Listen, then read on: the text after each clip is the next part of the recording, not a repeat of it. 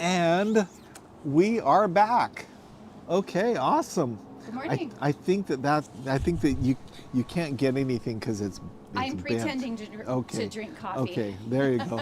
So welcome Tina. This is Tina Carnes. And what on earth do you do at Redwood Gospel Mission? So I am the volunteer coordinator. Awesome. Yeah. We don't have very many volunteers, do we? None. Yeah. None. No. So we don't have any volunteers, so she doesn't have much to do, except that the volunteers of Redwood Gospel Mission outnumber the staff of Redwood Gospel Yeah. Mission. Oh, by far. Yeah. Yeah, about 5 to 1. Yeah. So we love volunteers. We volunteers are the core of everything that we do, and we've got maybe opportunities for volunteers coming up in the next few weeks. Anything happening in the next 6 weeks or so? Yeah. So 1 week from today, we are having a banquet that we don't advertise. It's a Okay. fundraising banquet, but here I am talking about it. There you go. And we still have needs for, we try never to say needs, it's opportunities, but Yeah. we are a week away and we still have spots for about 15 servers. Okay. And some other roles as well. So Okay. we probably have about 20 spots still open for the banquet. Okay. And then of course we have our Thanksgiving banquet coming up. And normally we say there's about 600 volunteer opportunities, but we just added about 70 more. We added 3.5 days of turkey smoke to that. So really we're closer to 700 volunteer opportunities. Wow. Some of those pre-event opportunities are posted on our volunteer portal now. They're available to sign up for now, but the volunteer opportunities go live October 21st. Okay. So, So there are opportunities galore, Yep. and with the thousands of you watching out here at this moment, we what do we have, 1-0? we know we have one. Oh, okay. But we are delighted to have you step up. There you go, volunteer at rgm.org. Oh, there we go. Okay. That's your email. Is that an email? So that's an email. An I have email? my Yeah, right. direct email, but this will come directly to me as well, and it's easier to remember. So. Okay. And also, there will be a couple people that will be helping to respond to the requests coming in, so that will go to them as well. Okay. This is a good time though before the opportunities open up if you're interested in volunteering to kind of prepare. Okay. Some of the opportunities go quickly, so if people are prepared to just sign up on that day, they can fill out an application now. And you know, our database is great in many ways, but there's that little glitch that you can't reset your own password. Right. So they can check and see now if they can go in, and it's so it takes me 1 minute to reset someone's password. Okay. So they can make sure they're good to go and can get in there. Okay. Now. So I'm going to back up a little Okay. bit. You didn't start out as our volunteer coordinator. No. How did you get to Redwood Gospel Mission? Yeah. I mean, I actually started as a volunteer. As a volunteer. Yeah. My first volunteer gig was washing feet at the homeless birthday party, and I had no idea what to expect. I wasn't sure if anybody would even want their feet washed, and they did. And part of washing feet is getting to pray with people. And I don't know why I always think people are going to push you away, but they didn't. Every single person that you asked how you could pray for them wanted prayer. Yep. Right. So, I walked away from that with the kind of the powerful feeling that God had used me to love and encourage somebody. So I was hooked. So then I got to, I volunteer with Spring Hills in the nomadic shelter. Uh-huh. So a ministry near and dear to my heart. And then I was working at Alliance Redwoods, and Redwood Gospel Mission Invaded. Yes. So working at Alliance Redwoods during COVID. Um, so we didn't have any guest groups at the time, and then Redwood Gospel Mission came out. And I found myself wanting to be a part of what you were doing. So I already loved Redwood Gospel Mission. So I then had the opportunity, I saw that you were hiring for a mobile ministry manager. So I already love Nomadic Shelter, which falls under that. So applied for that and became the mobile ministry manager. And you did that for about a year, right? I did it for a season. I did it for a crazy season during COVID. Yes. Yeah. It was, that was like no other season ever, right? It was like, let's have a nomadic shelter with all the churches, except all the churches aren't open yet. Yes, it was challenging, and actually the churches were great. The churches were willing to take us in even when we couldn't go because we had guests that tested positive for COVID. Right. So, we had some churches that said, "Come anyway. We've cooked today. We have food for you." So it was, that was a crazy season.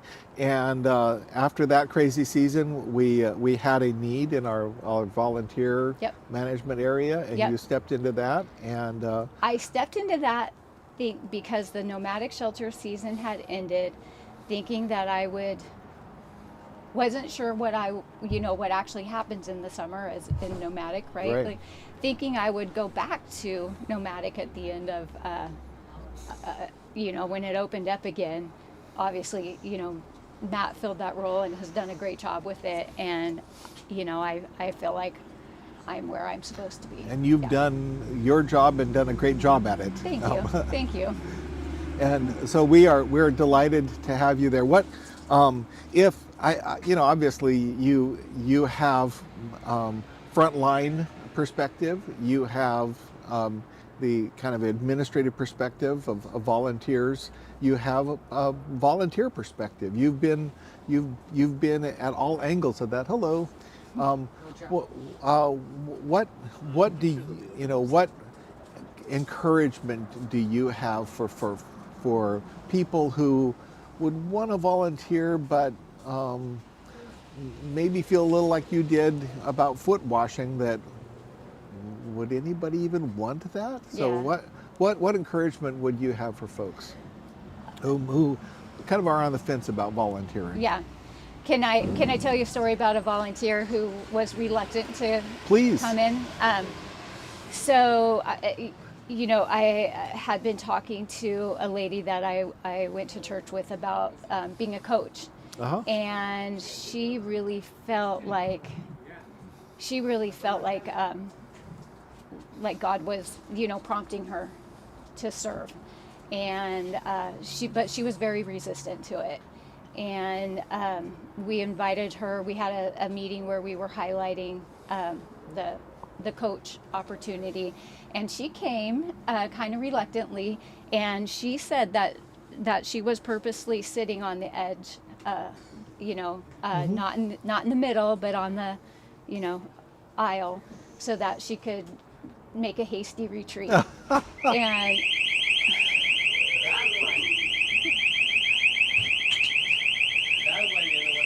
hi, Marco. Hi.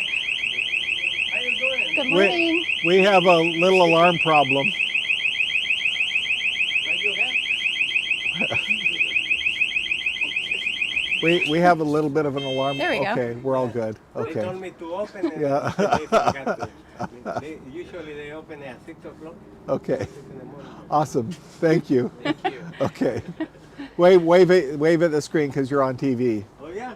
Hey, how you doing, man? Okay. So at Hollywood time? Yeah. How much you gonna have? Yeah. So anyway, she sat on the side. She did try to make a hasty retreat, and somebody snagged her and talked to her about coaching. She did it, and her words were, it changed her life. Wow. So she fell in love with the person that she was assigned to. She still keeps in touch with her. She didn't get to do it very long because she got a cancer diagnosis and had to stop.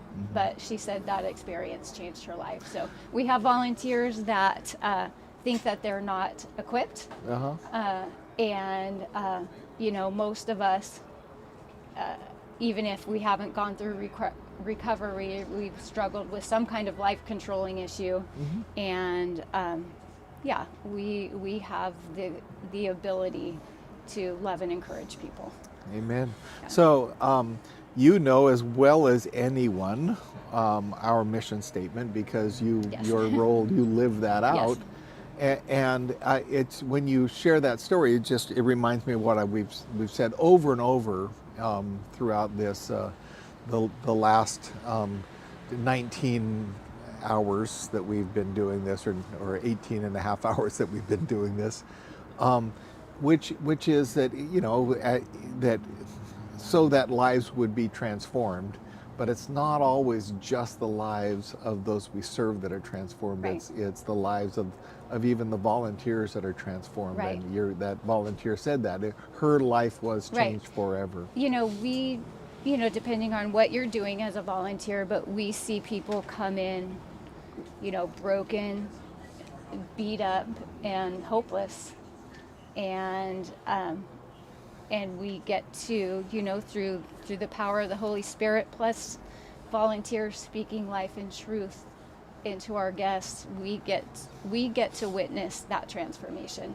Amen. And that's a blessing. Yeah, and we get our own lives transformed. Like like volunteers said, my life was changed forever. That's transformation. Yep. Yeah. Right, and we, I think we have a built-in desire, or a built-in need to have purpose and contribute. Yeah. And there's nothing does that more than getting to experience the transformational ministry through Red Gospel Mission. Yeah. Well, thank you. Thank you. Thanks All right. for being here. I didn't ask how you were. I slept in my warm, comfy bed, but how are you? I'm miserable. Yeah. But it's a good miserable, right? It's a good. 5 hours left. My producer is not it's not as good of a miserable. She's hanging in there. It's so funny. The first 12 hours of this thing went like that. The last 12 hours of this thing have only taken 2 days. Right. Yeah, I tuned in a couple times, and it's like, oh wow, it's a long night. Yeah. Well, you get to sleep soon. Yeah, there were so many people to talk to in the first 12 hours. We were just so busy. And even at that, probably even up until about 1 o'clock or 1:20, when we were talking to the folks in Orange County, it just felt like we were moving forward. And then it just felt like we were trudging through quicksand. But with the sun coming up, and talking to you, we're seeing the clock start to move a little bit. And you are on the final hours. Final hours. We're not the final lap yet, but we're it's I think we're on, out of 13, we feel like we're on 9.5, right? And you know what? That's a horrible time, 9.5. Well, thank you. Okay. And enjoy the rest of your time. Okay, thank you.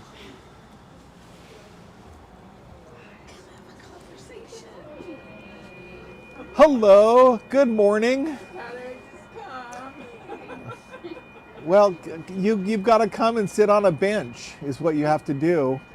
Yeah, right now. Just have a seat and sit on a bench. Hi, Robin. Hey. This is Robin Brown. Robin Brown, who are you? What do you do at Redwood Gospel Mission? I am currently the Director of Stewardship Ministries. You currently the Director of Stewardship Ministries. What on earth is Stewardship Ministries? That sounds like a code word. sounds like something that Jeff made up. Oh, there. There. Yeah, Good. there you go. Yes. Well, in the beginning, God Created the heaven and the earth. Yes. created us to work and gave us stewardship over all. And so God calls us all to be good stewards. Everything's from God. All that's good is from God, and we are to steward all of that well. Our resources, our people, and use resources, and especially in our ministry,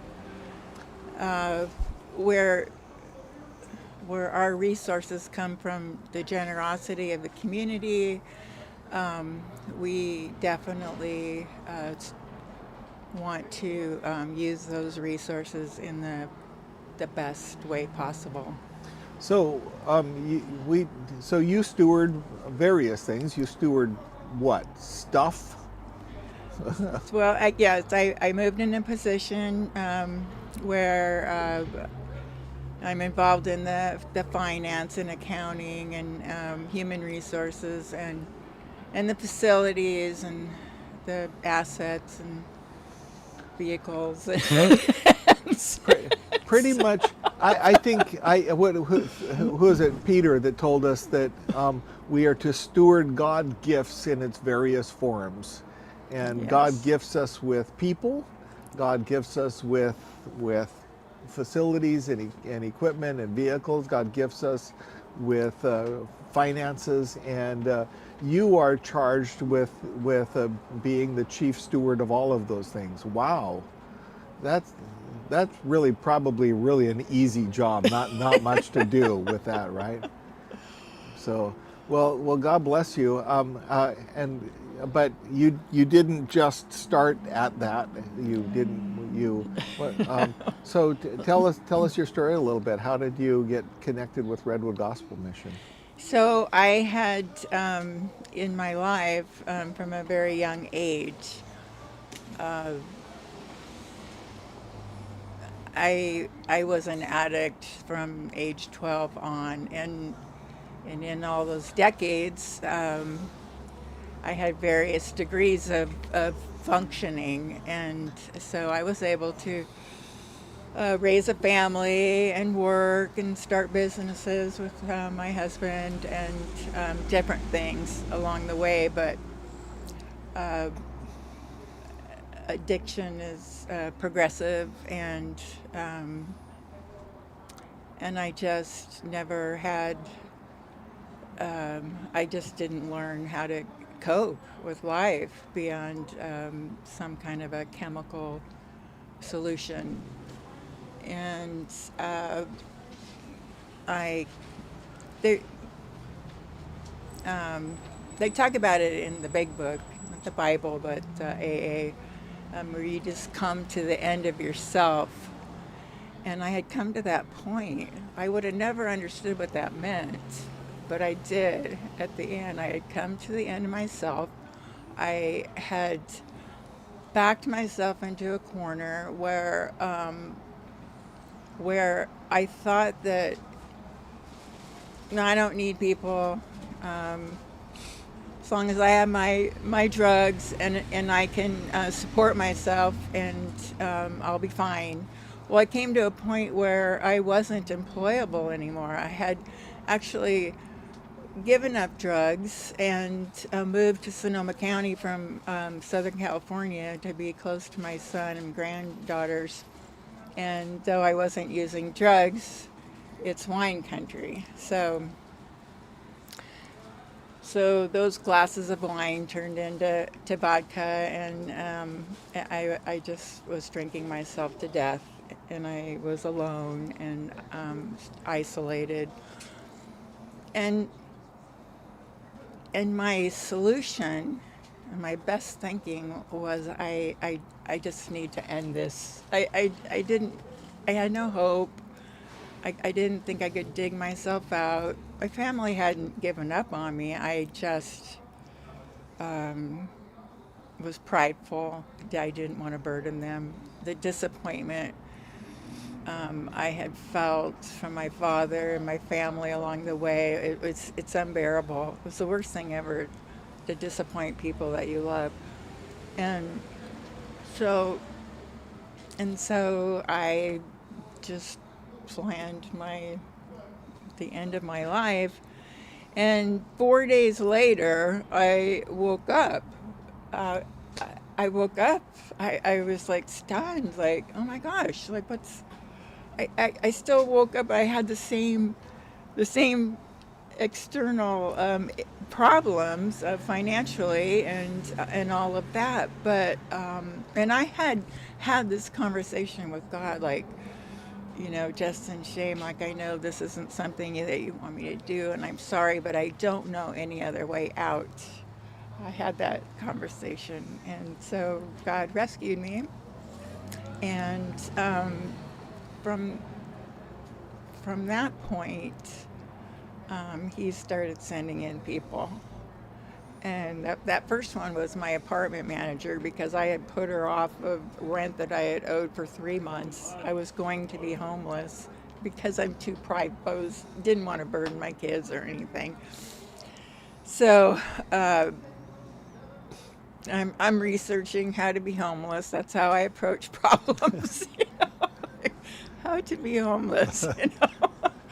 And sure enough, there was a lot of information. Chat GPT will now tell you. So you didn't have Chat GPT I in know. those days. Could have laid out the whole plan, given me documents in Word and PDF. So, and it was my son actually that when I was looking for homelessness solutions, and he was the one that.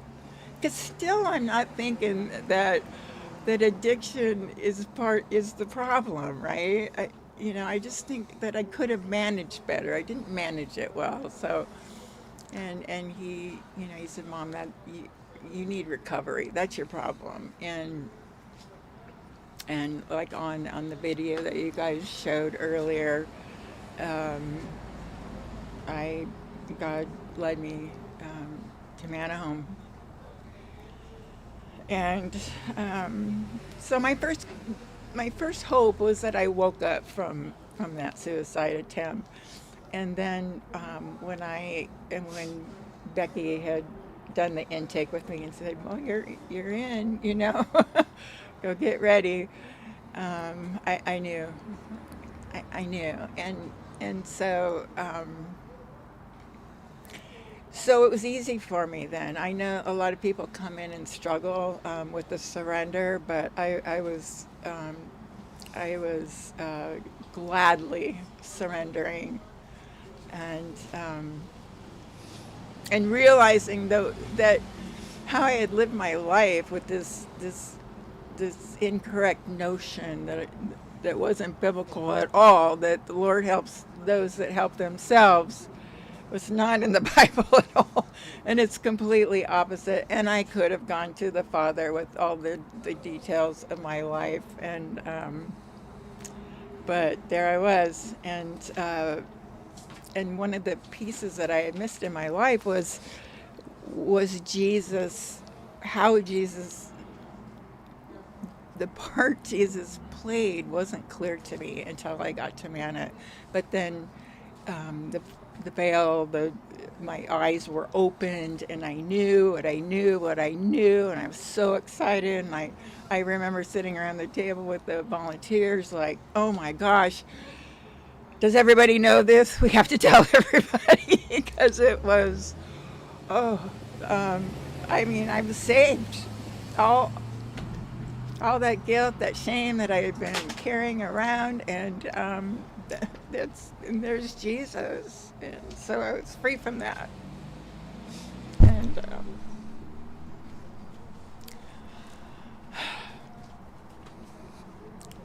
so that was in 2014, and here I am still. I continued to volunteer. I graduated June 2015, and we had transitional housing at the time. We didn't have extended stay. We had transitional housing, which was beautiful. for me, and that time, and I went off to work in other endeavors, and went back to school. I had gotten a through a scholarship through JobLink, just to kind of refresh my memory on accounting and all of that stuff, and stayed plugged in and volunteered. I volunteered over at Manahome and took the girls to meetings, and I had never thought that I could actually work here because I didn't think I had skill sets or that I would be able to work with the women and drive big bands and stuff. And I had already interviewed Lucy for a job link requirement, and she said, well, there's no openings in this. There's never going to be any openings in this area. So, but I fell in love through the volunteer experience that I had, and was eventually hired November 2016. Yeah, I went to Chris Keys and I said, I would be interested in working here full time. He goes, the mission statement? I said, yeah, I do. He goes, well, fill this out. And so I went to work under Deborah Metzler and got some good training in stewardship, facility, and otherwise. And then we moved over to the location when we combined the ministries of Manahome and the Rose. I became the facility steward, but was really plugged in and involved with Manna and the Rose. And there were times when like Deborah broke her legs and I filled in for the 2 months she was gone. There was a time that everybody just left except for about 8 shelter guests and went to Alliance. And Oh yeah, that.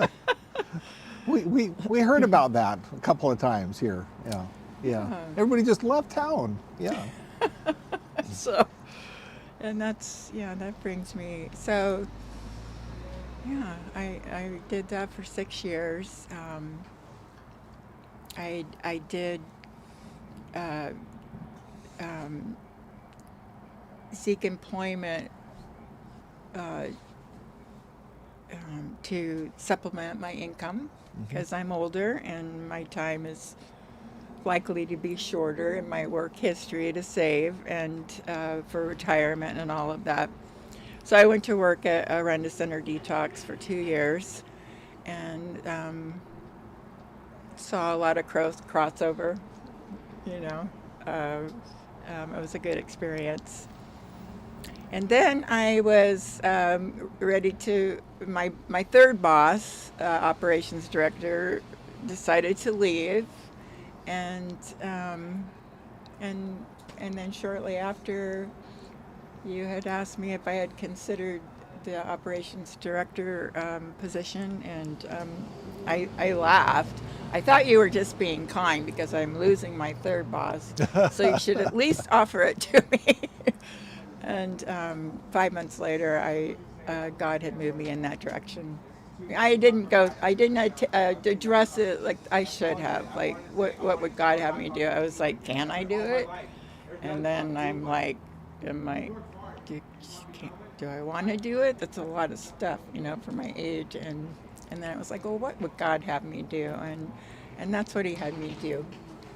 I'm very blessed. Amen. And we are very blessed. I've asked this question of a number of people that have shared their story.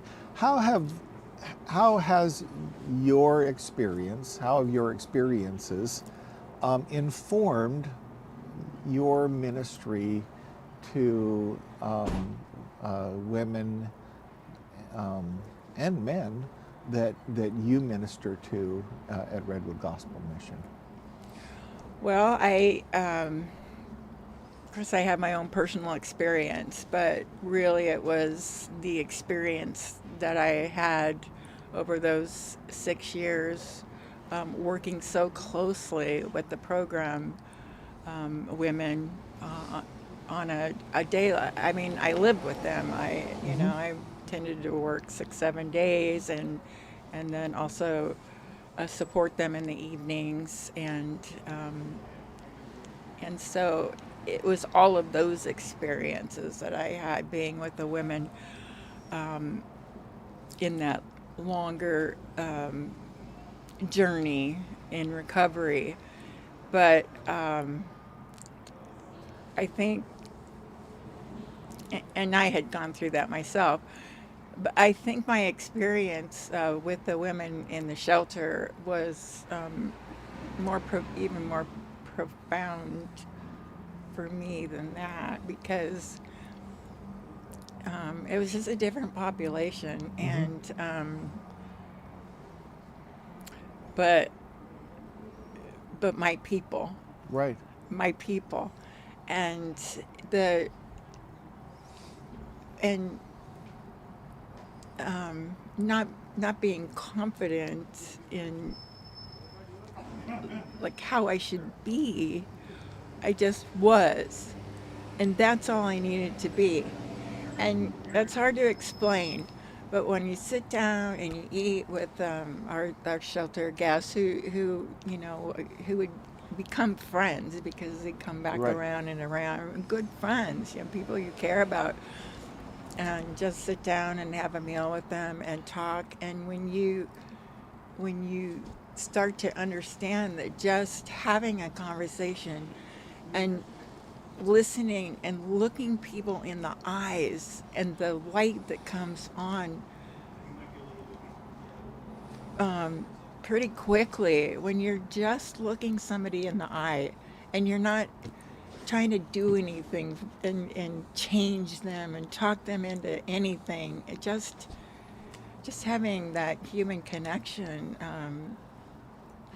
like watering a plant, and just and just like they just grow. It's really powerful,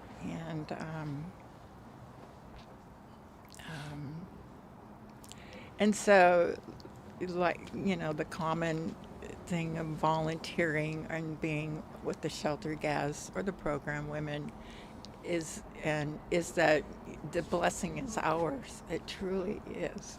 Yep. And to um, to be able to work in that and be a part of that is it's priceless. Amen. Um, any favorite stories or just where you've seen God's miracle take place in the lives of one of the women that you've worked with, or anything that comes to mind from that you would think of?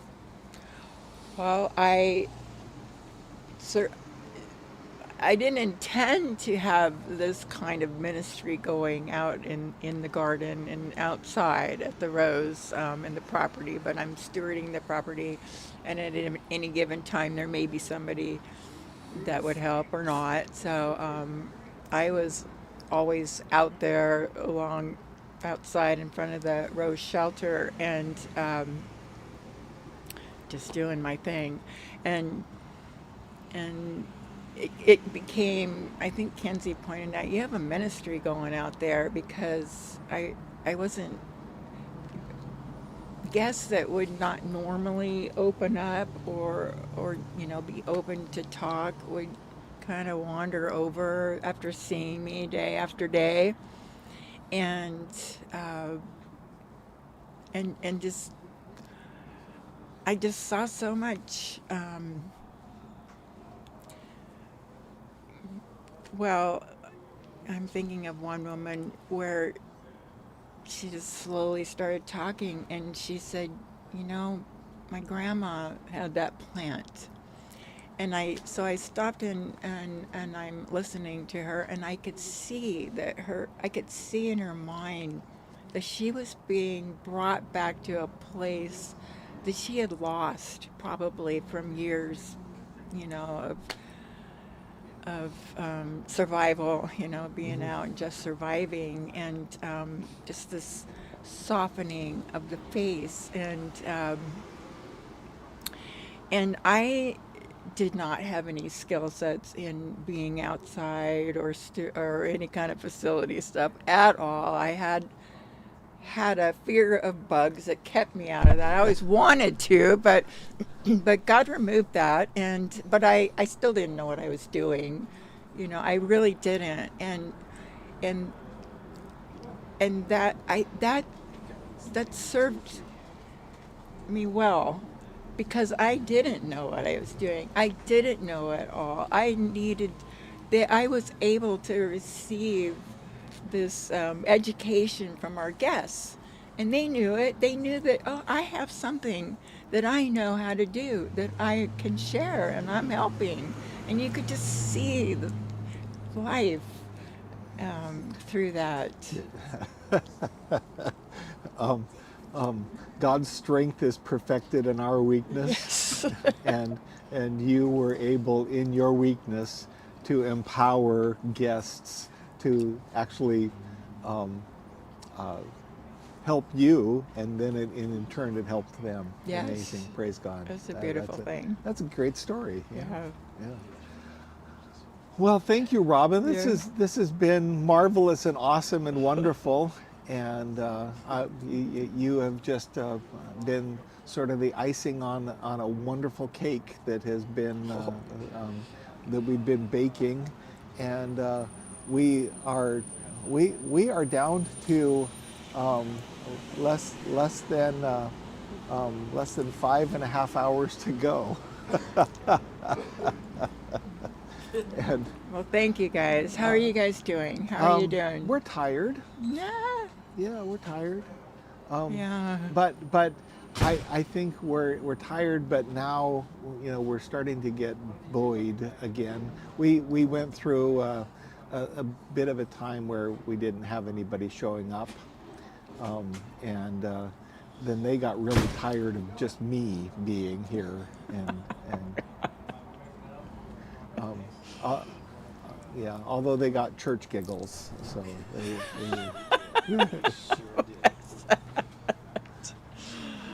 so. All right. Well, thank you, thank you. So glad you spent time on the bench. It was a blessing. Thank you, Jeff. Thank you, guys.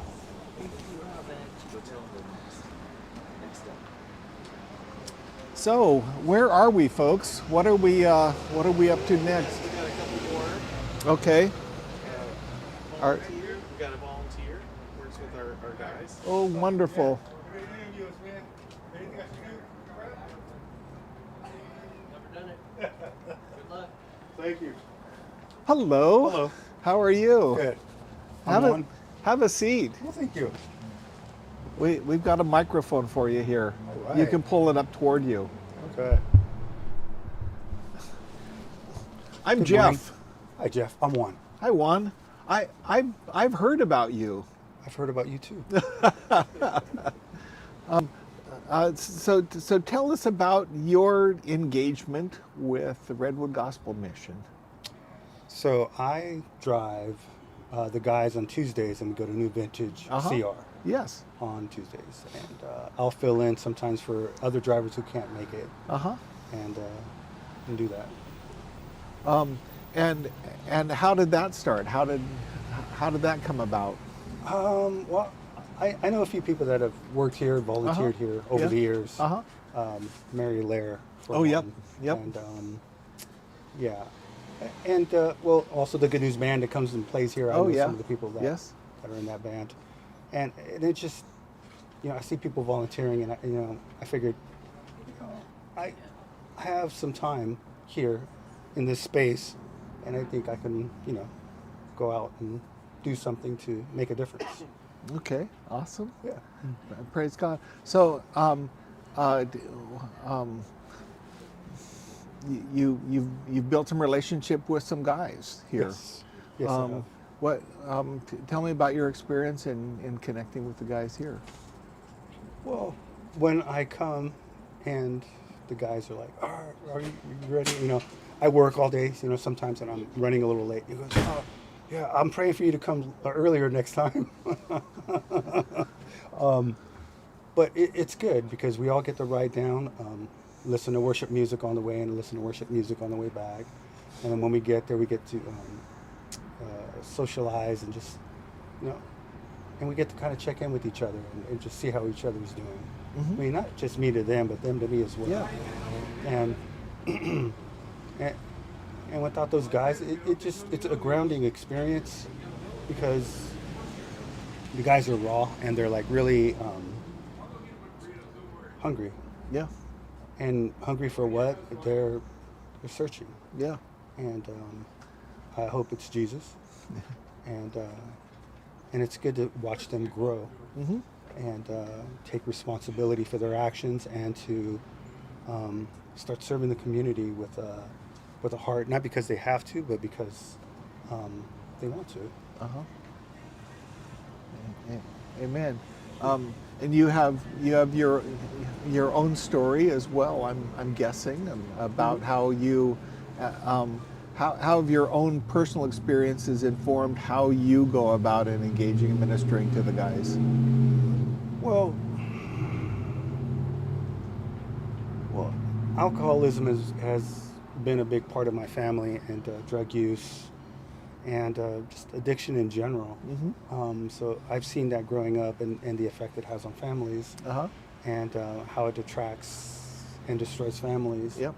And not wanting that for anybody else, or making a little bit of difference into somebody else's life, to not experience that, not have to experience that, and not just for themselves, but for their wives and their kids. Yep.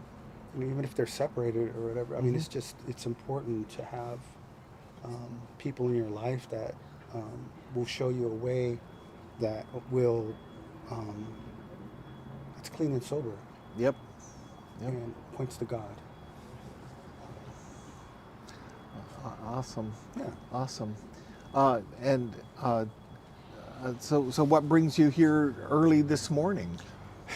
Well, it's actually my relationship with Ruben, Okay. Aaron and I. Yep. He said, come on down. And he's been inviting us for a couple of weeks now. And Right. it just happened to work out today. Okay. I didn't know this was... That we were going to be on TV? No, I did not anticipate this. Okay. I didn't prepare for this. But yeah, so in support of Ruben, I wanted to come down and check it out and support him. Yeah. Because he wants to, and again, his goal, one of his goals is to be a pastor in a church. Yep. And I'm like, yeah, I could see that. I could see that for him. It's there's awesome people here. Yeah. And I could see why Satan wants to destroy their lives with addiction. Yep. And it's, you know, Ruben is somebody he's really on fire, and Yes. he has both big vision for what God wants to do in the future, and has need and opportunity to stay grounded here until that happens. Yes. And people like you, I mean, he's really, you know, Ruben has really found you to be a great help and support for him, and so he's that's a great value to somebody who is hungry and searching and as you said, raw. But it's a great blessing to have you ministering to him, and thank you for coming down, even though you didn't expect that you would be on TV this morning. So we are actually we're live streaming this to, you know, all of, you know, 4 people that are watching, or whatever. We don't know. Right. However many people are Whoever. watching. Right. And but we're partnering with 60 other ministries across the country that are doing this simultaneously. Awesome. And so there are a bunch of knuckleheads like me who decided to stay up for 24 hours. You're looking pretty good, Jeff. Well, I'm surviving. So, but so yesterday, the Thursday was National Homeless Awareness Day. Okay. And because of that, we decided to have this joint thing of all these different ministries across the country that are talking to people, and we've just been talking to a variety of different folks about homelessness, about engagement, about volunteerism, about recovery, about about life. And so we're glad that you could join us on the bench for a Yeah. conversation on the bench. Is this going to be a weekly series? It better not be, because it'll be canceled really soon. Conversations on the bench. Yes. With Jeff. Yes, that's it. So, anyway, so thank you, Juan. Thank you, Jeff. God bless you. God bless you too. Okay. Awesome.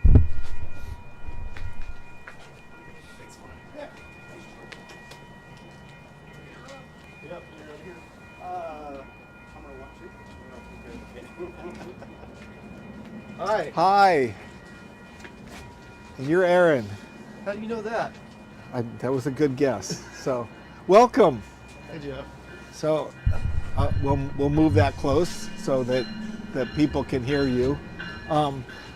So, what's your engagement with Redwood Gospel Mission and the people we serve? I got your mailer, or the Redwood Gospel mailer for the Thanksgiving thing yesterday. Okay. I meet all the guys that work through here at Celebrate Recovery. Okay. On Monday and Tuesday nights. Okay. And Ruben, I think you talked about in the last segment, he invited me and Juan down here, and so we came to see what it was all about. Okay. So you've not been in this building before? I've never been in this. I think there's a yoga place right over here, and that's about the closest I've been Okay. to this area before. Well, welcome. We would love to have you look around and see what's going on.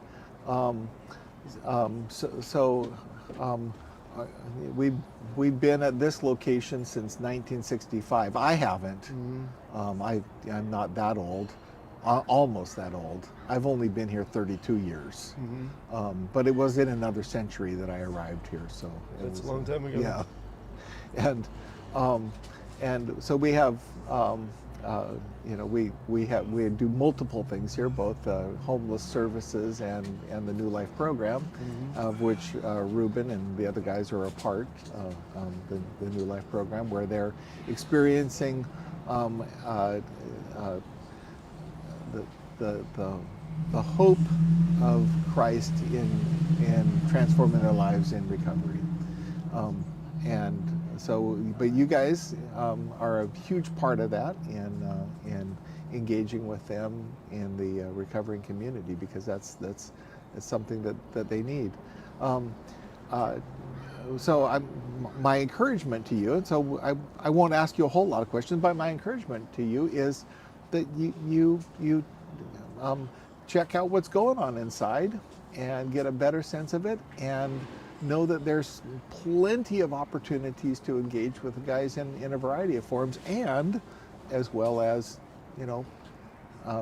maybe you can show up for the Great Thanksgiving Banquet, where we'll celebrate with 5,000 of our closest friends. Is that what's happening on Thanksgiving? Yeah, it's the day before Thanksgiving. Okay. But we'll have we'll have about 5,000 people show up for dinner, and it's a pretty big shindig. We end up at the fairgrounds because of we just it's just How many turkeys is that? We'll overall we'll have because we provide food boxes for families as well, so it'll be about 1,600 turkeys that we'll provide for folks. Cool. So it's a big deal, and we will cook them off for 3.5 days before. We have our friend Guy Fieri that brings his big smoker in and helps us to cook things off. Is that the TV guy? The TV guy. Yeah. Really? Yeah.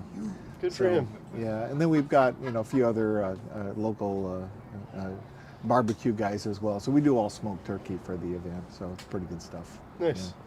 So anyway, well, welcome. How long have you been out here? Let's see. I've been out here for almost 19 hours, 19 hours sitting on this bench. sitting on this bench. Wow. Yeah, and I'm feeling it. It's. You still have 5 hours left? I'm numb. Yeah, we have 5 hours, 5 minutes, and 47 T minus. Yeah. That's amazing. Good for you, Counting. Jeff. Okay. Well, bless you. Thank you Thank for you. being here. You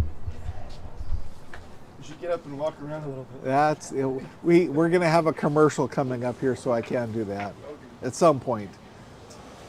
Yeah, they're waiting on the link to the national for City Day. Okay, which is coming at Yeah, it's in like T minus five 5 minutes. minutes or so. So we're gonna in 5 minutes we're gonna have a link to Citygate Network and the national link. We are doing this, as I said, with 60 other ministries across the country, and we've been out here. Our team has been out here for almost 19 hours, and the first, I think I shared with others that the first 12 or maybe even 13 hours went like that, and the last 7 hours have taken 2 days. So we're feeling the last bit of the marathon, but we're hanging in there, and we're going to press through and finish off with a bang, we think. So we'll wait for T minus 4 minutes and 5 seconds till lift off for the national feed, and when that happens, I might even stand up. We've heard wonderful testimonies from people who have experienced healing and transformation through this ministry. We've heard wonderful testimonies of volunteers who have experienced God working in their lives as they serve others. And we hear this constant theme from volunteers that they get more blessed than they give blessing. And so it's my encouragement to you that if you were thinking about being a volunteer, that there are plenty of opportunities for you to experience God's blessing in your life as you minister to others in need.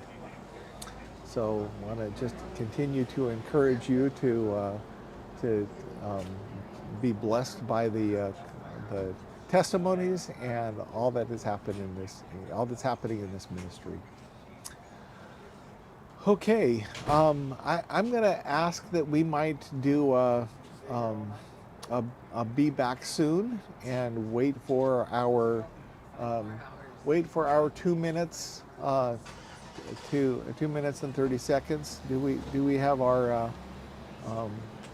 Can we do a be back?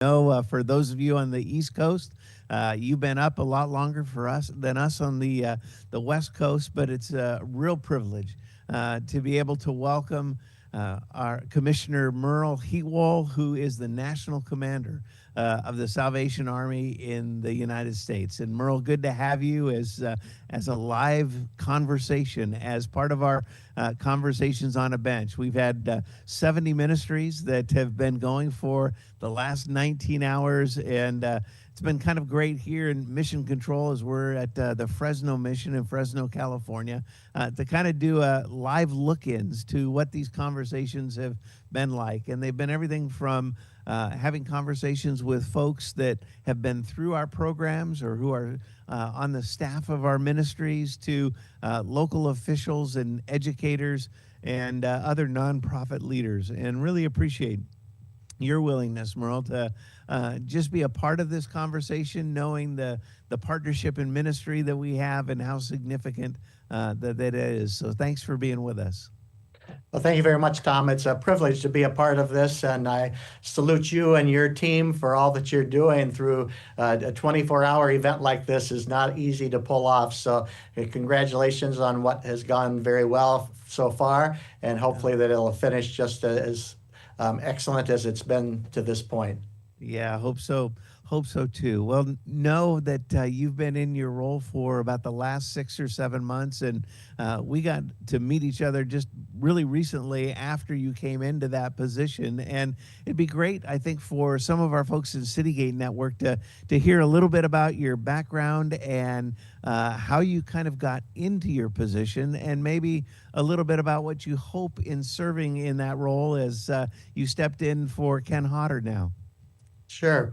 Well, I was more or less born into the Salvation Army. My parents were Salvation Army officers, and my wife's parents were also Salvation Army officers. So we both grew up as being a part of the Salvation Army's ministry, primarily in the Midwest. I was born in Kansas, she was born in Nebraska, that our parents were always in the Midwest region of the country.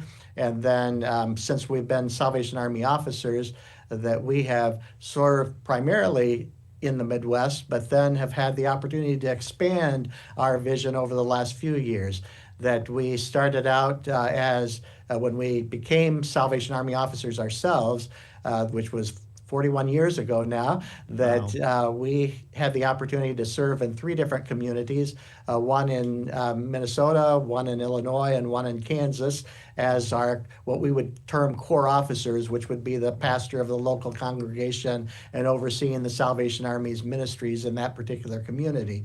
So we had that ground level opportunity to really develop in that area. And then after that have served in multiple what we call divisional headquarters, which would usually serve 1 to 2 states regions. Yeah. And then also on our territorial headquarters in the Chicago area that oversees the 11 central states. Then we had one previous opportunity to be here at our national headquarters in Alexandria, Virginia, for a relatively short time before we were then appointed to be on the staff at our international headquarters in London, England. Yeah. So we spent 5 years in London, England, and during that time we had the first 2.5 years were focused on overseeing the work of the Salvation Army in North and South America and in the Caribbean.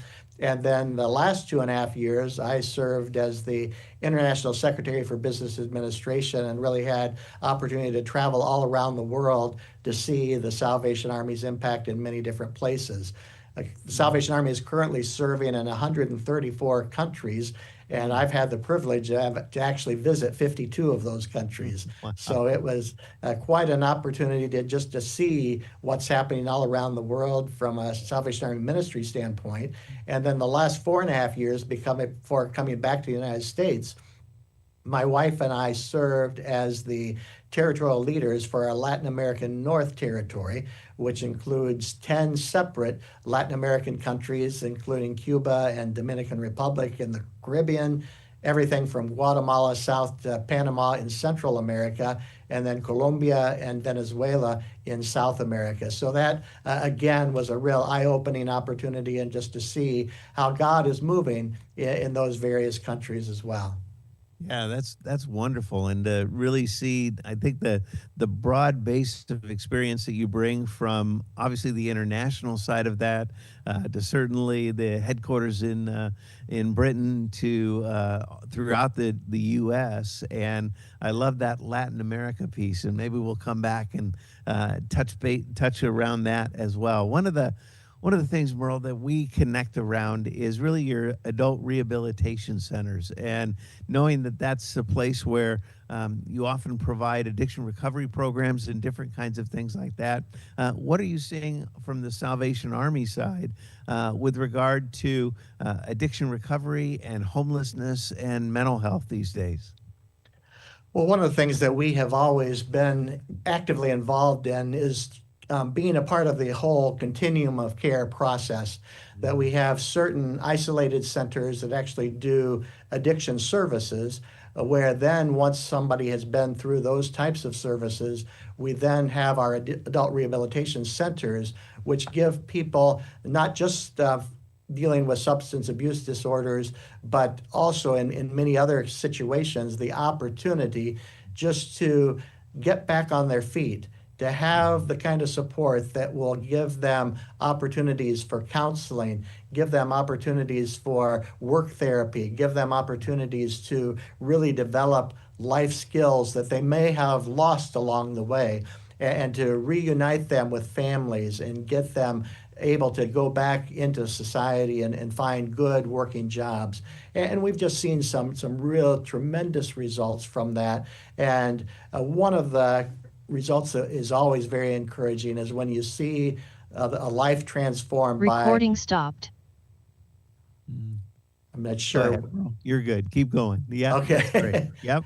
One of the things that has been very gratifying to see always, and it's a real blessing, is when you see a man or a woman who's come through that adult rehabilitation program have reconnected with their faith, with their Christianity, and rededicated their lives to God and to serving others. Recording in progress. And one of the things that I thought would be interesting for those to see today is just a prime example of that. A man who had gone through our adult rehabilitation program, got his life back together to the point that he is now serving as a Salvation Army officer in the Kansas City area. And if we can roll the video, I think that you'll be impressed by the ministry that he's doing right now. Great. Sounds like a great story. We'll roll the video right now.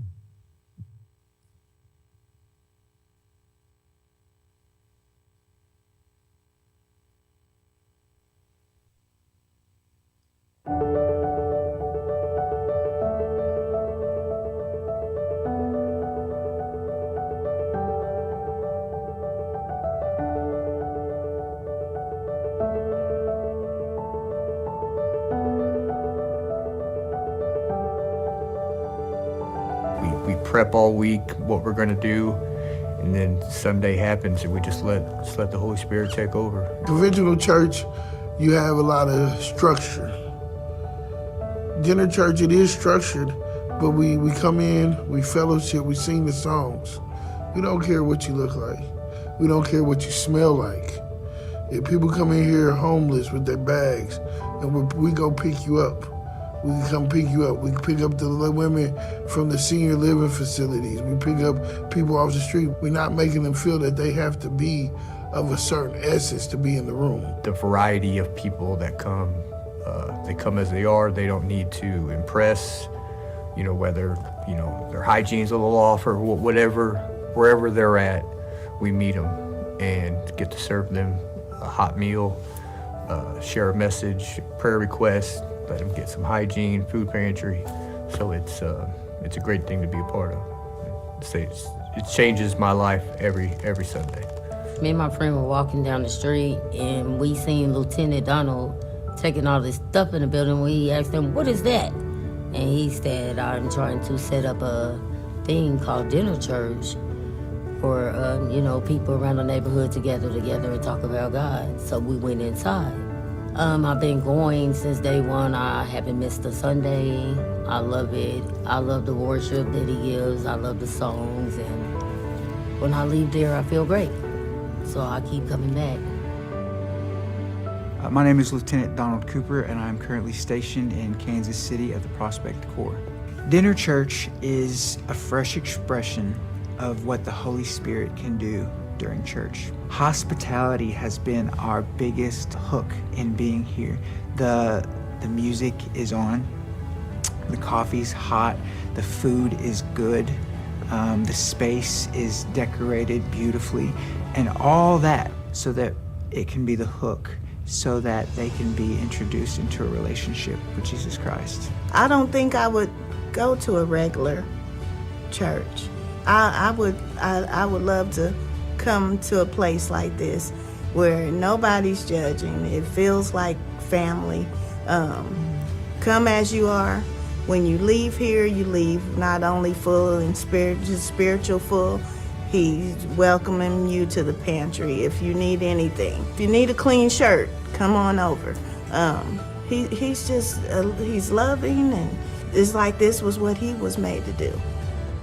That first night we had 20 people. We gave hygiene, we gave food, we sat around the tables. I told my story about how I was lost in the streets and how I was an addict for 10 years in and out of the prison systems, incarcerated, but look what God has done in my life. Because attendees were heavily people that were from that community of unhoused and addicts, it really hit home for them. I didn't feel like I had a place I truly belong until I started going to dinner church, because I had a lot of things going on. And when I talk to Lieutenant, it builds my strength back up, because sometimes I question, which I shouldn't. And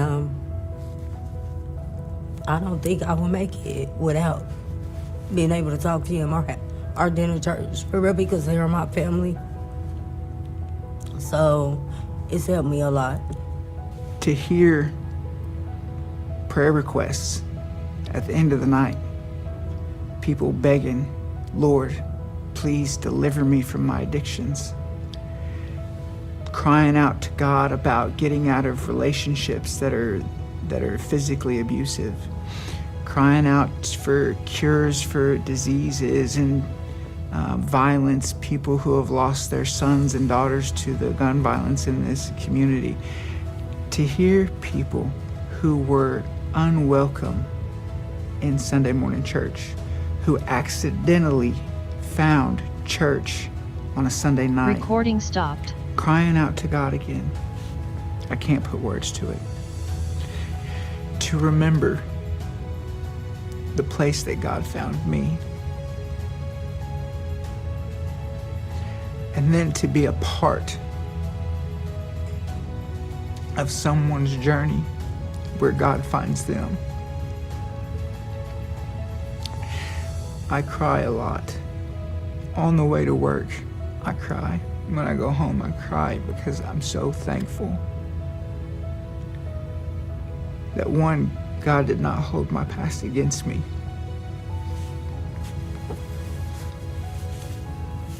But two, that He has used everything that I've ever been through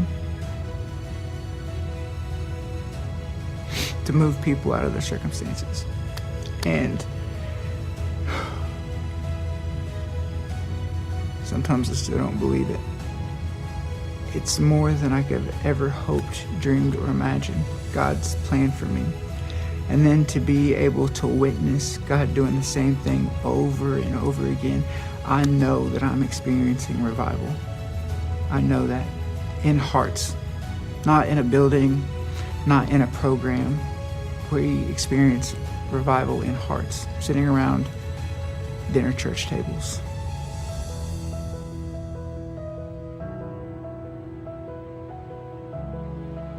Thanks so much for sharing that video, Merle. That was a touching story, a great story of transformation, and an incredibly innovative ministry idea around dinner church. And just love being able to create spaces like that that are able to embrace community for people who might not otherwise get it. And I think that that's certainly part of what the Salvation Army is about, and certainly one of the things that we try to do at Citygate Network as well. And when I was talking with some of the leaders at the U.S. Interagency Center around homelessness, they talked about between the Salvation Army and Citygate Network, we really have about 70% of all of the shelter beds in the United States. And I look at our relationship and connection in that way around how we live out our faith.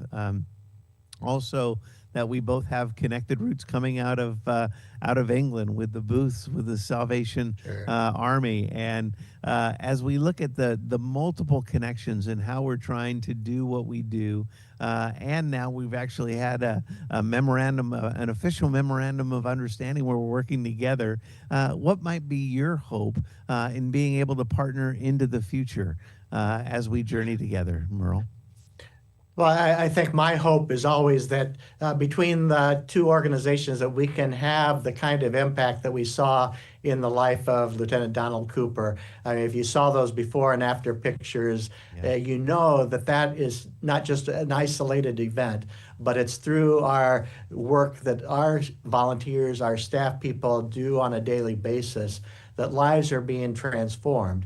And I think anything that we can do to work together to make sure that the needs are being met in all the communities where we serve. Obviously, that no one organization can do everything. And so it's so much better when we can collaborate and work together to accomplish what God wants to accomplish through our ministries. And if that's finding ways to collaborate on different projects that will benefit those that we serve, finding ways that we can support each other through prayer and just in sharing some of the struggles that naturally arise as a part of that. And then one of the things that I think that has been a real opportunity for both our organizations as well as the Teen Adult Challenge is the study that we're working on to try to provide some, I guess, scientific evidence of the impact that we're making on people's lives and how much more effective it is when it's based on a relationship with Jesus Christ and has that faith component to it. That I think if we can share that message with the world, that they can also help to understand how important it is to support ministries such as ours. Absolutely. And I'm looking forward to seeing what some of the results bring and yield from the questions that are asked that we kind of invite people to participate in moving forward. And I do believe that we're going to find both faith-based and evidence-based data to support the process and the ways that we invite people into recovery, and through the power of the Holy Spirit being able to overcome addictions and see that happen. But want to officially welcome you into your role, Merle, and I look forward to a greater and greater friendship together, both on a personal level, but certainly between the Salvation Army and Citygate Network, knowing that really how we live out our faith, how we share the love of Christ in tangible and relevant ways really is salt and light in our hurting world. And so thanks for taking the time for this conversation on this bench and for being a partner in ministry as we live out our faith faithfully for God's glory. Blessings, Merle. Thanks. Thank you very much, and God bless you and your ministry as well. And I look forward to us continuing to work together into the future. All right. Thanks so much. Bye-bye. Thank you.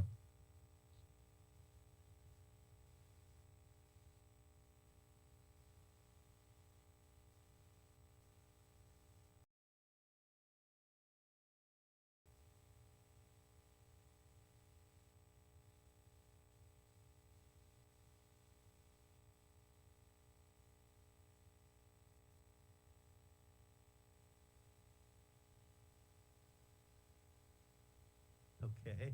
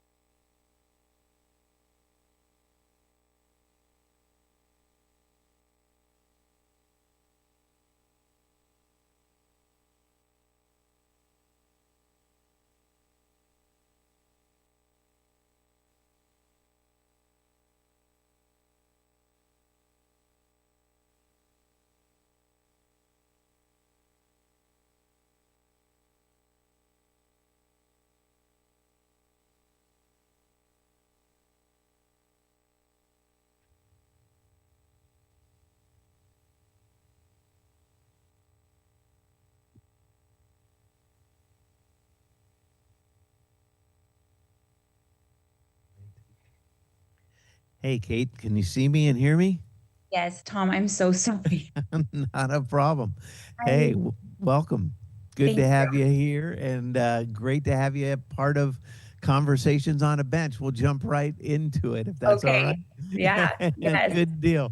Hey, good deal. Yeah, you're live streaming on our national feed Great. on Facebook, and we've had 70 missions and ministries that have been in conversation for over 19 hours Wow. at each of their sites throughout the country, and it has been awesome. So I'm in missions control here in Fresno, so not too far away from where you're at, and Great. able to kind of do live look-ins. And it's been great to have CEOs sitting on a bench, having conversations, talking about a little bit about certainly their ministries and the impact of their ministries. But in addition to that, they've been able to kind of have conversations with folks that have been through their programs, staff maybe even that have been through their programs and now are working on in their mission or in their ministry. Additionally, elected officials and leaders in different things that way, which has been great. Other nonprofit leaders, and one of the things I think I've appreciated is saying that some of these conversations, without kind of this space or venue, actually wouldn't have taken place, and that it is.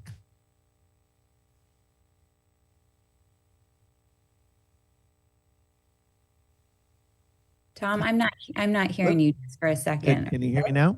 Yes, I can hear you now. Great, great. That we can kind of lean into in the future and be able to go from there. And I just finished a conversation like this, a live interview with the National Commander of the Salvation Army, Commissioner Merle Heatwall, and it was great that kind of like our partnership with Harvard, we have an MOU with Adult and Teen Challenge and Salvation Army around addiction recovery, and are excited about that. And for those of you that maybe are watching that don't know, Kate was part of our annual conference and came and shared in Phoenix with us in May, and then again at the CEO Summit in talking more about this topic,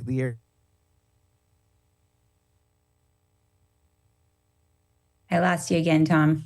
Might just be me. How about now? Can you hear There me you now? go. Yep. There we go. Yeah, Okay. jumping in and out. Apologize for that. Problem.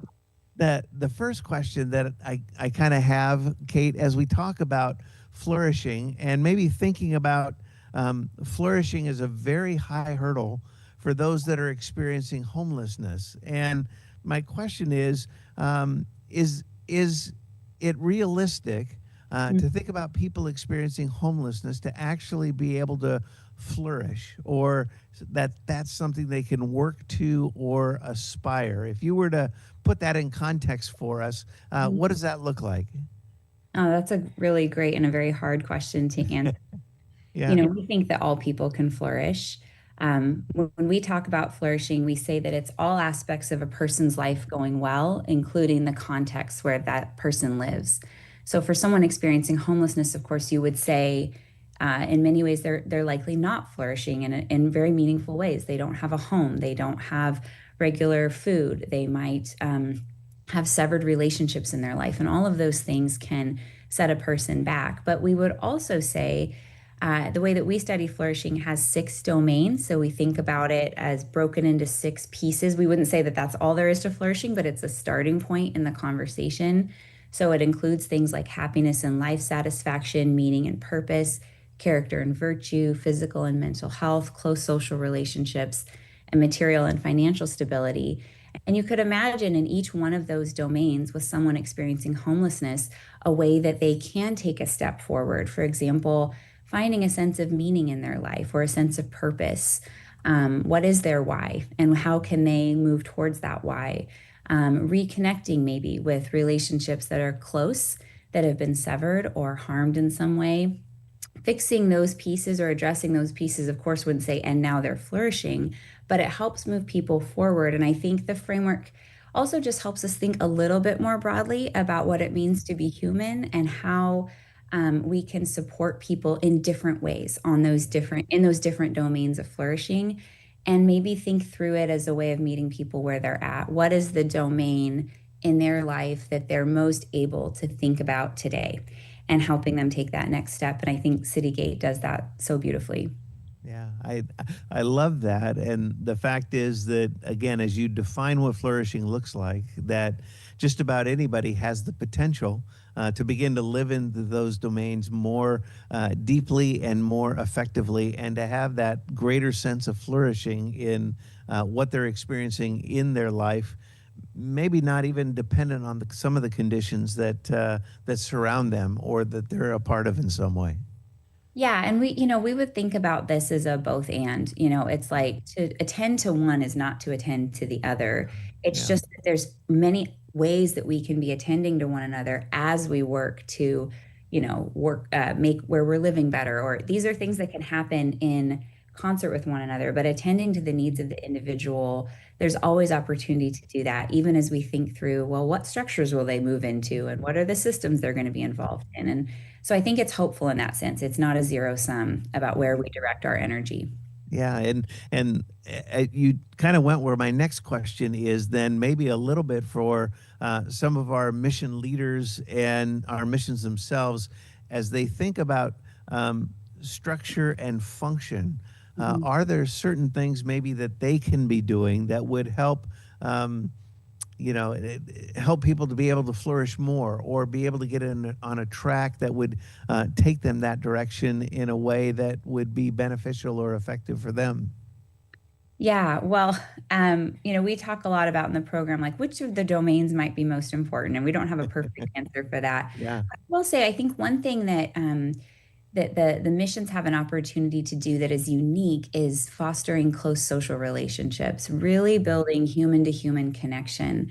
And that's not a need just for our friends that are living on the streets. That's a need for all of us to have deep social connection with another human being. And many people who are in very difficult spots in life have lost someone they love. They have a feeling of loss. And I think that places like these missions that are a concrete place with real human beings can be an opportunity to make that close social relationship, and then use some of the momentum there to attend to those other things. It isn't always easy to ask a person, like, what's your why, when you first meet them? But as you get to know them, those kinds of conversations have more space. And then you can maybe talk about, well, how's your mental health, and how's your physical health? And sometimes we start there, and that's great. But I think the missions have a unique opportunity to really attend to the relational aspect that is such an important part of what it means to be human. Yeah, and I think that's so central, again, to folks that we serve and love and relate to, is that they have burned through their social safety net. They have, in a lot of ways, abused their relationships. They have very few left. And what we're able to do, I think, within our missions and ministries are help them learn how to have relationship again, and the value of that relationship, and how that is kind of a stepping stone or a starting point to be able to move toward flourishing. So thanks for that. That's really helpful and definitely relevant, I think, in our situations. Maybe give us a little bit, maybe a left turn here, but a lot of your work as a researcher at Harvard is also around spirituality and faith and health. And certainly we know that those experiencing homelessness do have health challenges, especially living on the street and different kinds of things that way. How does that faith, spirituality, and health thing connect, and how might that apply within our contexts? Yeah, that's a great question. So, there's a lot of different ways you can study religion and spirituality. Is it someone who just believes in God? Is it someone who calls themselves a certain religion? What we have found in the research of our program, and of the School of Public Health and the School of Medicine as well, is that it's religious community participation. It's participating in specifically religious community that seems to have the biggest impact on physical health and mental health over time. And I think that that's a really hopeful thing, because it's concrete in a way. It's not so abstract. It's a thing. It's a place. It's an action people can take. And I think that all people have a sense of spirituality, and so for those who come from maybe a faith background, that can be good news to hear that participating in your religious community, maybe going back to church, can be a way of taking a step forward for your spiritual health, yes, but also for your mental health or your physical health. And a lot of these studies are done with really big sample sizes, really big populations. So when we talk about religious community being a win, that's on the whole. Those are on averages. Of course, we know that in all of our lives, there's nuance. Maybe someone's been hurt in those contexts, and we have to attend to that.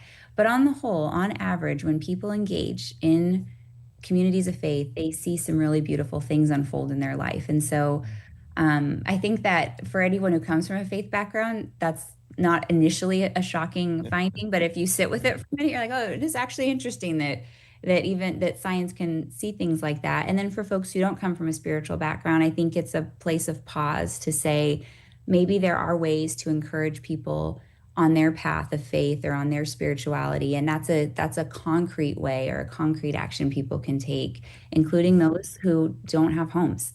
Yeah. And I think there are many congregations around the U.S. that would be very glad to see our friends and neighbors who don't have homes come and worship together. Yeah, I love that, Kate, because that really does bring such incredible alignment to really the assumptions and the faith we bring to our work, which basically says we think that faith-based addiction recovery, for example, actually can be more effective, and there is an evidence base for that in helping people be able to experience freedom and greater health rather than the addictions that oftentimes control them in such significant ways. And I think that gives us a sense of openness and hope for how we continue to engage, knowing that probably there's a scientific rationale as well as a spiritual rationale for what it is we're trying to do and accomplish. Mm-hmm. Mm-hmm. Yeah. Good. I know, and maybe the last question to throw it out there is kind of out of that.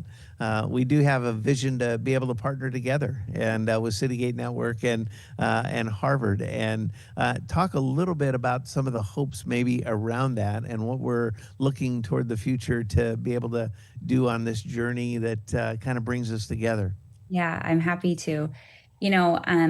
As I've been studying faith-based organizations and thinking about how do you understand the impact of faith-based organizations, how do you write about that? In the scientific community, some of that, the evidence of impact, the evidence of who you are and what you do and the impact you have on people's lives has to kind of show up in a certain way to be a part of a broader conversation. And in my earlier work, I actually did not know about Citygate as well. And so it's been a joy over the last year. I knew about my local mission, Bay Area Rescue Mission, but I didn't know that it was a network of missions that were all connected. And when I found that out, I was just so excited, and I thought, I need to learn more about Citygate and what they do. And so, as our conversations have unfolded, it's kind of a two-prong hope. One is to help Citygate do some work that would allow it to tell its story and understand its impact in slightly more empirical terms, so that it can share its story and understand itself with more clarity. And then the second part of that is thinking through how could something like a flourishing framework take it to the next level. So it's not only reporting on number of people served or, transition to housing or those very important metrics that are, kind of essential to talk about, but more so what kind of path unfolds in people's lives when they engage with Citygate, and where, thinking about just the flourishing framework, which of those domains does Citygate, are they able to impact in the greatest way, and how can they then partner with others who have impact in other ways? So this is just an opportunity, I think, to join the direction you're already on and do what we can to support that and also understand it with more clarity, so that Citygate can grow, but also so that it can be in deeper dialogue with many others who care deeply about serving those who are homeless. Yeah, well, I really love that and appreciate it, and I'm excited about the new partnership together and what that's going to do, and being able to integrate some of those things, I think, in a significant way, and being able to have some empirical evidence and also some data that really show how as we've been doing this for now almost over 120 years, that really the effectiveness of what we do really can be understood, I think, in the secular context as well as in a faith-based context, and how important that's going to be. So thanks so much for being willing to have this conversation. We're appreciative that way, and think we have Dr. Coe lined up in a little bit as well. So excited for that, and looking forward to that. But just appreciate just the relationship, Kate, and what you've been able to share with our folks to this point, and know that's only going to continue to help us as we really do try to put the love of Christ into action in ways that make a tangible and relevant difference. Great. Well, thank you, Tom, and thanks for including me this morning. And I just love what's happening. Good deal. Well, appreciate being part of Conversations on a Bench. Have a great rest of your day. Thanks so much. Take care. Bye-bye. Bye-bye.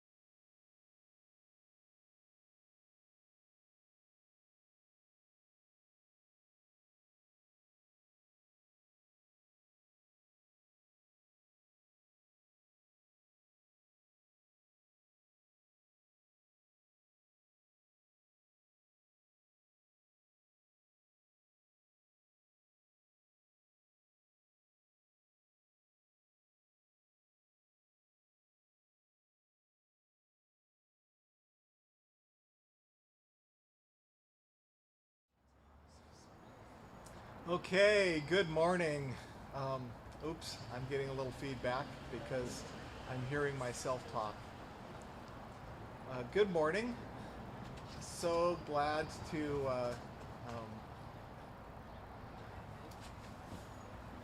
thank you, producer. So glad to have you here with us.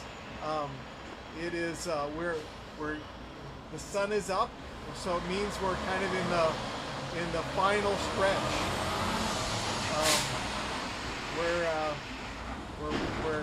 We're deep into the last quarter, so that's a good thing for us. I'm sitting here with Asa. Asa has been with us before, and he's recently come back to us. So what's happening in your life, Asa?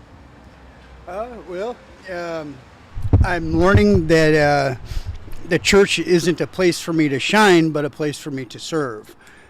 And so I'm excited about getting back involved in the community of the church, which the church is a community. And I really am excited about being here, and that learning to submit and humble myself, which is, very important, I think. Yeah. Jesus tells us something about that, right? Yeah. So how long have you been back with us? Just a few days. Okay. Just a few days. Yeah. And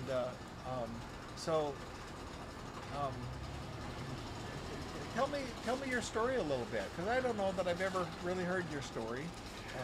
Well, I spent most of my life locked up in 4 countries. Spent 17 years on the run in Central America and Mexico. Somebody had messed with my kids, so I had to leave the country. I ended up hurting somebody that had nothing to do with it. And God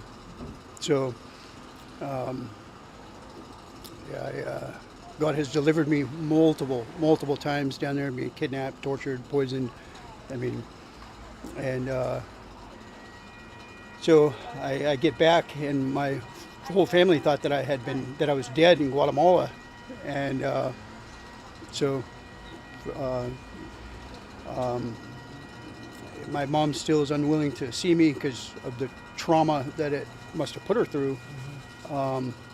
And so, but in that time down there, I learned that that God is a delivering God. Not only from physical calamities, but I'm learning more about the deliverance from sin, the deliverance from self, from pride,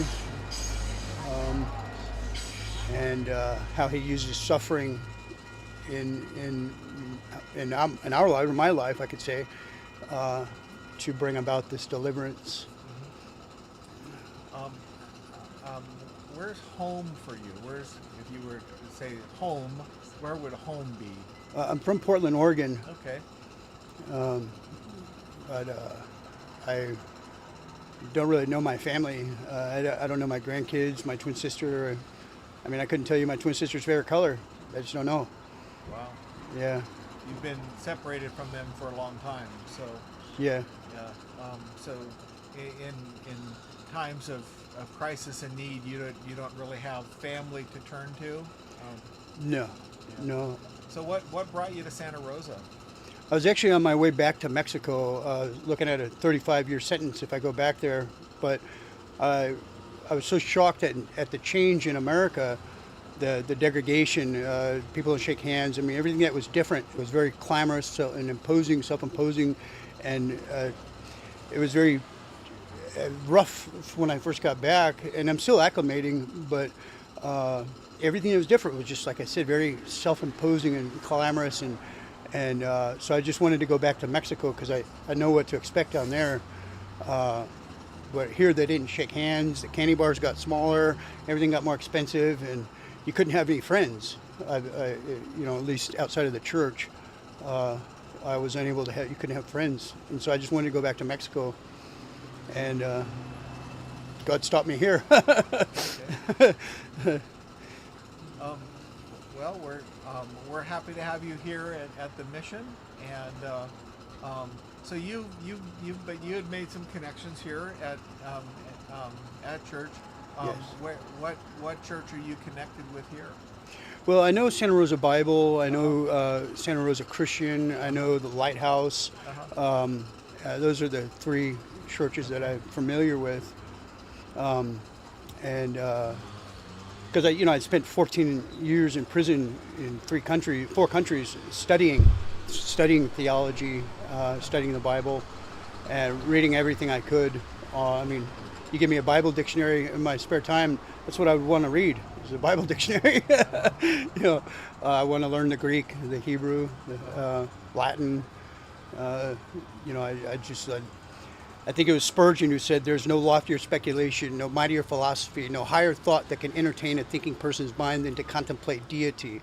It is a subject so vast that our pride is drowned in its immensity and our arrogance lost in its intensity. With other disciplines, we may walk away with the thought, 'Oh, I am but wise.' But when we come to this high discipline of Christ and Him crucified, and we see that our eagle eye cannot see its heights and our plumb line cannot sound its depths, we walk away with the thought, 'I am but of yesterday and know nothing.'" Amen. Prince of Preachers, right? Yes, yeah.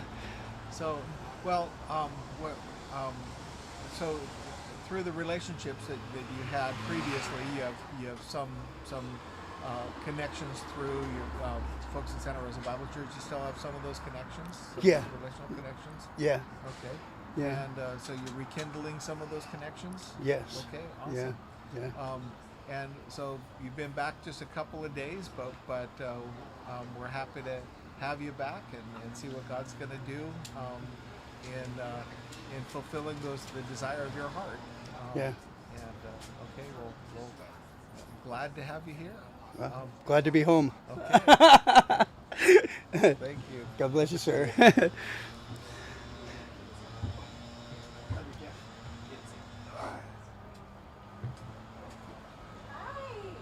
Hello, Tracy. Oh, wow.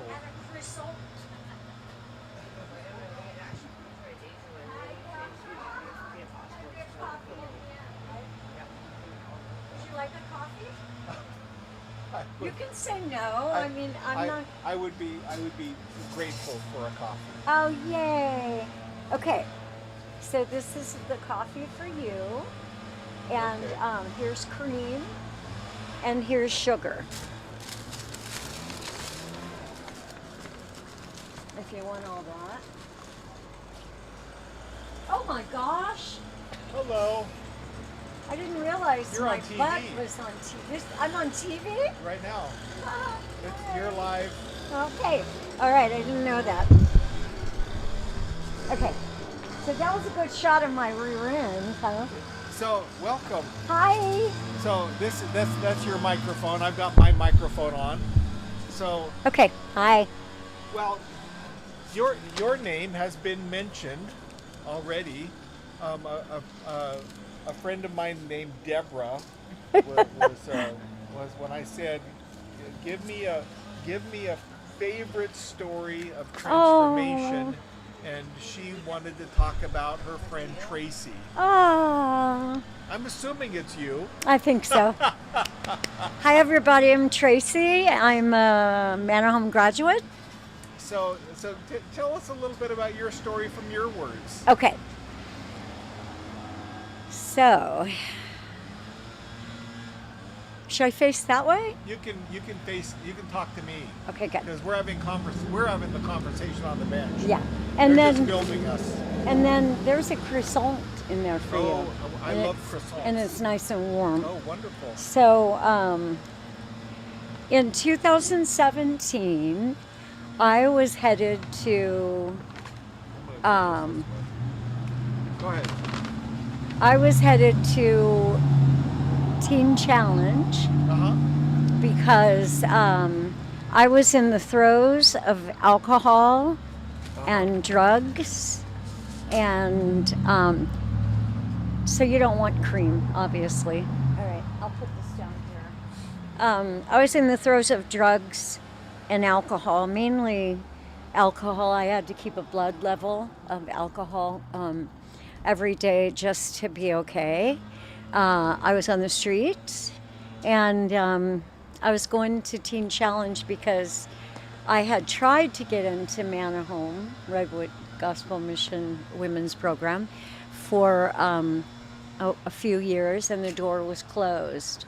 And then there was some changing in the staff, and Deborah Metzler and we've known each other for years. She saw me walking up East Street because I was going to get my physical from my doctor to be approved, and I had a round trip ticket to go to Linwood, California, to Teen Challenge, and Deborah and I walked by each other. She said, "Tracy," and she said, the door is open now at Manor Home if you want to fill out an application. And I said, and I had my head down because I was going to see my doctor, and I hadn't drank my drink that I had in my backpack. So I had my head down. I was ashamed and just the Spirit of the Lord dwells in me, but I was just, like I said, I was in the throes of addiction and my own little private hell. And when she said that, I said, I have a plan. I'm going. And she said, well, fill out the application and just send it, and electronically, on my phone. And I wasn't going to do that. And the day that I was supposed to leave to take the bus to Linwood, California, that morning, the Tubbs fire broke out. Or I don't know if that's the right word to say it, but yeah. When the cab driver called me at 3 a.m. and said, I'm not coming to pick you up, and I said, what happened? Why? And he said, Santa Rosa's on fire. And I was like, what? And I opened the door where I was, and there was big soot things and smoke, smoke. It was like, I was a little freaked out. So I was like, ah. So that canceled that plan.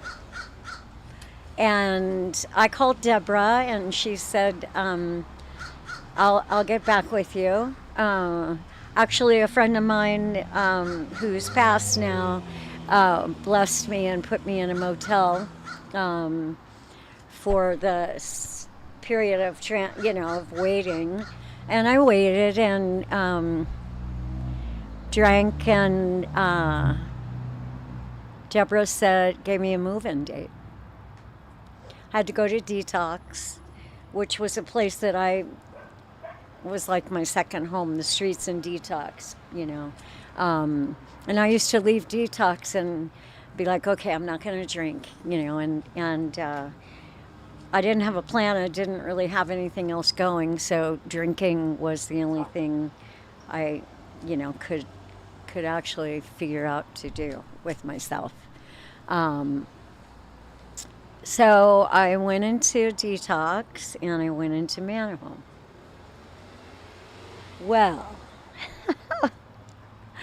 I'm a large personality, and I was really sick and a lot of emotional drama and stress and childhood. But Manahome provided a safe home. I remember those days. Yeah. You remember me, Jeff? I was a piece of work, huh?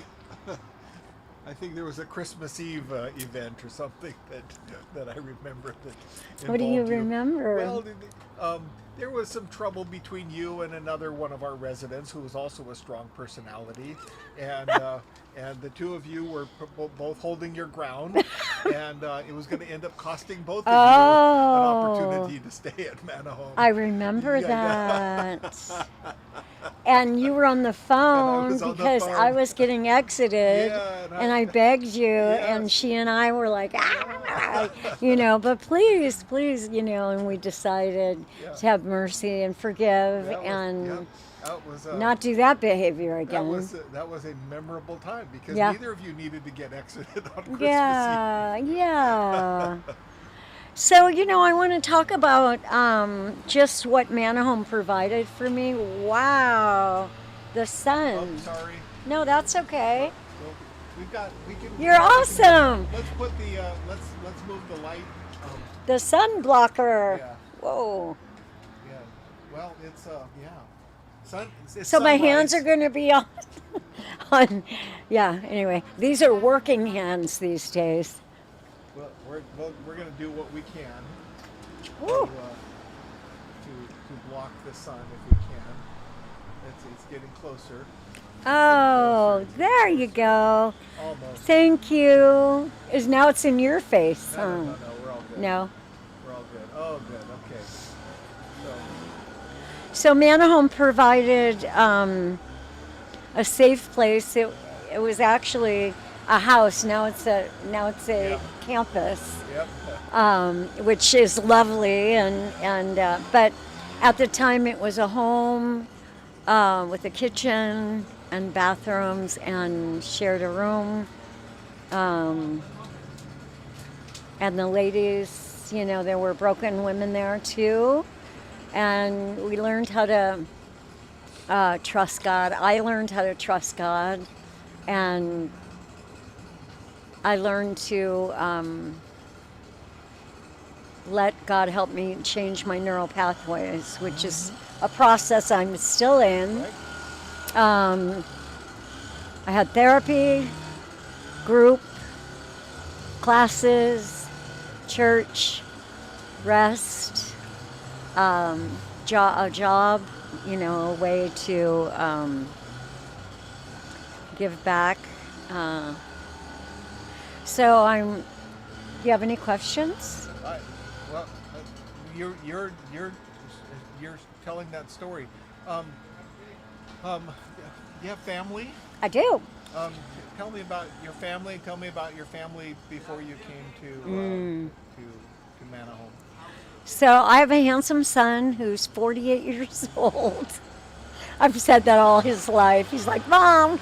Anyway, and we were in breakdown because I kept choosing alcohol and drugs. And I couldn't not choose it. It wasn't a choice. I had lost my choice. But I used to get sober and then, Because addiction's real. Addiction is real. Addiction is real. And it doesn't make any sense to anybody except that it's real. Yeah. Except when you say it's addiction, we all get it, we understand it. It's Yes. a obsessive compulsive behavior Yes. that makes no sense other than it is this obsessive compulsive Yes. behavior. And it, my son and I, like he would call me and I would answer, and he'd say, "Oh, how much have you had to drink today?" Because he could hear it in my voice. So anyway, we were in breakdown, and yeah, I'm a single mom, and I've been in and out of recovery for years and years and years. I came from a really, really bad neighborhood called childhood. And it was tough, but I ran away from home and became a ward of the court, and when I was 13, so that was kind of like, the foundation of my life, and yeah, so I had my son when I was 18, the best thing I ever did. I didn't know what I was doing, but I had a baby, and I love him and loved him so much. And that's the thing. The love is what has kept us together. But my choice to get clean and sober and let God do what He wants with me, and He does. And he is since restored that relationship. Absolutely. Glory to God. Yes. Sean is my son, and we talk, I can't say daily because it's not like that, but we talk almost daily. Where does he live? He lives in Santa Rosa. Okay. And he has a son, my grandson, who's 24. Wow. He lives in Santa Rosa too. Wow. And we're all like this. Wonderful. But if I wouldn't have gone into Manahome, if I wouldn't have done something to stop, I couldn't stop, but I did have to surrender. Yeah. I did have to say, okay. But God, right? Yes. But God. But God. Yeah. Yes. A power greater than ourselves. Yes. That can restore us to sanity. Yes. And the first step was to admit that I was powerless and that, I couldn't manage my life. No way, no how. I had no life. The life I had was scared. I was scared all the time, and lonely, way lonely. And I remember I went to the birthday party on Santa Rosa Avenue at that park. Yeah, the park, Juilliard. Juilliard. Yeah. And I got my hair cut. And people were glad to see me, and I got a little bit of food, but mainly I got connection and hope, because they talked about you can do this, there's help. All you have to do is show up. The showing up was the hardest part of all. Sure. It really was. And I don't struggle with showing up anymore. That's why I'm here. But so obviously you made that connection with God. Yes. At Manahome, you connected with yourself. Yes. In doing the deep step work and yes. The fourth step, fifth step kind of stuff that need to be done, sixth step stuff. Yep.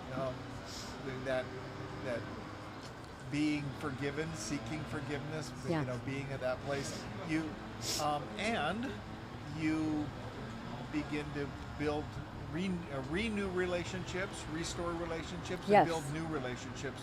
What were some of the key relationships that you developed at Manahome? Who were some of the key people that God used in your life? I'm sorry, I was getting a thing, and it's with my hearing aids. Can you ask that question one more time? Yeah. Who were some of the key people that God used in your life at Manahome? Okay. Oh boy, wow. Deborah Metzler first, yeah. Shelley, Marie, the people at Manahome, the actual Manahome, but some of the girls, and some of the outside people that took me to meetings in church. Joy Kendall was my therapist. And these are people, Deborah and Joy, I knew them already. Right. So to be reconnected with them. I want to say you talked about forgiveness. Is that okay? Yeah. You and I want to mention, I can't mention names because I don't recall them, but the women and I that were like abrasive, like check, bumping into each other in the Manahome were key parts of my healing. Your tray would be sorry. And my transformation. They were necessary. I believe God, we're all like rocks, put in a tumbler, and the Lord is tumbling it. Yeah, you had a house that had several strong personalities. That's a nice way to say it. Yeah. Yeah. And really learning humility, learning grace, learning tolerance for each other was a big part of your recovery, right? Yes. That was yes. Because little things like laundry became a big deal. That's funny, Jeff, because I got exited around that one. I know. Yeah, and let me touch on that story. Yeah. Okay, so I was 9 months in the Manahome, and I was in the third phase, which is, I know the program's changed, but for me that was good because I had progressed to not doing classes, etc. But when the other sister and I had that at the washer machine, and I postured. I postured. And somebody said they saw me push her. And I'll tell you, I did not push her. That was then. That's what I said then. Yeah. And I was standing my ground with that. And I was told, this was July the 3rd. I was told, July the 4th, I beg your pardon. I was told I had to leave. I had to go, but I wasn't going to have to go till the next day. And I knew that was that. But I stood my ground that I didn't push her. And Kinsey, who's another strong help for me in my recovery, I was just sitting with her just now. And I took a walk down the driveway, and she said, Tracy, tell me what happened. And I told her what happened, and she helped me do a verbal self-evaluation out loud with her. And she said, so you were really angry? And I said, yeah, I was angry. And we were standing at the wash, and she said, so your anger pushed her. And I said, well, yeah, if you look at it like that, but I didn't push her and knock her on her butt. See, that was what I was sticking with. I didn't do that, But Kinsey helped me realize that rage inside of me is what pushed her. And, we were physically touching, And so that was the 4th of July picnic at Manahome.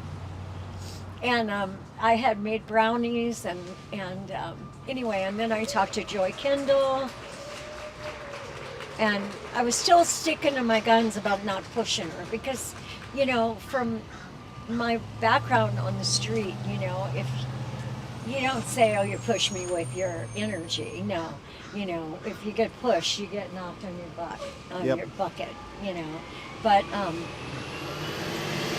So I got 2 minutes. okay, so I got exited, and I had 9 months clean and sober.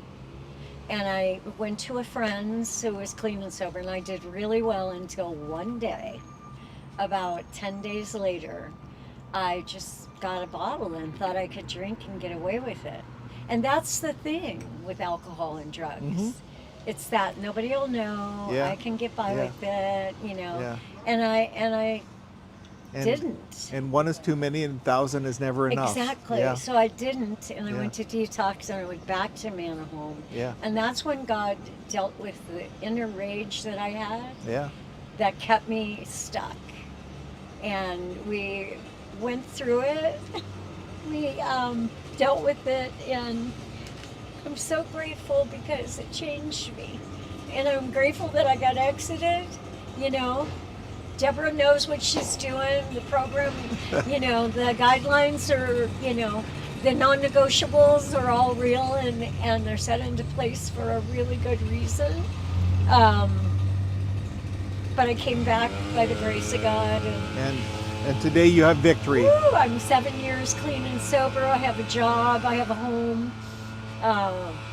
Glory to God. Glory to God. Yeah. Well, it's so great having you on the bench. You made my day. You really. I'm so grateful to have you here. Thanks for putting up with me, Oh Jeff. yeah.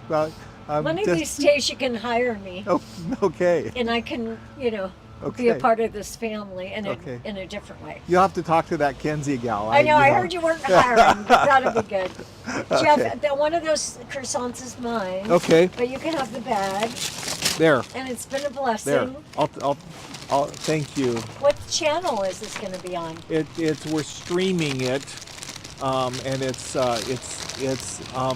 streamed on YouTube and streamed on Okay. Facebook. Oh, wow. And it'll be on the Redwood Gospel Missions YouTube channel. Oh, my gosh. And we're part of 60 organizations that's doing the right. streaming across the country. Can I say one more thing? Yes. To anybody that might be struggling and might think that there's no hope and might want to give up, don't give up. Come to Redwood Gospel Mission. You accept people, you take them in, and you help them, get in that tumbler and let God do the work. Yeah, so don't give up and We let them get in that washing machine. Thank you, Jeff. Okay, blessings. Can I move this? Yes, Okay. yes.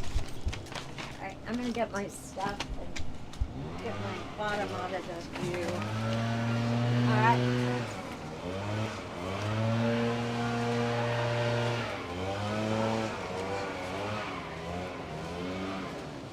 They've got a How we doing? group in the room that they can't get to leave.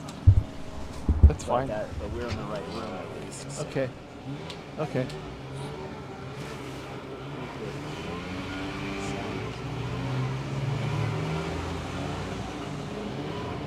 Should be good. Okay, so we're just waiting for the one group to leave so that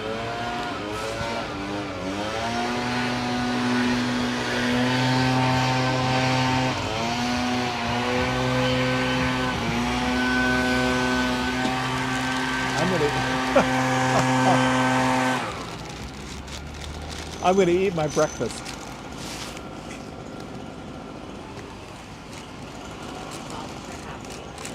Oh.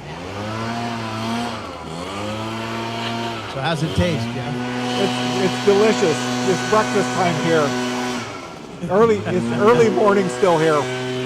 Hey, good deal. Good deal. I mean, less than 4 hours to go. How's that been? Whew. It feels like we're almost on the final lap. That's what it feels like. Getting close. The sun is back out. our neighbors are blowing leaves, so it's a little noisy on this end. So it's been wonderful. I'll tell you that the first 13 hours just flew by, and the next 3 days lasted a little longer. Yes, exactly. I'm with you on that. Good. Who have you been having conversations with? Well, a combination of people, and we still have, certainly more to come. But we had wonderful conversations with certainly testimonials from people who came through our program. We just heard from one of our graduates from our women's program, and it was just such a delightful time to experience healing and transformation. And we heard a number of those. We had some extemporaneous guests that came. Most of those about 2 o'clock in the morning, so that was that was interesting. And we had, sorry about the external noise. It's part of the live stream, isn't it? Yes. And we had our neighborhood business association president come, and it was delightful with the kind of ministry that we have in what really amounts to a rather upscale historic business district. They love us, and I'm so blessed by the fact that we are loved by our business neighbors, and that was a great conversation. We talked to some of our partner agencies that we work with, and great conversations, and then a number of our volunteers and staff, and so the conversations were great. Later, after we're off the air, I'm going to be talking to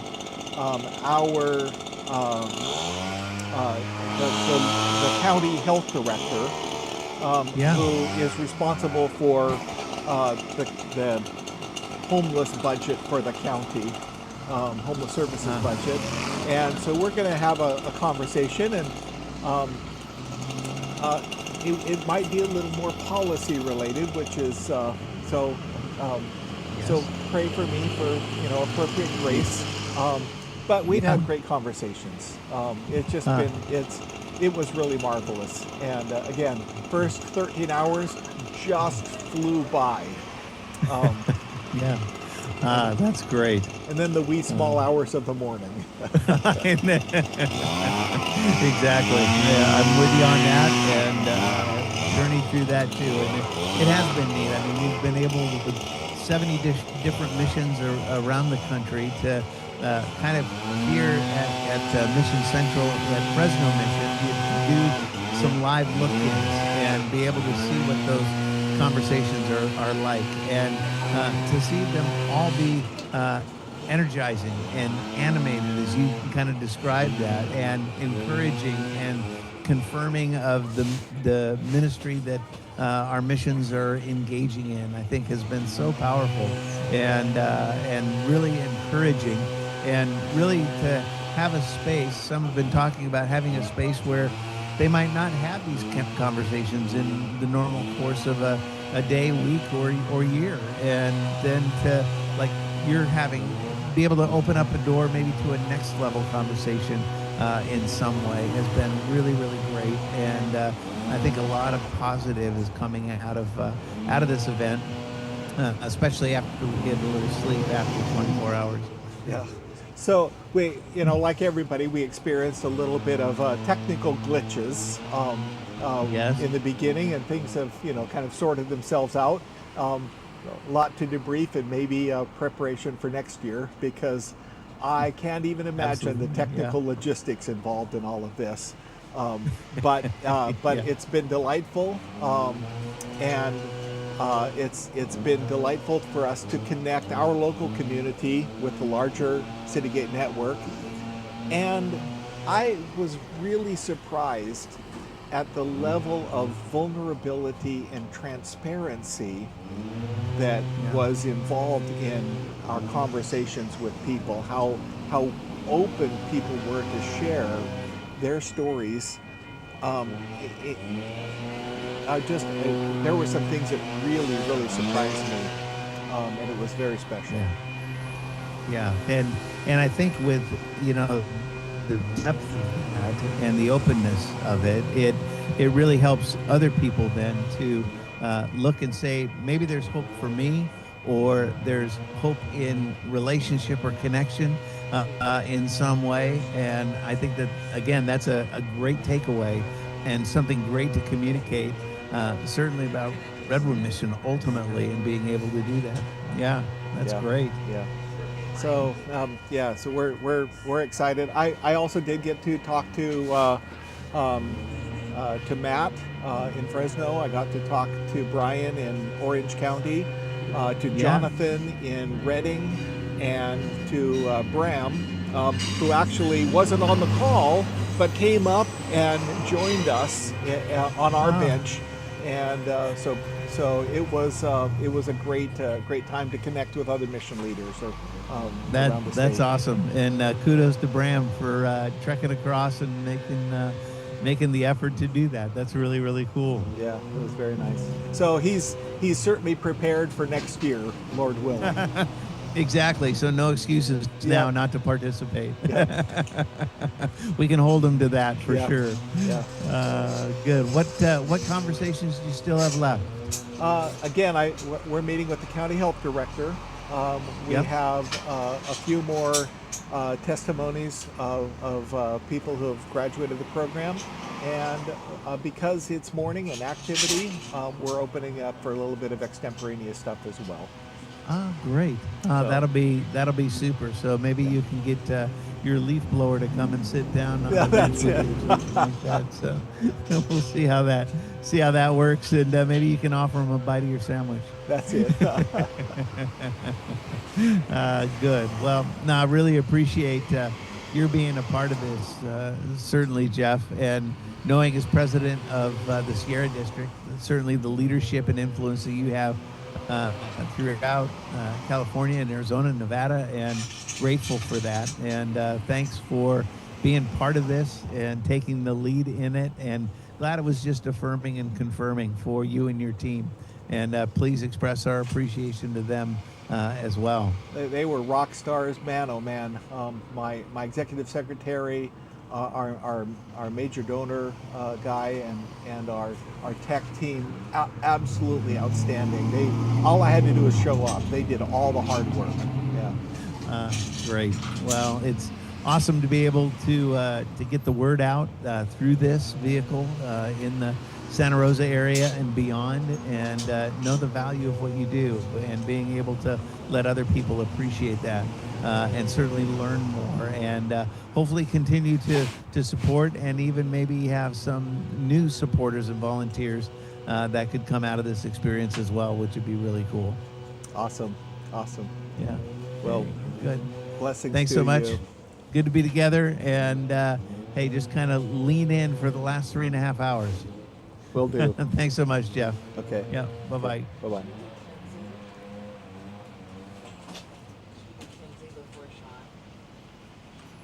How do I leave?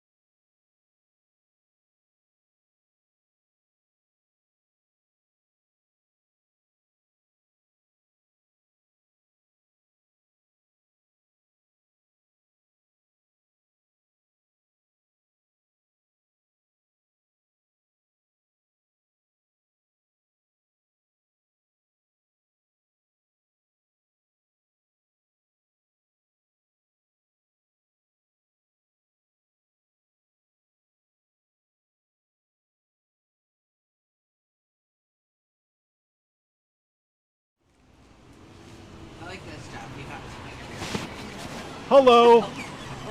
Saving it for later.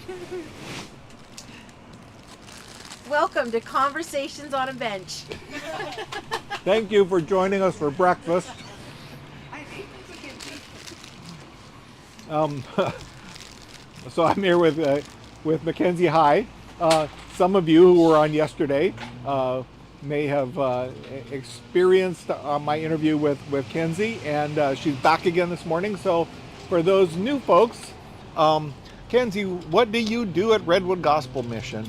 I'm the director of Shelter and Recovery Ministries. Okay. And I've had that title for about the last year. Prior to that, I was the manager of the Rose Shelter for Women for 7 years. So tell me about what Shelter and Recovery entails. What facilities, what programs, what ministries that are involved with that? Shelter and Recovery is a broad umbrella. It covers the men's shelter and recovery program, as well as the women's shelter and recovery program, also our nomadic shelter and our jail ministries. Okay. I think that's everything. Okay. Oh, and well, that's the women's program. And most people would say, well, isn't that what the mission does? Isn't that everything? Why is Jeff even there? Because it's like you do everything, right? It's like. No, but some days it feels that way.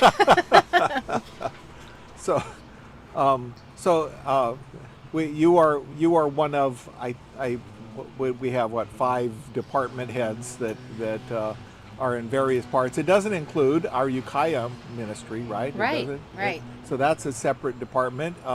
We have our stewardship ministries, our operations ministries that is all of the physical plant kind of stuff. Thank goodness. Thank goodness. Thank goodness that's not under my umbrella.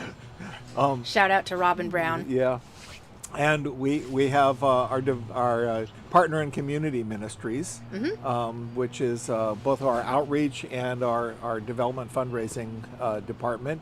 And then we have also our food services ministries, which that's a whole separate department because they have bakeries and cafes and catering and all of that kind of stuff as a part of what they do.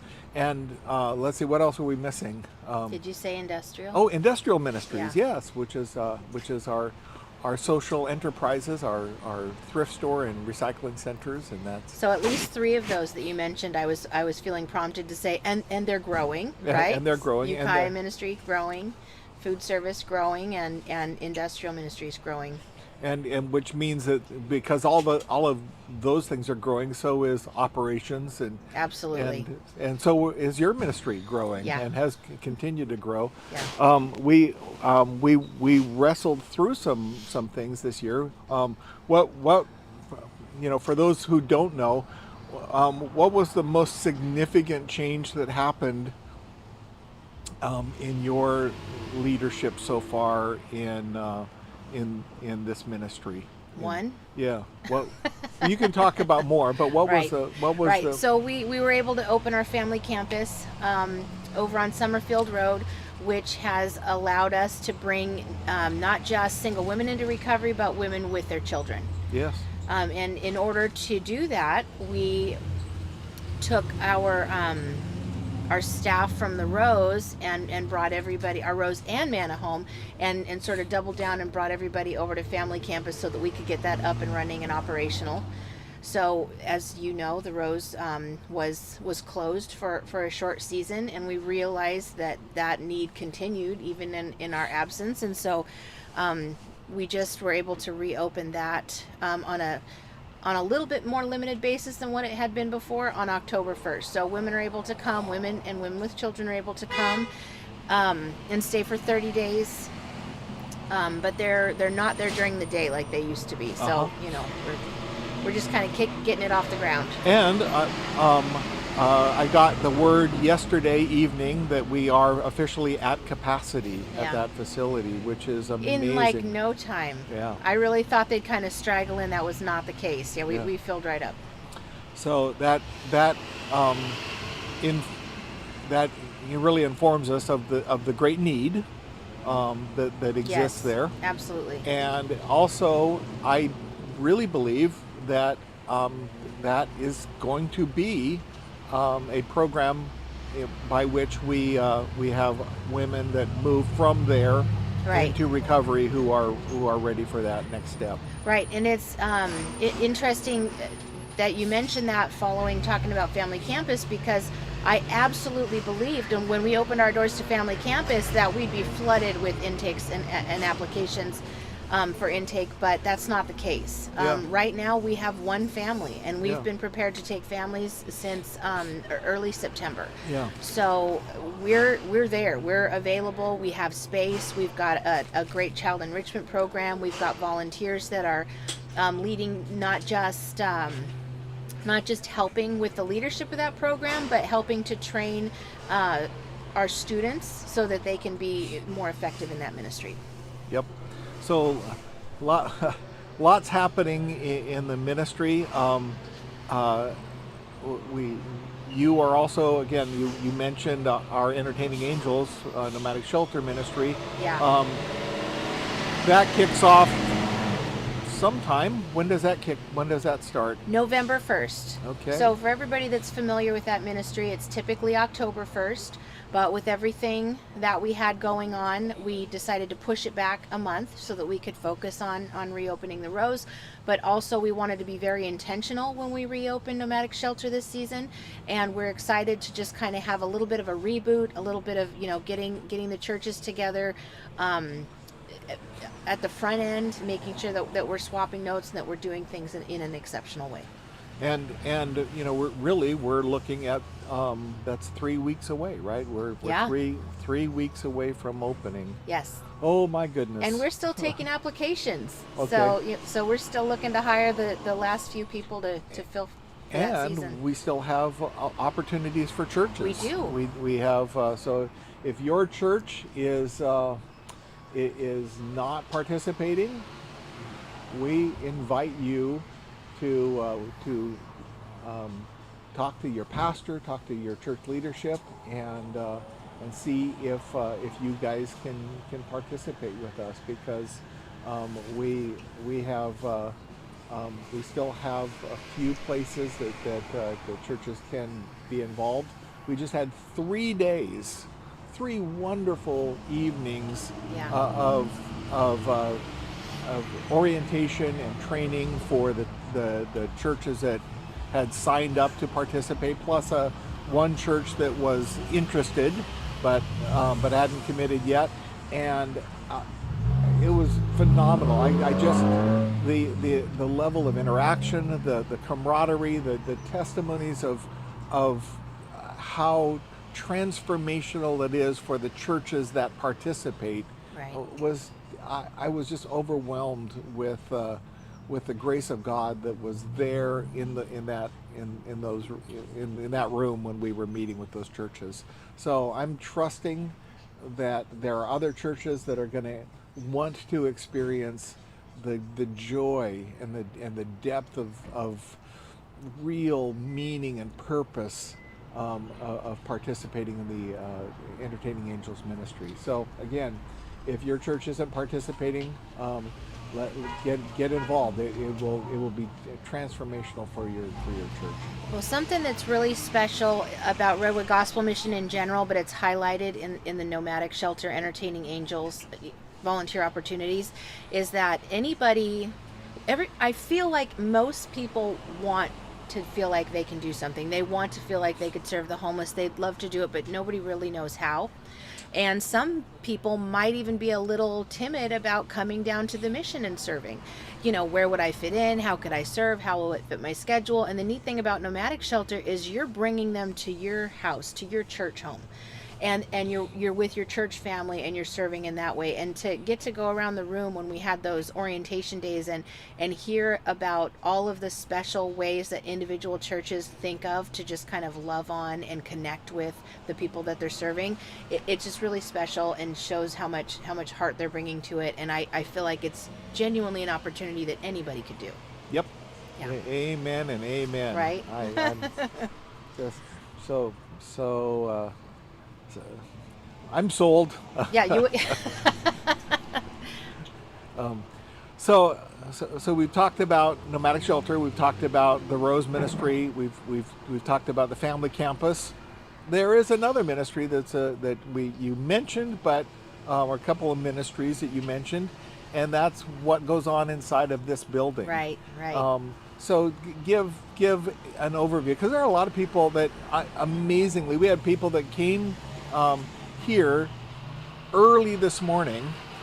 Early this morning. We had a couple of men who had engaged with some of the guys who are living here, some of the students, to take them to celebrate recovery, who had never been inside of our building.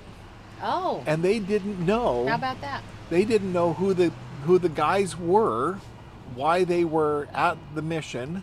They had no connection with them other than that they were guys that worked at the mission. Okay. And so I would guess that despite the fact that we think everybody knows what happens inside this building, tell us what goes on here. It's just a soup kitchen, right? No, it's so much more than just a soup kitchen. If that's all it was, I really don't think that anybody would stay. I don't think that they would make a decision to take next steps. Yeah. It's almost like a mini city, inside Redwood Gospel Mission, and I'm so proud to be a part of it because of everything that it symbolizes for us. I mean, this is a first place where people come when they're volunteering or if they're seeking to get help. This is where we do our intakes. You can come in for intakes. They have walk-in intakes Monday through Friday at 10:30 for women and 11 a.m. for the men. We serve breakfast each morning after chapel. Is it chapel or devotion in the morning? So Yes. you come in, you get to Devotion in the chapel. Right, you get to hear a gospel message and then have breakfast. We offer showers for people that would like to stay with us. We have shelter, and then we have next steps is our New Life Recovery Program for men, which is 10 to 18 months. Very holistic in its approach at recovery. The guys that stay with us, and this is the same for the women's side as well. They're learning about Bible studies, life skills, and recovery skills. And then in the afternoon, they're participating in work therapy. So they're able to get certifications in several different areas that range from janitorial to guest services, our Black Coat certification program, retail management program. I'm sure that I'm missing some, but their time here is not wasted. The time that they spend working every single area that they participate in, they leave with a certificate. And so when they eventually leave here, these are things that they can put on their resume, and it's kind of like on-the-job training for for something in the future. Awesome. So many things that happen here. Like you said, it's like a city inside of Redwood Gospel Mission because there's so many different I didn't even ministries and mention the programs. volunteers, did I? No, you did not. No, all of that is being facilitated by volunteers. So the guys, when they're in classes, those are being led by volunteers. The chapel services are led by volunteers. And every guy that's in our program, and every woman that's in our women's program, they have a whole support team around them. So they're assigned a coach. They get to decide on a mentor. That's somebody that they choose from their church. And then they have a sponsor. So all of those people are volunteers. We have people that come in and help in the kitchen and serve meals. I'm sure I'm forgetting something, but... Yeah, certainly we have volunteers that come and put on the chapel services 365 days a year, and we have 365 days a year.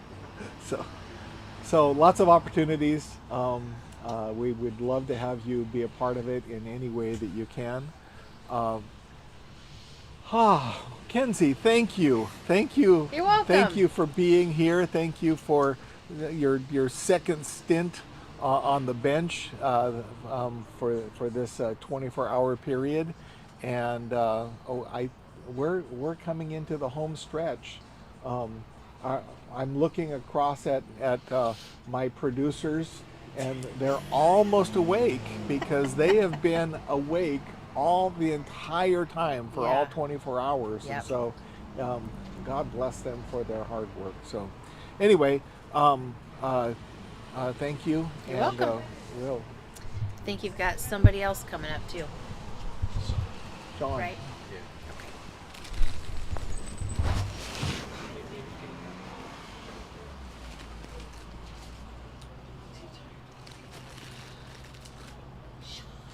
And if you all don't mind, I'm going to continue to eat my breakfast.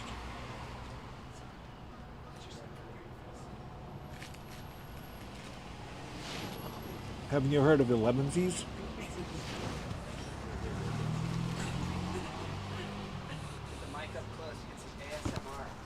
Oh, there you go.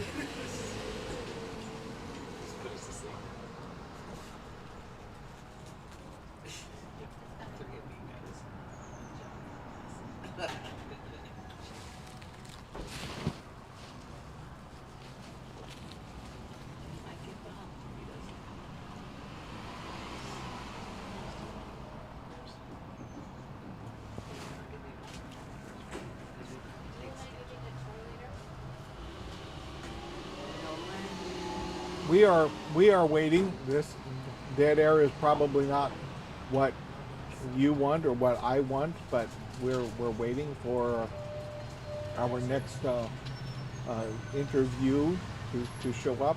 But he's not, because he actually probably is working.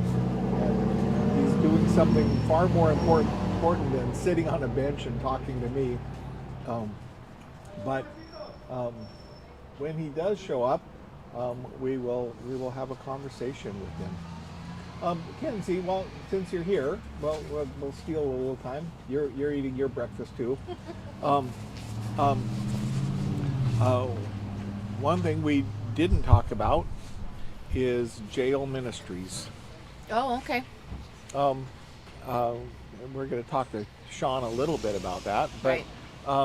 But give us an overview of jail ministries. You recently met with our jail ministry volunteers, Right. and give us a sense of what happens at Sonoma County Jails through Redwood Gospel Mission. Okay.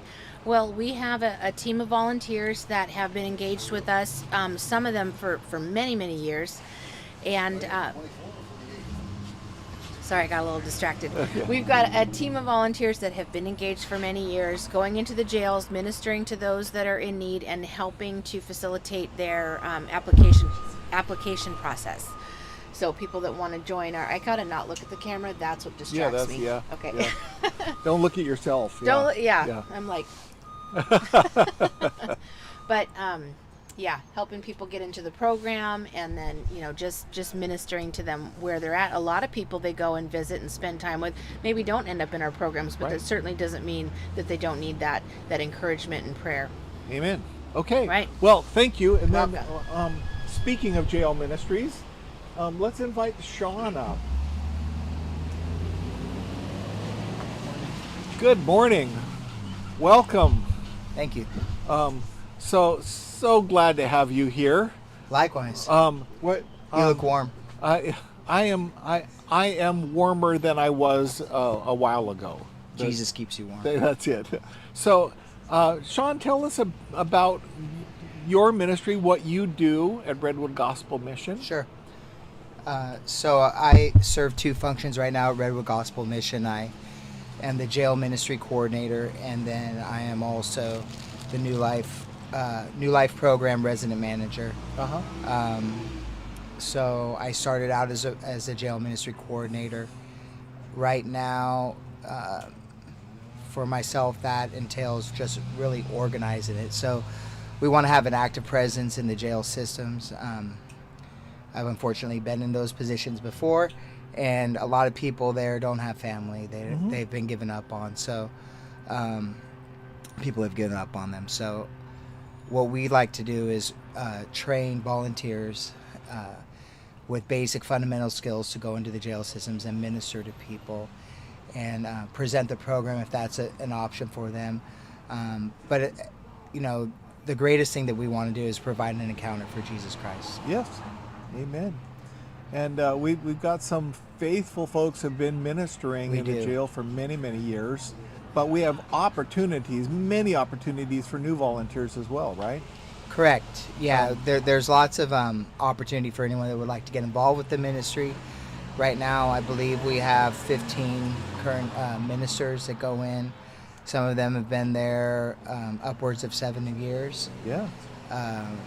Yeah. So it's right now it's rebirthing. COVID shut down a lot of things. Yeah. Previously, so I think we're stepping in a really good direction right now.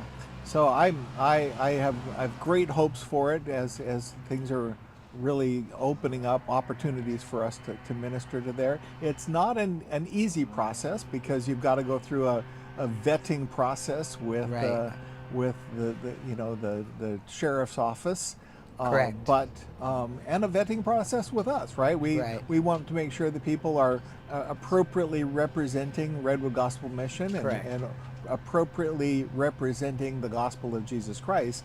But the jail is very they have some very strict requirements, but many of the folks that we serve would meet those requirements. And if people thought that they don't qualify, they would be surprised at how just somebody who's willing to listen and pray with people would Correct. be a huge impact, because we have a lot of what we call non-contact, visiting people through a glass window that gives people an opportunity to make connections with folks and to represent Jesus to them, and as you said, help people have an encounter with Christ through the volunteers that come. Correct. And you also are involved in ministering to folks in the New Life program. You are the resident manager, so you work with the students that are here. I do. Tell me about your role doing that. So my primary role here is to manage the residents. So provide them with a proper intake, introduce them to the house, start to organize their stay here. So that's getting them in tune with their big brother. We have big brother.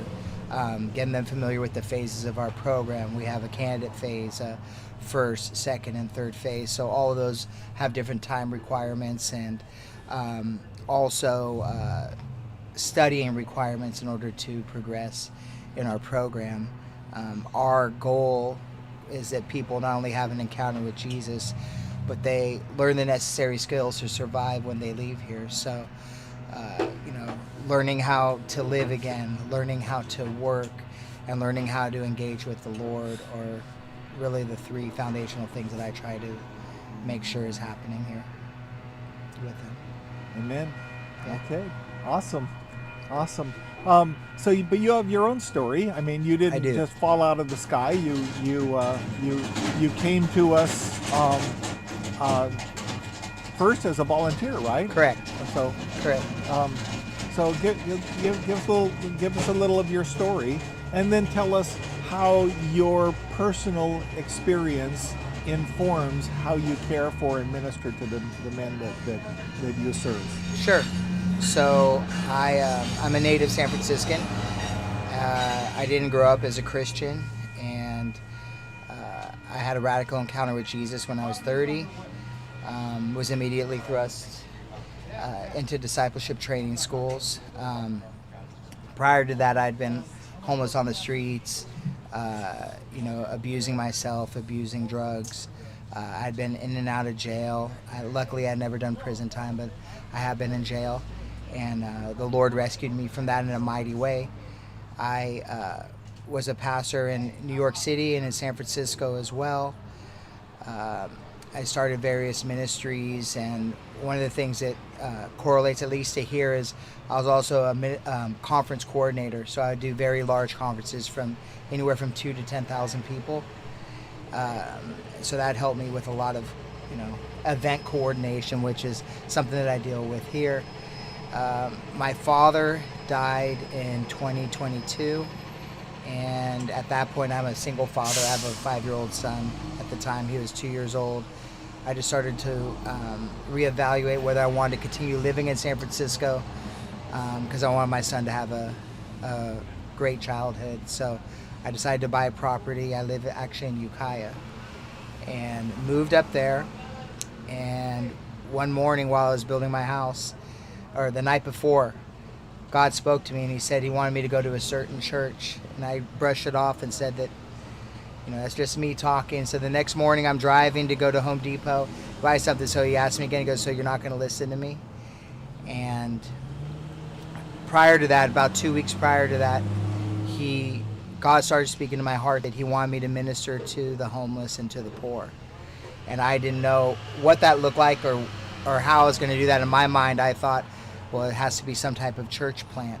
I have to think of how I'm going to start this ministry. And so going back to the story of going to Home Depot and then him questioning whether I was going to go to church, he said a very specific church's name. I walked into that church. People there, became my friends. And one of them happened to be somebody who's employed with Redwood Gospel Mission. And he said, I run a portable shower for the homeless. So I knew then that it was the Lord that had led me there. And I began serving there. And I wanted to, gain employment in a place that had godly values. I've worked lots of different secular jobs. And really what I want to be able to do, from this point going forward is just minister to people about who Jesus Christ is. I really thrive and I really get excited about seeing people change and encounter the living God, and to see God's enemies dethroned in the people's lives. So I applied here and I was hired as a jail ministry coordinator. Then another opportunity opened up for me to become the resident manager, and I'm not quite sure where that road's going to go. I just know that at the foundation of my walk with the Lord will be ministering to those that are forgotten or lost or have been thrown away by society. Well, God bless you. Thank so you. glad to have you on the team, and thanks for spending time with me on the bench. No problem. Okay. All right. Awesome. Thank you. God bless. Yep. Wow. Steven. Good to see you. So glad you're here. Oh, good morning, team. I didn't know this is all happening. Yeah, that's what we're doing. Okay. I just wanted to hang out with you. for a little Okay. bit. Yeah. Well, we're live streaming. Apparently. Yeah. I would have So- worn my best underwear. Okay. How much audio are they picking up here? So Can you turn that off? everything. We are we are joining 60 other ministries from across the country. Okay. And we've been here for 21 hours. Getting close. We want to pull that close to you. So You bet. Are you mic'd? I am mic'd on me. We've been here for 21 hours, and so we are we're talking to whoever will listen. I want to listen. The crowds haven't been huge, but we have views in the hundreds. All right. Which is nice. All right. Of folks that have tuned in to us to listen at various times, and again, we're joining 70. I guess it's 70 other organizations across the country who are part of our network. So we are a part of an organization called Citygate Network. Citygate Network. Which networks other organizations like yourself that help in that? Okay. Yeah, so we're a network of rescue missions and ministries to the poor and needy in our community, and so that's the who we vineyard is enormous, and the laborers are few, and the laborers have all connected. Yeah. Tell me the organization again. It's called Citygate Network. Citygate Network. Yeah. And there are a couple of organizations here in Santa Rosa that are a part of it. Who's that? Us and Life Rock. I don't know if you're they're an SLE program. You and Adam have been holding that on me, huh? Yeah, Life that's Rock. it. Yeah, Okay. Life All Rock. right. Fair enough. It's the president of Life Rock is a guy named Janver Hawley. I don't know if you know Janver, but anyway, great brother. And anyway, so we are but there are across the nation there are 320 of us, and I serve also as president of our West Coast at the Sierra District, Which no one viewing is shocked with at all that you're helping lead the charge out on the West Coast. No, because old guys do that. So God just keeps shoulder tapping you and asking. So California, Nevada, Arizona, Hawaii, and Utah. Okay. So that's my field. And anyway, so we're gathering together and having conversations. So, Stephen. Good morning. We're going to turn to you. I have so many questions. Okay. Well, I'm going to start questioning you. Your podcast. It's my podcast. I'm here to serve. So. Okay. Can I let it? I want to know who our viewers are. Are they people empathetic with the homeless cause, or are they people that are interested and want to know more? I think that there are people who are in some way connected with Redwood Gospel Mission. Okay. Or with people who were showing up to sit on the bench. So people who thank you for being here, whoever you are. So there are peeps mostly. So we're not going to tell them anything. Well, I shouldn't say that. We're going to tell them things they don't know, but they'll be surprised that they don't know what we're telling them, because they think we know everything there is to know about Redwood Gospel Mission. So then when they hear something, they do that too. They still might be surprised.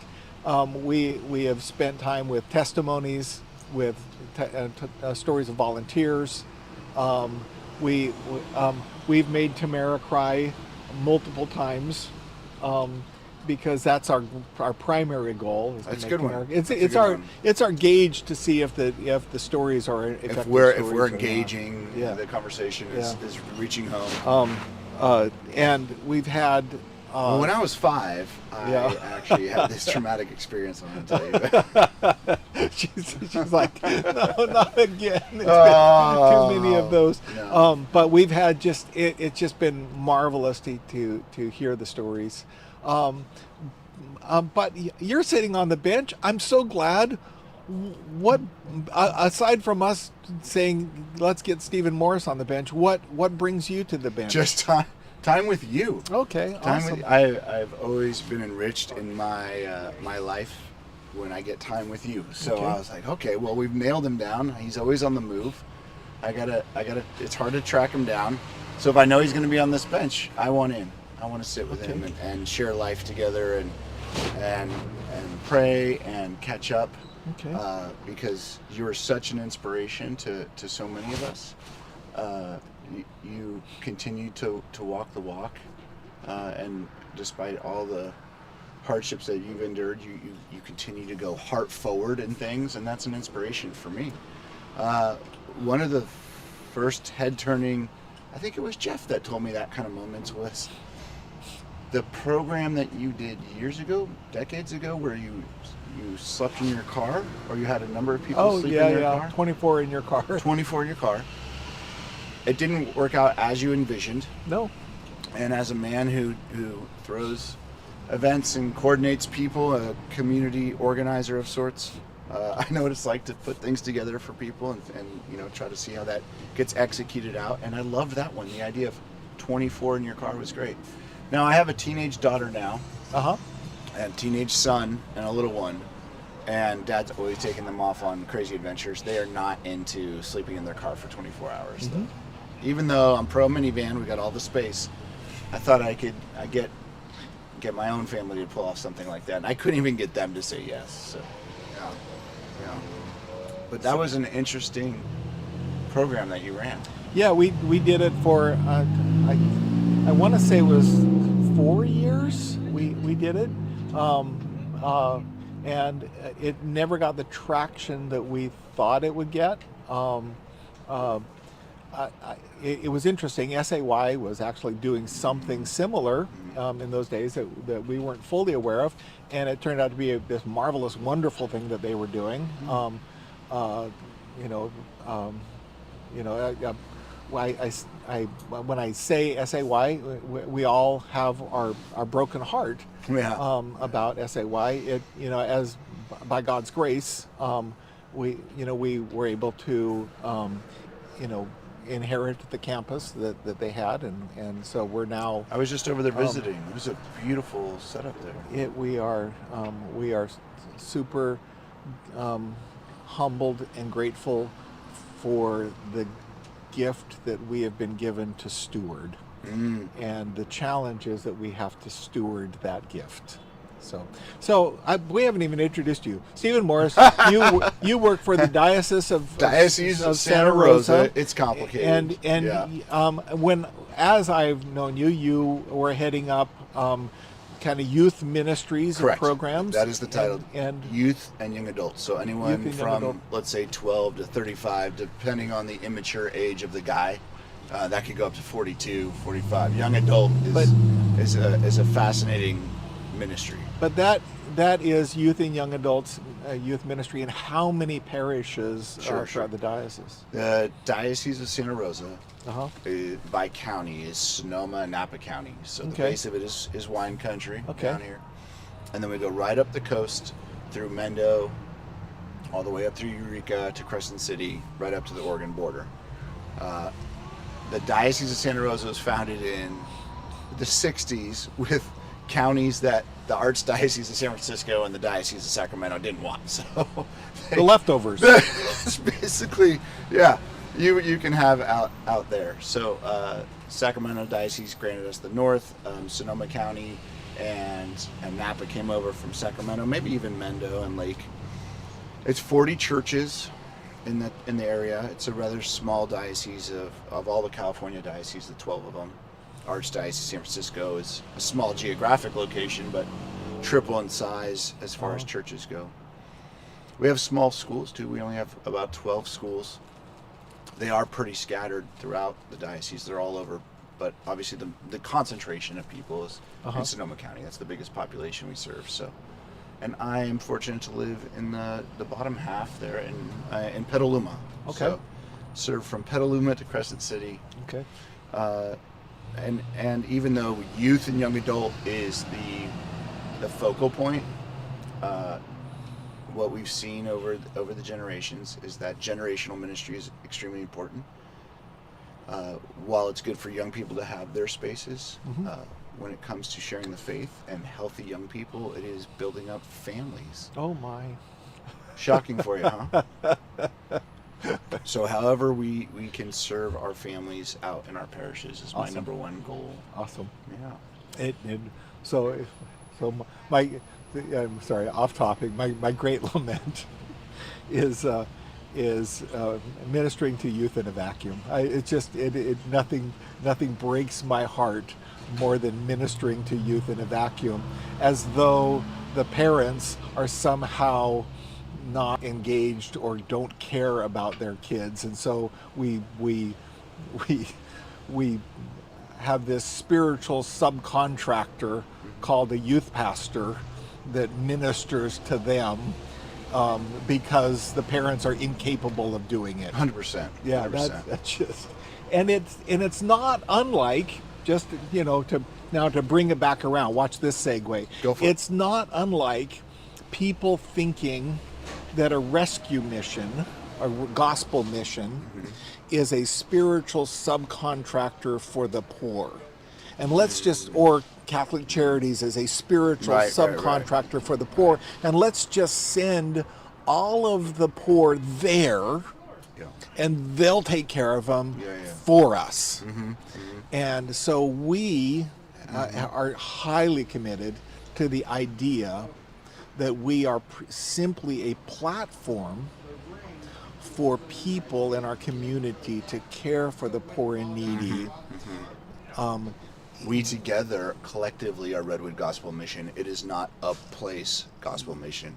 Yes. It's the church, same thing. We the church, you want some real Catholic doctrine? Here we go. The family is the first church. Not the building. We, the people. Redwood Gospel is not just the building. It's we, Yeah. the people, are all chipping in. So when you have the church as looked at as the family, then the next segment is parish, which I'm not smart enough to know the etymology of the term parish, but I'm sure there's a Greek word that basically means a collection of families. And I like thinking of church, whatever it is, the local middle school hall that's being rented out on Sunday, or the big cathedral, or even outdoor churches, which we have plenty of in this beautiful area we live in. That the church is a collection and a gathering of families, and rather than the buildings. So that's what you're created here. And we are Good segue. Well played. We are a platform as a collection for churches to come and minister to people in need, so that lives are transformed, and not just the lives of the people we serve, but the lives of the people who serve. We over the last 21 hours, we heard so many testimonies of volunteers that would say, yeah, my life was changed because I came and did this. My life was changed because I started serving here. My life was changed because I met these folks here. Can I steal your soapbox for a minute? Steal away. It would be inappropriate for this stream in 21 hours to not mention the name Betty Chin. Oh yeah, yes, yeah. I hope her name has been mentioned. It hasn't, but I'm glad you. I'm here to serve. Now. Look, Thank I you. do provide a value add here. Thank you. Okay, worthless Catholic kid. No, I'm showing up with some content. Betty Chin embodies the heart that you're talking about of going out and serving. Has for longer than she cares that we mention, but nearly 40 decades in the Eureka area, Eureka Arcata, going out to the people behind the dumpster, down on the river, in the playgrounds, in the bushes. Yes. Making nearly 500 meals a day for the last nearly 40 years. Her organization's amazing. You triggered it when you talked about the give and take when you have the encounter with somebody on the street. And the number one thing that you can give them is not the toiletry bag or the food or the dog food. That is just the conduit to develop that connection. It's the listening ear. It's the sharing story. So we in the southern half of the diocese have led a trip every summer, taking about 20 people as a team, adults and young people, to go up with Betty and work with her for wonderful. For a whole week. We get to stay at St. Bernard's High School up there. We have the network. It's kind of helping in your own backyard when it comes to the diocesan work, because kids down in the Sonoma-Napa County area aren't, unless they're going up there to play football against a team, they don't travel all the way up to Eureka.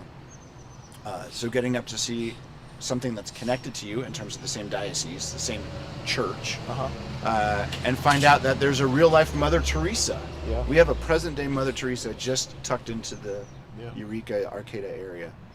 And the young people constantly, when they have that experience, like I said, give out the dog treat, give out the food, encounter somebody, but listen to their story. And when they do, even though I think I'm doing something for you, I'm giving you something. Good thing I'm here to save the day. Here's the thing I'm giving you.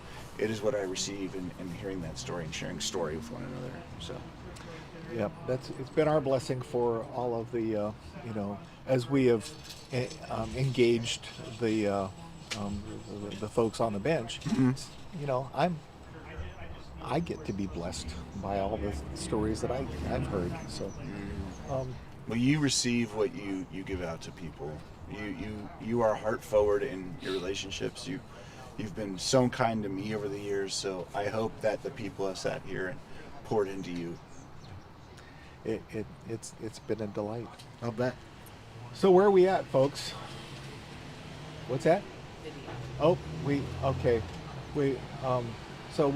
we're going to have we have some video stuff we do. We have some national feed stuff that we do, and we also are going to have at some we got the health director coming, right? Yes, that's later today. Okay, later today. Hopefully we might have a group coming from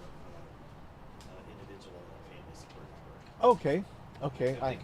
What is the IFSN Family Support Network? IFSN. It used to be Interfaith Shelter Network, so it's individual and family support network. So interesting. Yeah. I've formed a group of the same name, but a little different within the church. Are they here in Santa Rosa? They are. They were. They started 34 years ago or something like that. They started doing the Armory program, Winter Shelter Armory program, and then later they developed transitional housing, etc. Gotcha. But so anyway, we have to transition. Sounds good. But thank you, Stephen. Buddy, loved getting time with you. God bless you. I owe you lunch. Okay. All right, Okay. bud. Thank you for having me. Okay. And what I'm about to say is obvious to all of you, is that when you look at programs like AA or 12-step programs, those are spiritual programs.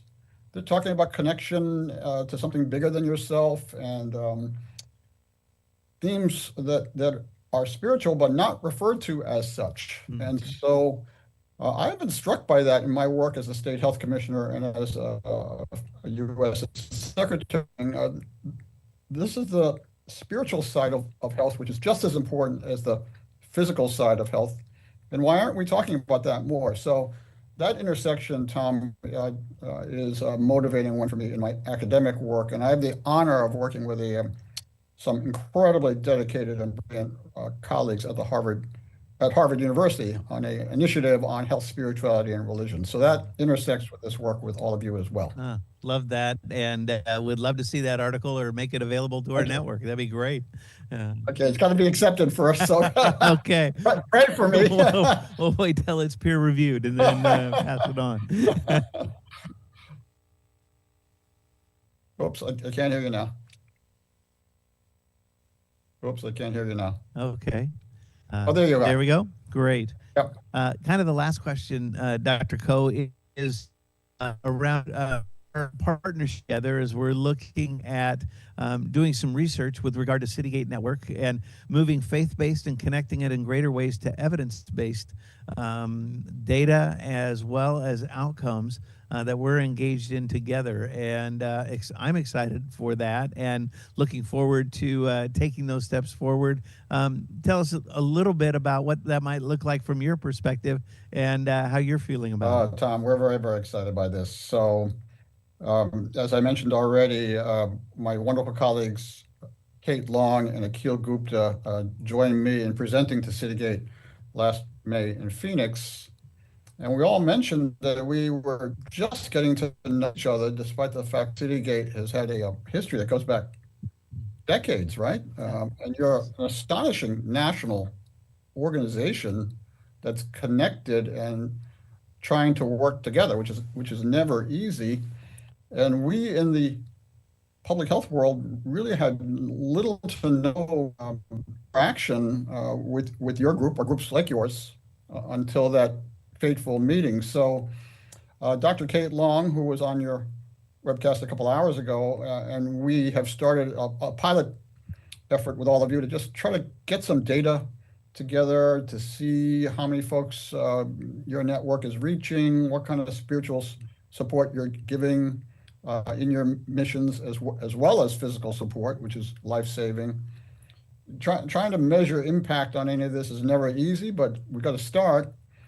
But if we could have at least some descriptive article that is in the published literature at some point in the next year or so, that'd be a wonderful outcome to begin this collaboration together. And I think that's just the beginning.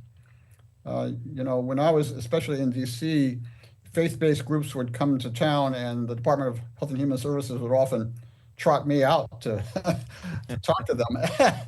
And after a while, I used to open up by saying, "You may think I'm a doctor, but I'm actually a frustrated minister," and everybody would roar, Because I just love people who are motivated by the sense of meaning and purpose and calling, like all of you. So that's why we're here. And Tom, I know that's just a first baby step, but it's long overdue, and we're looking forward to working closely with you and your colleagues. And led by Kate, who is a very wonderful and promising young investigator. That's great. Well, we just want to say thanks so much for taking the time for this conversation on a bench, and also for having spent time with us in the past, and hopefully more in the future as we continue to move forward, knowing that I think the support that you bring and the perspective can help share the story of Citygate Network, certainly the importance of what we do, and the outcomes, and how that truly does impact and save lives. So we're grateful for that. Thank you, Tom. Great honor. Great. Well, blessings. Thanks again. Good to be together, Dr. Coe. All the best. Thank you so much. Yes. Bye-bye.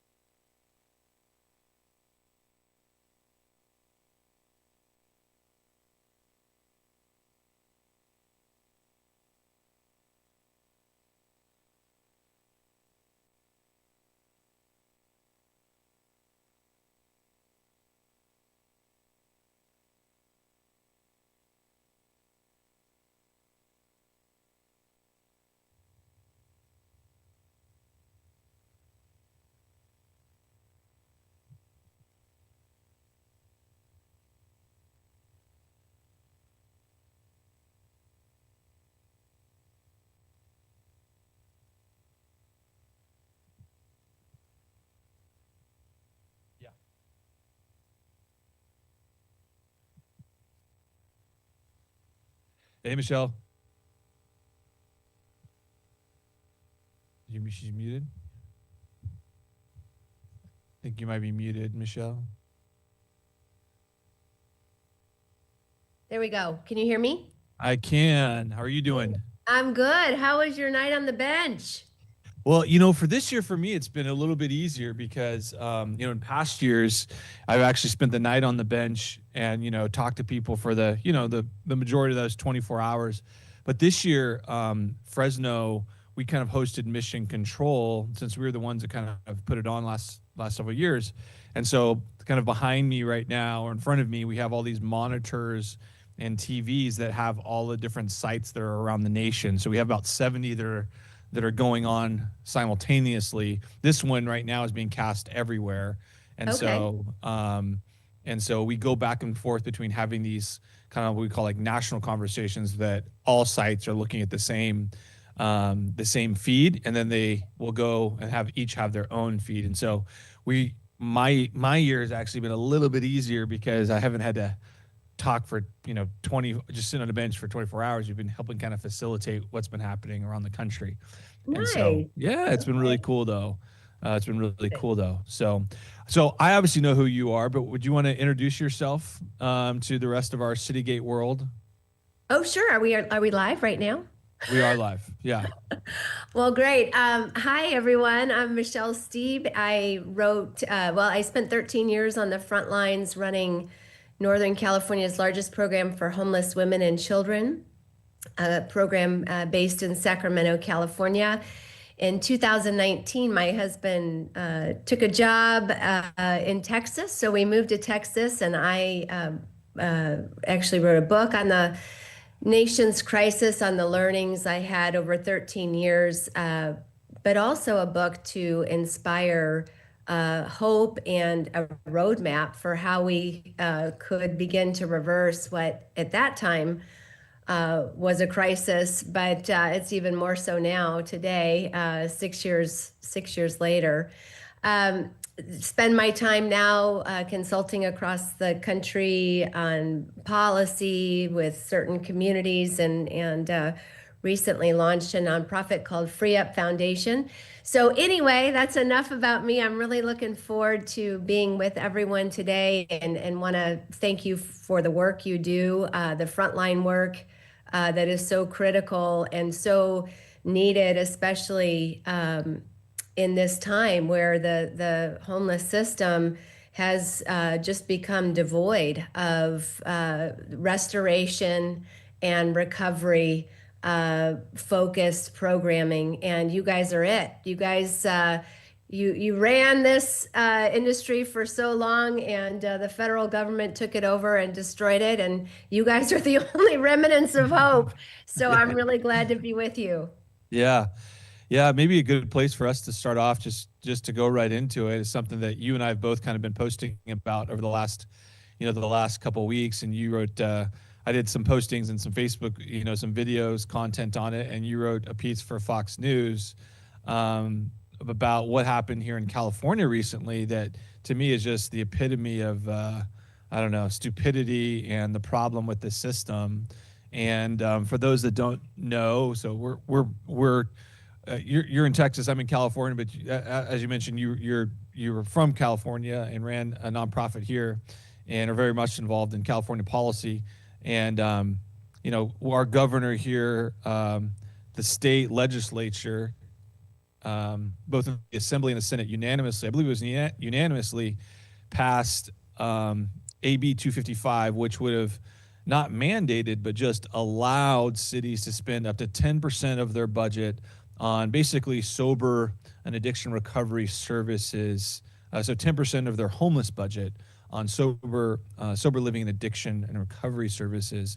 And even though it was, I believe, unanimous in the Assembly and in the Senate, state Senate, the governor vetoed it. And, to me, I just, it's just one of those things. It's like, how could you veto something like that was not even mandated, just allowed, just provided the authority for a city to make its own choice with a very small fraction of the overall budget, right? Yeah. And just so frustrating. It is incredibly frustrating, and I would take it maybe one step further and describe it as evil, because what it really does is handcuff, as you pointed out, local communities who, have been under this housing first mandate. Let me step back and say, I think everyone here knows in 2013, the federal government implemented a one-size-fits-all approach to homelessness, which was, really, as it played out, housing only, right? It funneled all the money that they contribute to homelessness today, about $4 billion. And instead of funding mental health treatment and drug and alcohol treatment and employment training and housing, different forms of housing, it said, we're going to take all that money and put it into permanent housing subsidies, right? Housing vouchers, in essence. California was the only state in the nation to follow suit and embedded it into state statute. The result at the federal level is homelessness is up almost 35%, but in California, which did it in 2016, it's up 40%. And so what this mandate has done, and what his veto has done, is continue to handcuff local communities to a policy that has clearly failed, not just their communities, but more importantly, the homeless. We are at the highest point in California's history. About 80% of that population is struggling with addiction and or mental illness, many other issues as well. And it just really is such an evil veto. I can't describe it any other way. Yeah, and I've often wondered, like, what's the story behind the story? Why did every other politician agree on something that's otherwise, has been controversial, and yet they all agreed? And then what's the story behind the story? And I think in some ways what I think is happening is HUD is changing at the federal level, and they're going to start funding services for recovery and addiction and mental illness and wraparound services. And transitional, right? And yes. Something that they haven't done in a very, very long time. Yeah. And, I think sometimes the hardest part about getting past housing first is the single biggest barrier to accomplishing anything in our country, at the political level, which is politicians admitting that they're wrong, and you know, admitting that we should have more of this funding go to recovery is, you know, to me,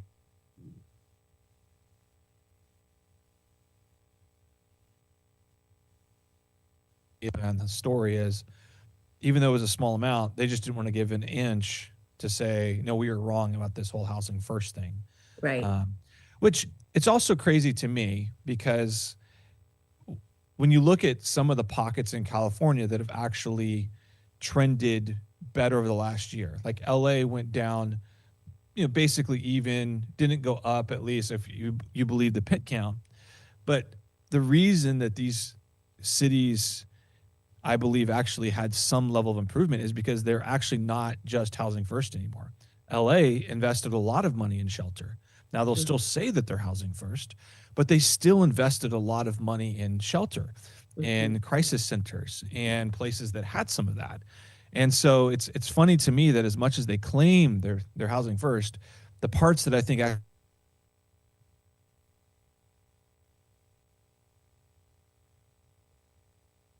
housing first.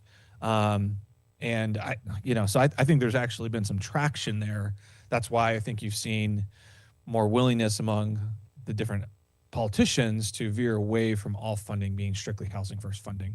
Yeah, and you know, you're seeing it with in San Jose with Matt Mahan, right? Who's clearly said this has, you know, as a one size fits all approach, it hasn't worked. We need to fund different alternatives. We need to move people out of encampments, but we need to create capacity for them, right? This Gavin, you know, right after the Supreme Court decision, the Grants Pass decision, Gavin, you know, all of a sudden said, "Oh my gosh, we've got to clear encampments off of state land."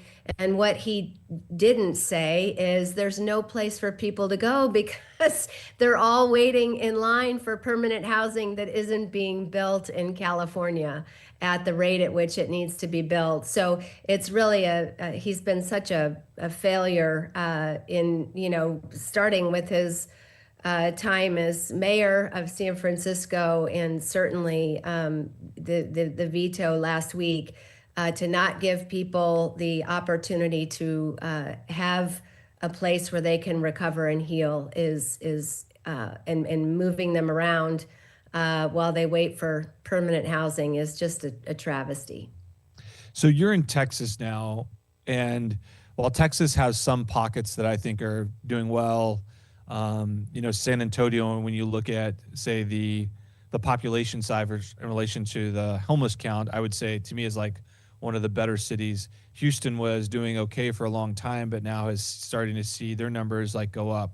But what are the things what are differences that you see in Texas versus California? Well, the biggest difference is our number. You know, statewide, we've got about 29,000. Again, you know, if you believe the pit count, one of the major flaws, there's so many flaws with the pit count, though it is a decent benchmark over time.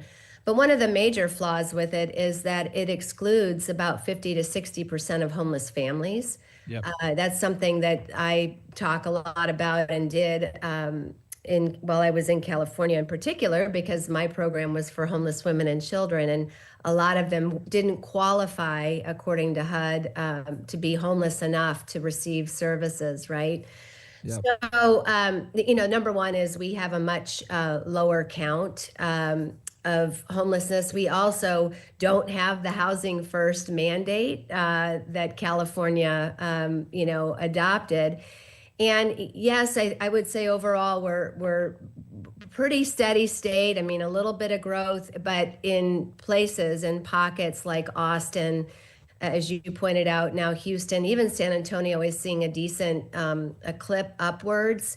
Dallas is, you know, kind of holding its own, but it's by no means are these regions models. And in particular, Houston, which as we both know, was long held up to be this model.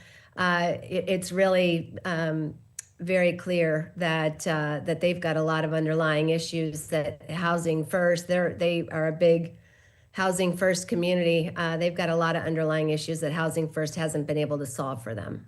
Yeah, and it sounds like they're shifting away from that narrative. They're shifting away from that narrative To some a degree, bit. yes. Yeah. I think one other big thing to me, talking to some of our friends in Texas too, that's certainly a barrier here is just the building code and zoning, and how much that's a barrier. And I was meeting with Steve Hilton, who we both know. He's running for governor here, and I was talking to him about, hey, one of the ways that you could quickly just open up a lot of spaces for shelter is just with hotel sites, right? But in order for a hotel to move to a shelter, even if even if everything is perfect, even if it's pristine, right? You still have to invest millions of dollars because of what's called a change of use. Yes. And so what happens is, so we have like a hotel down the street. The city wanted to give it to us, and was open to giving it to us.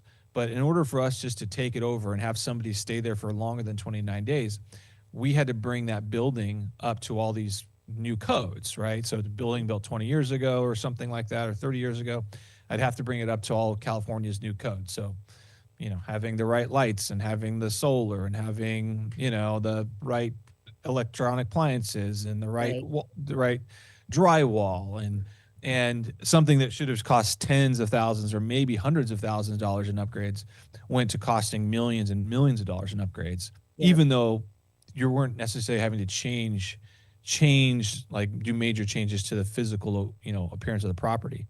And so and talking to some of our friends like in Austin and things like that, it's like they just don't have the same restrictions for building, the nonsensical zoning and building codes that we have here in California, where, I think that we have over 400,000 regulations in California. The next closest state has around, I believe it's around 300,000 in New York. And then the average number of regulations in a state is around 120,000, and we're like 450,000 here in California. And that's all regulations, but man, that just to me has been one of the biggest hindrances to actually trying to do things in California. It's just dealing with the ever-changing building code. It's been and the legislature's highest priority in these last 3 sessions, right, to facilitate the development of additional housing for, and when I say housing, I mean not just permanent housing. But they just have not been able to get it done. They're their own worst enemy. And they're the homeless's worst, the homeless population's worst enemy, because they are making it impossible for them to get the help they need. Yeah. But I think we're both hopeful that one of the things that's changing is at the federal level.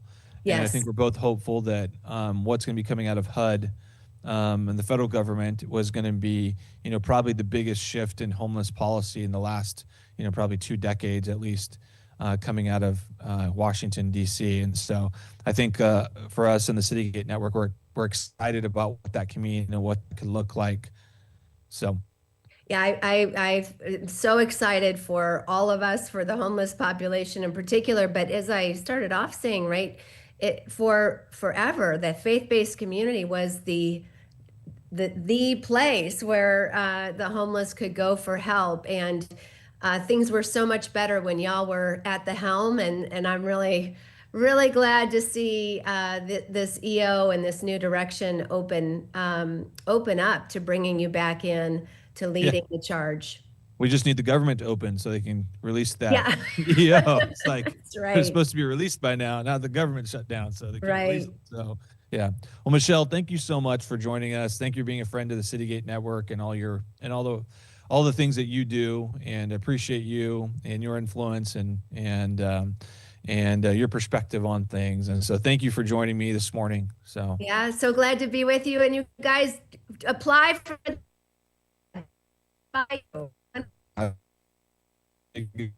yes. All right, take care of yourself. Thanks. Thanks. Bye. Bye-bye.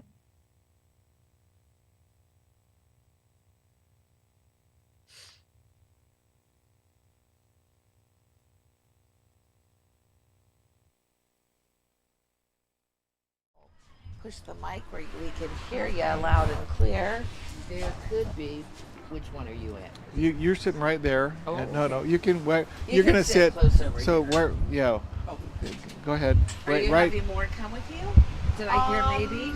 You know, there were a couple who were going to come and then their schedule didn't allow it.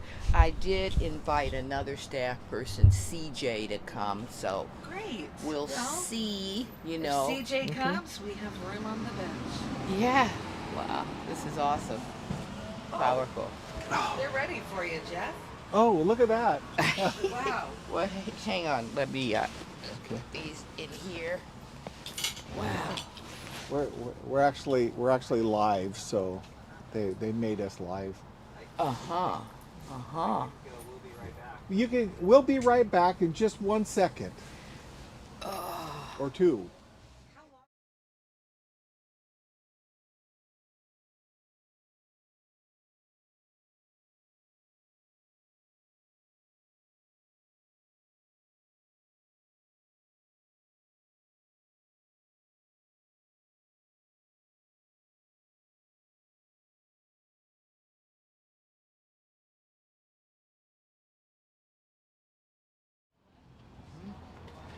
Hi, welcome back. We are winding down in the final stretches. It's been an amazing journey for us. I don't know what to do. I'm going to move this way just a slight bit. It's been an amazing journey for us. I'm so glad that we have had this opportunity to interview so many people, to have so many people join me on the bench in the last 21 hours and 40 minutes. And I have my friend Celeste from IFSN, who is here. One of our partner agencies that cares for unhoused people, provides very needed transitional housing and other important services to people in our community. Welcome, Celeste. Oh, thank you so much, Jeff, and thank you for what you're doing and for all the tech people who are here to create this amazing experience here. So this is great fun. We are actually so a little background. Yesterday was National Homeless Awareness Day. Excellent. Excellent. But most of us, even who were serving homeless people, weren't even aware that it was National Homeless Awareness Day. And every day should be National Awareness Homeless Day. Yeah, it should. We should always be aware. Well, and I think at some level we are all aware, but so many people in our society, their awareness only leads to frustration, and we, for those of us who serve people, we want it to be about hope and encouragement. Oh, absolutely. So, but we're joining 70 other organizations across the nation who are part of an organization that we are associated with called City Gate Network. And it used to be called, much like how you guys changed your name. Yes, we did, and I got to dig in my purse so I make sure I'm good on the concept here, So, we changed our name to City Gate Network from the Association of Gospel Rescue Missions, because we wanted to expand our network just a little bit to add organizations that may not fit with that sort of stereotypic model of what a gospel rescue mission is, but we're tied, both theologically and culturally kind of to who we were, but it expanded the network a little bit. Right on. So anyway, we've got this group of ministries across the country, 70 of us, out of the 300. Take my hat off. Oh, that's yeah. That's just great. Show my head. Out of the my wisdom. That's it. Me too. That's all right. Out of the 320 ministries that are associated with our network, 70 of them have chosen to do live streams, And Okay. so we've been busy all night long doing all day yesterday and all night doing live streams and welcoming people onto the bench. Most of the folks that have come on the bench were scheduled folks like yourself, or people who had come through our programs, or people who had been volunteers or staff with us. And but we've had a variety of different groups, and then we had some extemporaneous folks that would come and sit on the bench. Oh, right on. The most interesting ones were at 3 o'clock in the morning. Ha ha. But it gave those people who were up at that time, or who will come back and watch it later, gave people an opportunity to say, to understand some of the depth of need that people have who are on our streets. And what some of the issues are that we want to address and help solve in their lives, help them solve in their lives. So anyway, I'm glad you're here. We would love to know more about IFSN. So talk to us. Okay. Thank you for, in making this possible, and thank you for sending out an email on our website talking about this amazing experience and what's going on throughout the country, which makes it even more powerful. And here we are here in Santa Rosa participating, of course. So the name of our rebranding of our organization is now same initials, IFSN, which is a smart thing, which was Interfaith Shelter Network. And we're now Individual and Family Support Network. So we have the same initials. We're doing some of the same work. It's just like you talked about, a rebranding and a shift, kind of an uplift here. But I do want to say that IFSN started with a lot of churches very much involved. So I want to give that history and give that shout out, and that shout out to Pam Wallace, who worked over at the Armory once upon a time when it became real clear that there were people out here on the streets late at night with nowhere to go. Yeah, especially in winter months where lives were at stake. Yes, exactly.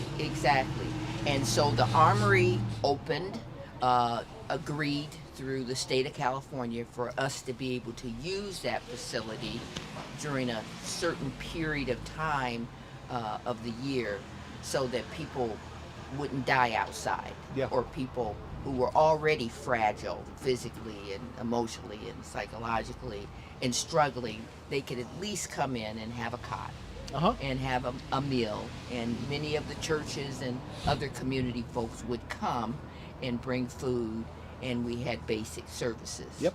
I know about that particular program because I was working right down the street at SAY Teen Shelter, which had gotten renamed to Coffee House Teen Shelter after the Reverend James Coffee. We were very honored to honor him and rename SAY Teen Shelter, which was for runaway and homeless teens, which is another population that will end up on the streets, and things could be even more dangerous for them, just like we have our eye on. And we're working with Santa Rosa Junior College students who it became clear that there was a large population of unhoused students in our community. And so IFSN has a program that works with the junior college and works with young people, which is a fragile time anyway. And when we talk about housing here in this county and beyond, it's pretty pricey. And so it really costs even more today for younger people, even working class people, even people who are serving our community, to find affordable housing. And so that's one of our programs that we, is a newer program, And when the Dream Center unfortunately transitioned, and you all are now there, it became even a wider gap. And we rallied like other programs to really be a safety net for these young people. We looked at what we had for housing space. Did we have some funds to put people in hotels?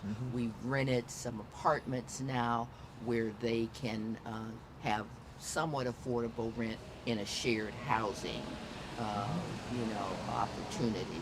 And some case management, and some support from SRJC.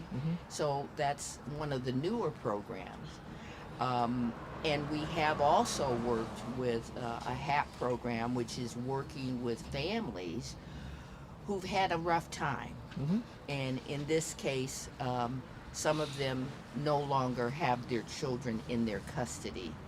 And so in our HAP program, we're working with CPS and with the county to help reunite these families, to help the parents become stronger, providing transitional housing. And transitional housing is not forever housing. It's for a period of time while you're going through the program, while you're talking with case managers, other resources we have too, and working with your social workers. And in some cases, fortunately, reunification happens. Right. And the family is reunited. Right. And then there are other programs, and I could talk about them, and they're important. We do transitional housing. Yes. And again, transitional housing is that in-between housing until you can get more permanent housing. But that was a unique role that IFSN has played in our community in providing transitional housing when a lot of organizations were not going in that direction. Exactly. They were moving into navigation centers, housing first model, etc. But you were providing an interim that people could access for a period of time, but there could be some turnover while people could get into permanent housing from there. Yeah. Correct. You hit the nail on the head. So we're big fans of housing readiness, and we think transitional housing is one of the tools for housing readiness. Right on. Right on. So the elephant in the room. How is things like government shutdown affecting you? And B, how are the really massive HUD changes affecting you? Because those are, there's a big change of direction that has happened. It doesn't seem like there's a drop in funding necessarily, but it seems like there's a change in funding and where it's going, how it's being redirected. Yeah, but please, I don't want to be rude. But how is all of that affecting your programs? Because a lot of your programs are going to be born out of kind of HUD sort of funding sources. Yeah, some of that, and some of it is county funded. We had a contract with the probation department, and we're working with individuals who were being had served their time in federal prison. Not federal, in state prison. State prison. And so then they were transitioning back into the community. See, we've gotten wiser here. And we realize that there are populations that really need attention. They really need extra support. They need extra resources like rapid rehousing, extensive case management, transitional housing. So they don't, it's hard to turn your life around. That's what's so amazing about Redwood Gospel, is that people's lives get turned around. And I love reading your newsletters, and I love the big Thanksgiving banquet, and I love how we collaborate as well. So that particular program, I think is not going to be part of what we're able to do anymore. And it's due to logistics and due to funding. And so in other programs, we've had to look at not necessarily at this moment in time, but what's going to happen in December, what's going to happen next year.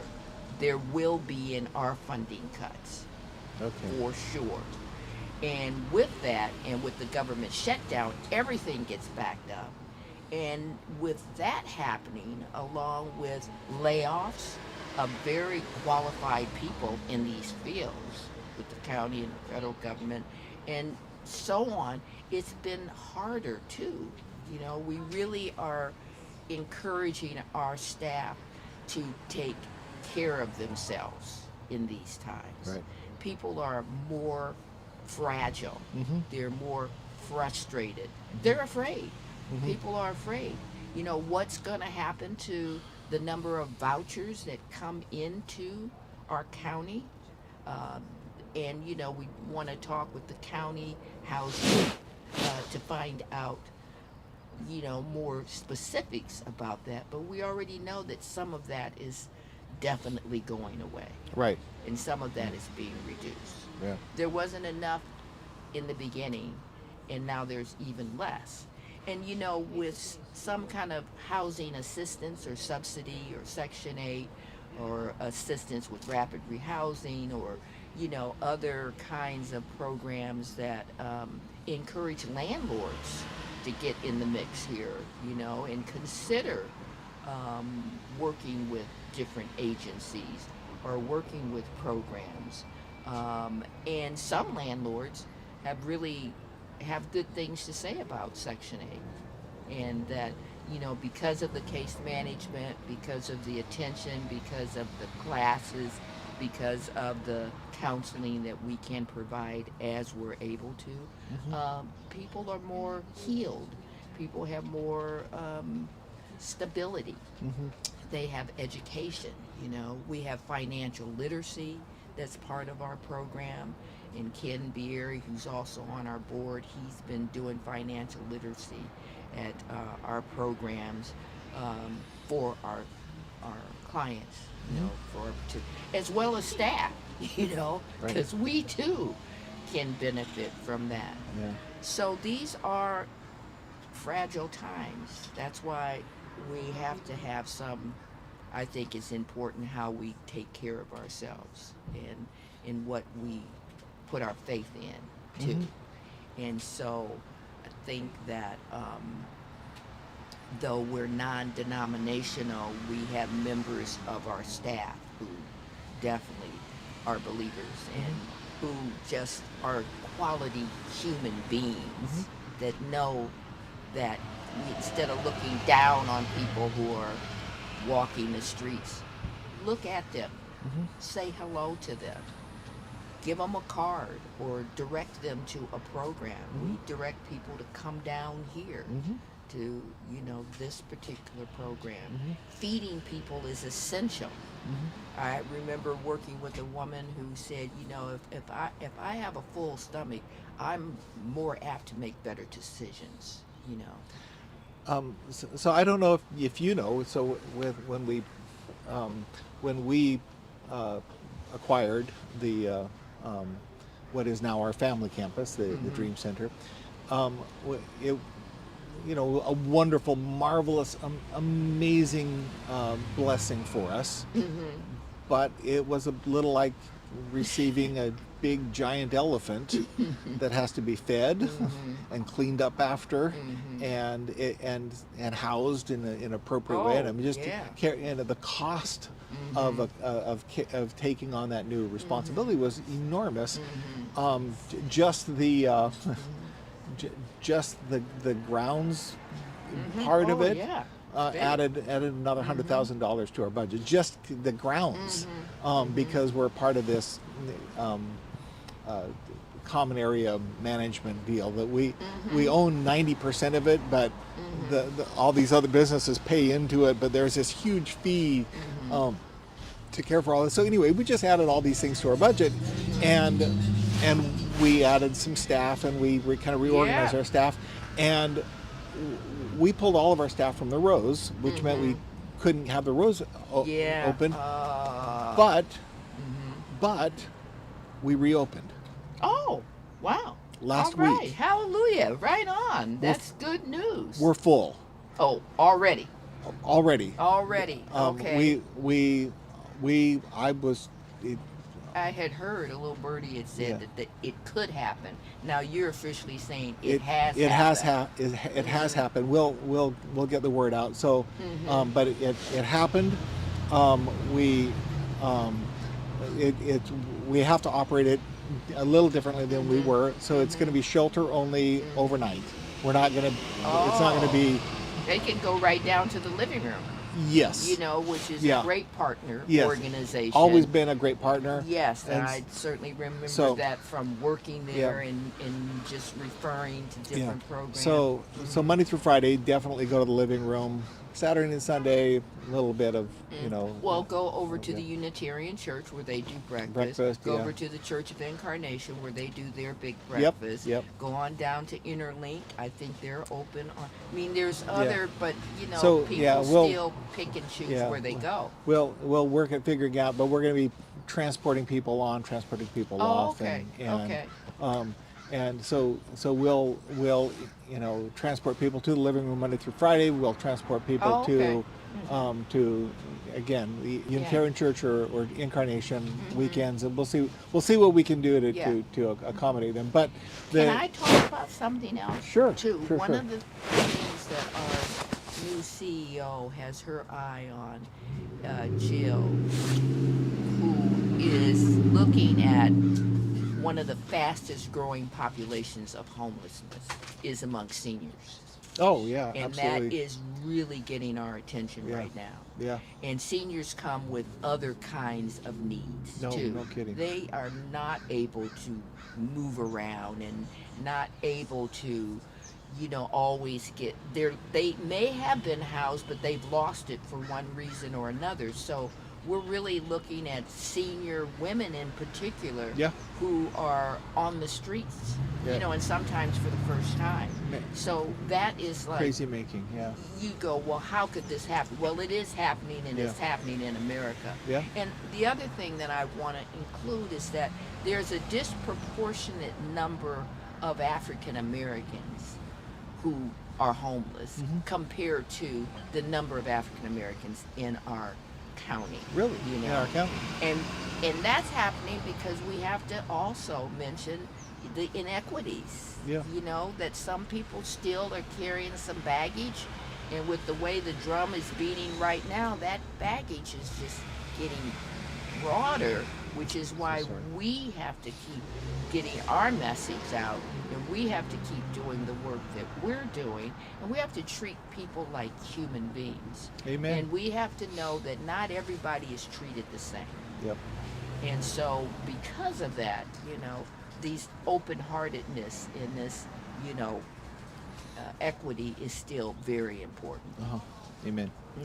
So and I also want to let you know that we because as your niche had been, and it's certainly expanded to serving a lot of different diverse groups, but as your niche had been meeting a need that no one else was meeting, our niche was that emergency shelter thing. Oh, that- yeah, so yeah. people could come in, right now without a waiting list kind of thing. Yes, So yes. so the Roses reopened, and we will start the nomadic shelter again in November. So Excellent. both of those we were worried about whether we could do those again, but our board was very clear. We are not gonna solve our budget problems on the backs of people who are unhoused. Say that again. We are not going to solve our budget problems on the backs of people who are unhoused. I heard that. So, Right so on. anyway, right on, we're and amen. we are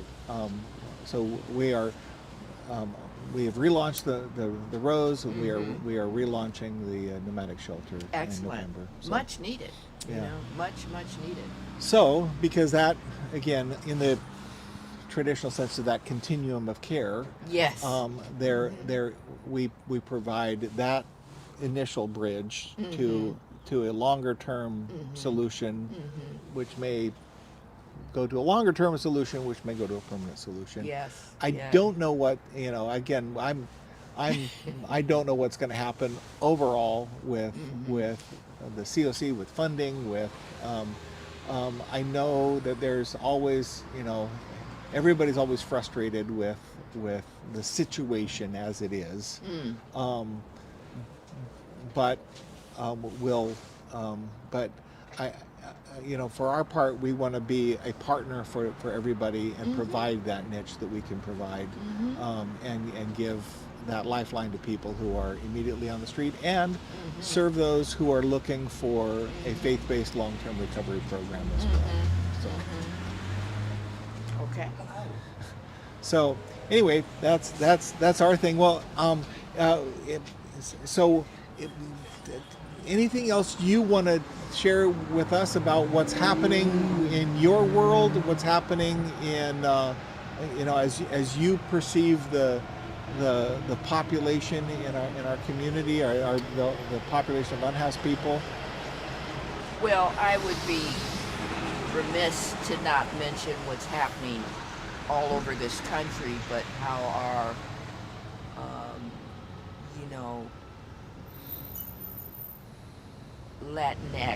Latine population is being really hit hard right now. And so people are doing what they can, but people are truly afraid. And so we are, still providing the resources that are available. We have a food pantry at our shelter. At our program too. We have clothes there. We have some immediate basic needs that we can share with individuals that come in. So where is your where is that located now? Is it still on Montgomery? No. It's on Bennett Valley Road. Oh, Bennett Valley Road. 2455 Bennett Valley Road. Gotcha. So I just think that, my conscience says that we have to mention the fact that there are people who just don't feel safe. They feel less safe, even going and getting services, and how they're being treated, and just that whole tone, of not only from Washington to in our county as well. So we really need to keep our hearts open and do what we can to support all people in need. That's right. Yeah. Okay. Well, thank you, Celeste. It's so good seeing you. Oh, absolutely. Blessings to you, I and appreciate thank you that. for joining me for Conversations on the Bench. I'm honored. Okay. Okay. Alrighty. So how much you got? 2 more hours? An hour 54:26. Okay. Not that I'm counting. Counting. All right, thank you. Time to a nap. All right, thank you. All right, take care. so much. You're welcome. And we'll be right back. We will.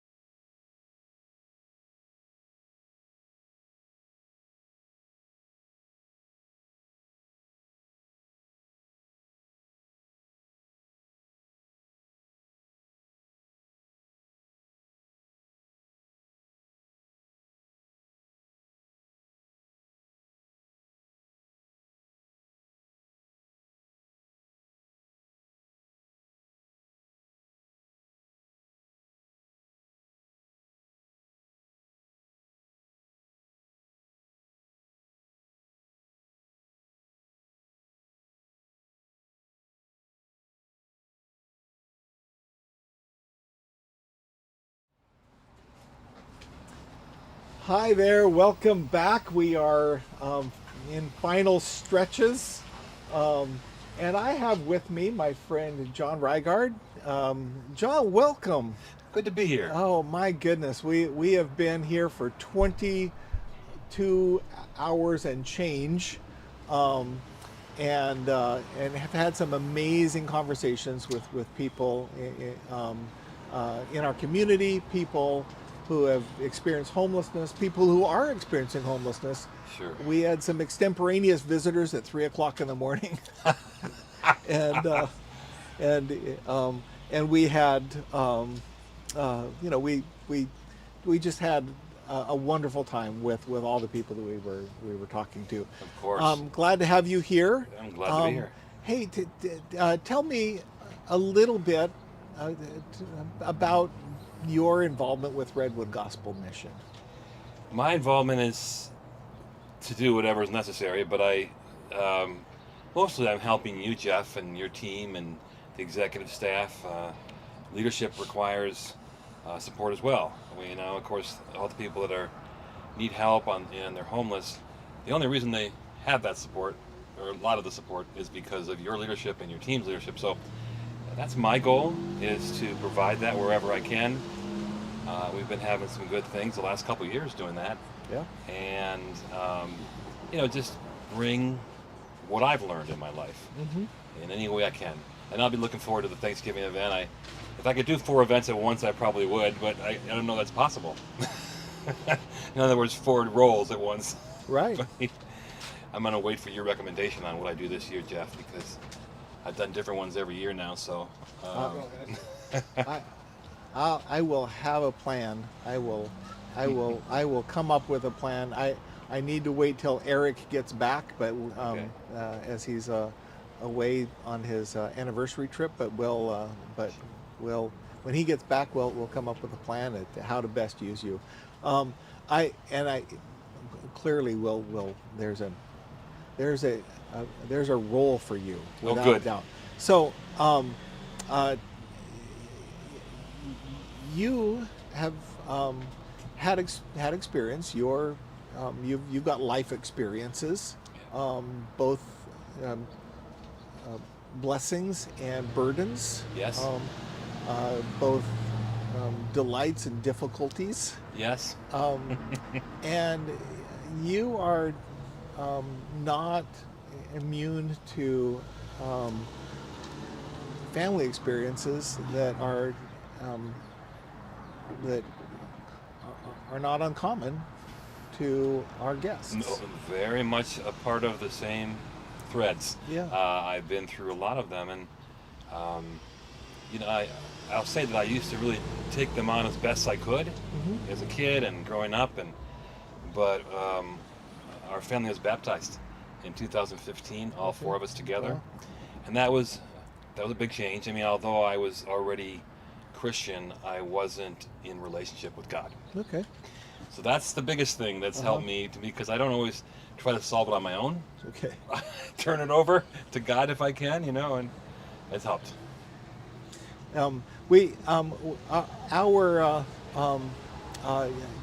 But you did grow up with some challenges in your childhood. Yes. And many of our guests have grown up with, we refer to them as ACEs, adverse childhood experiences. Right. And you had adverse childhood experiences. I thought it was just me when I was a kid, of course, like we all do. But you learn later on that most people have challenges.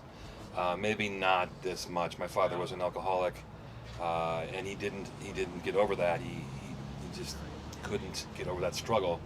And of course, it's a family disease. And I was the youngest. I relied on everybody, you know, in the family to take care of me. But they were having trouble just living, you know, just making it through the day. So that was traumatic for me. Yeah. You know, so. And so you have an understanding. And how does that trauma that you experience, how does that inform how you care for others in your world? Well, it helps me get into the place where I can help. Okay. Without that, it would probably take me a couple steps that day or that week to go, I should go and do something that helps others. But not anymore. Okay. You know, it never has been. Since then, I can get right into mode and go, what's the best thing for me to do today? I will. Here's what I know for sure is that when I'm giving, I'm in the best shape possible. And when I'm not, it's maybe because I'm working hard, but it's not as good. Yeah. So one of the things we say of our mission statement, and I've shared this multiple times in the last 22 hours, is that well, our mission statement says, in the grace and power of Jesus Christ, we mobilize our community to minister to people in need so that lives are transformed. But what we don't say is whose lives get transformed. Haha. Right? And I was going to say that, by the way. I said, yeah. You better find me a role at the event in Thanksgiving because I get more out of it. You know, I'd say I hope everybody gets a lot of it, but I get so much out of being there, Yeah. and I do every time I come to the the facility. And I think that in itself is a testimony to anybody who was listening who says, I'm on the fence about whether I should do something, that you have just said it, you get more out of it than it was a surprise to you to some degree of how much you got I thought out I was of it. going to be this noble guy coming down to help my friend Jeff, and I suppose that happened along the way, but it really wasn't the full story. Gosh, you've a lot of days experienced- I'll leave the facility Yeah. and I'll be filled up. Yeah, you've experienced some I'm blessing. filled up, yeah. You've been part of it. Well, I've got my next guest who is right here. Great. And he's the director of the director of health for Sonoma County. Wow. And the director of the county health department. So that's big. So he's got a huge role in it, and that's the department that provides really the funding for all government supported homeless services. So it'll be an interesting, important interview that I do with him as well. I'm sure it'll go great. Okay. All right. Well, thank you, See you John. soon. Thanks for being on board. Yeah. Good morning. Welcome. How are you? Doing well. It's the How are you? Nolan Sullivan. Very nice to meet you. Nice to meet you. Well, welcome. Come on. Have a seat on the bench. Yeah, on the couch here. It's supposed to be a bench, but we tried to make it a little bit more Yeah, cushy. yeah. Because I had to sit on it for 24 hours. Yeah. Well, you've had a marathon, I hear. Yeah, I have. Yeah. So I'm a little bit loopy That's right all right. now. That's all right. And Yeah. if I could have you Yeah. pull that toward you, We're booming it in here. then you'll get to be heard. Well, I'll say it's probably a little late, but not only welcome to the bench, but really, a little belated welcome to Sonoma County. Thank you. Yeah. I'm guessing you maybe still be getting your sea legs a little bit. Yeah, I don't know if I could say I'm new still, Yeah. but I do say it still. So I'm newish, I Newish, think. So 6 months in, just about. And again, moved from another county. So other than coming here for vacation periodically, didn't have a lot of proximity or familiarity. But I am officially a Sonoma County resident, and I'm loving it. So Okay. So you were in Yolo County before. yeah, 17 years, almost 18 years in Yolo County. And to be honest, I figured I'd retire there, and that was my path. And Sonoma County Human Resources has a very tricky recruiter and sort of tricked me into applying for a job that I didn't know I wanted, and here I am. And it's a similar position. Health Yeah. department. Yeah, so in YOLO we have health and human. So here the two departments are separated. So Health and Human Services Department. YOLO County is about half the size of Sonoma, but very similar programs kind of make up, kind of rural with some urban city center. So I had the whole shebang in YOLO. Here, Health and Human Services is split out. Although, interestingly, some of the health department really would qualify as human services. Yeah, well, homelessness especially, yeah. I think there's a lot of the homelessness programs. We also do the WIC program, which is kind of could be a human services program depending on the county.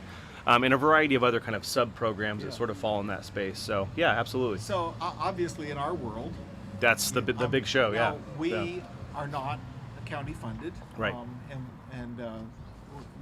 So it doesn't have a huge impact on us. Sure. But certainly, we are very interested. We've been involved Yeah. with the COC Yeah. for forever. We're all in the same ecosystem, yeah. And very interested to see what's happening, because this is, some volatile times. Sure, right? sure. Not only just like now, these couple of weeks where. Right. You take your mic off and you take your jacket off. Thank you. Yeah. They're saying How come we can't hear you, Jeff? I told you I'm loopy. After 24 hours, you get a pass. Yeah, we'll give you that. Yeah.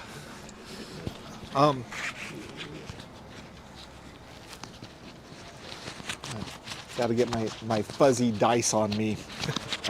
So not only, I mean, there's the funding issues, just because shutdown, Sure. and I don't know how that affects anything that's happening. It's with, starting to. Okay. Yeah, I think there's enough funding in a lot of the coffers to run through pretty much the end of the month, and then it's Okay. sort of uncharted territory. So the WIC program right now is the one I'm most concerned about.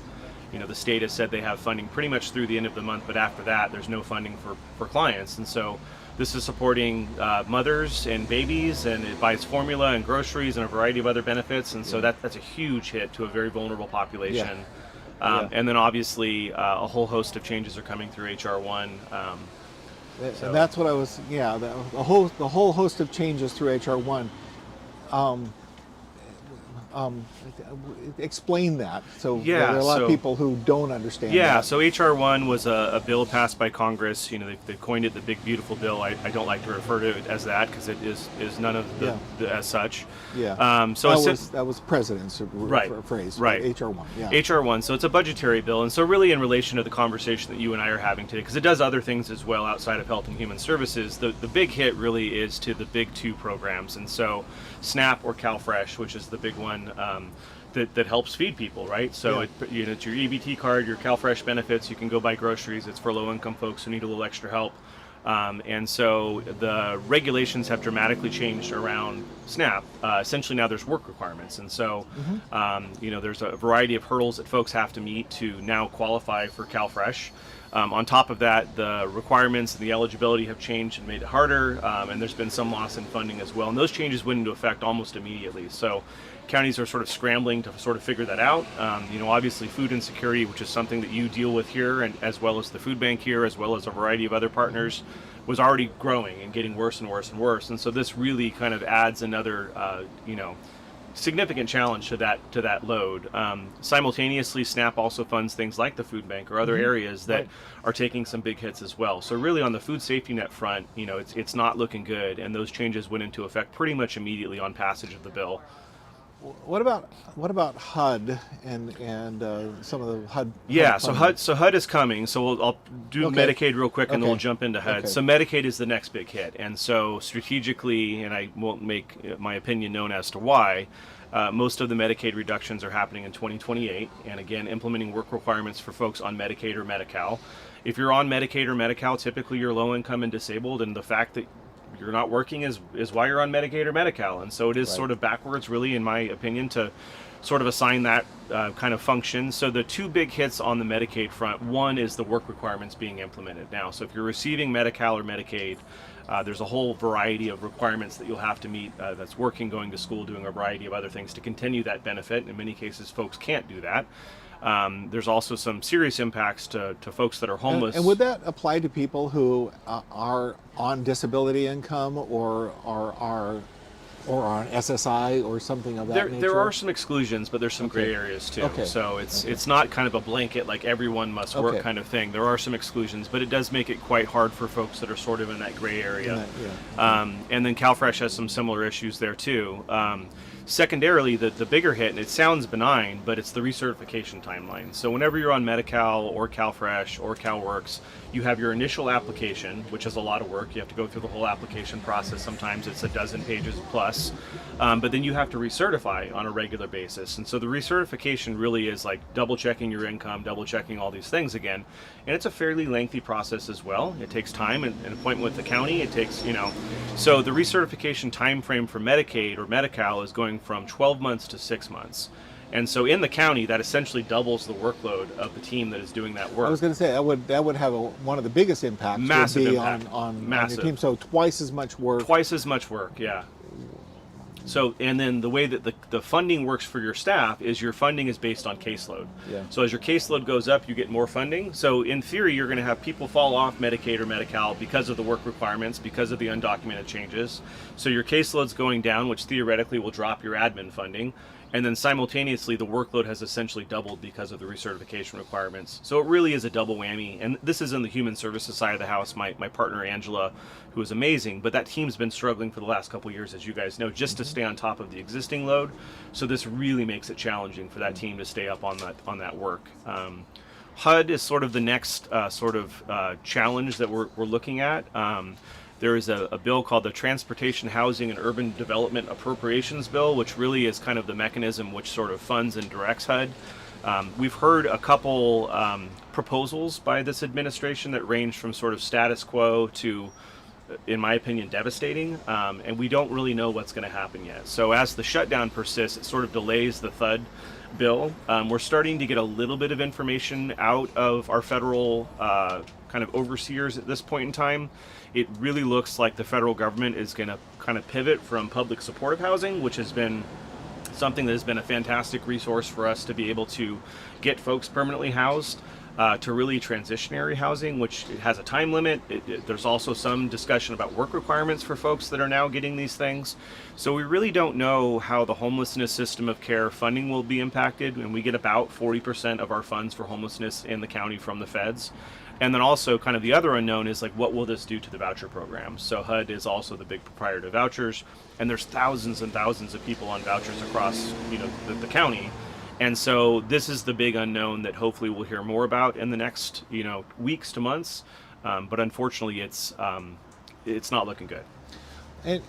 And there's the other issue of the state of California, which is another elephant in the room, because the state of California has, had very clear, budget crisis issues, and is not permitted to do a deficit budget, but yet has experienced, deficits, unintentional deficits, and very possible cuts for. 100%. Yeah, the state is not immune to blame in this situation either, right? And so the state's financial situation the last 2 fiscal years has been dire, to say the least. We've had a multi-billion, as you say, dollar deficit, and usually where those cuts come is folks that are low income or living in poverty. And so and really big programs like Project Home Key, huge programs, Project Home Key, a lot of the CDSS social services programs are being cut or reduced. So we had some really great expansions to help elderly homeless folks, had some really great expansions for housing for folks in the child welfare system, folks on TANF, CalWorks, or welfare, depending on what you want to call it. Those programs are all sort of being cut, changed, and reduced. State housing programs, we've had HAP, which is one of the big programs we've had. Those funding allocations are shrinking. Home Key, as you know, is starting to kind of wind down and limit. In many cases, the Home Key projects we've started here in the county, they're running out of funding.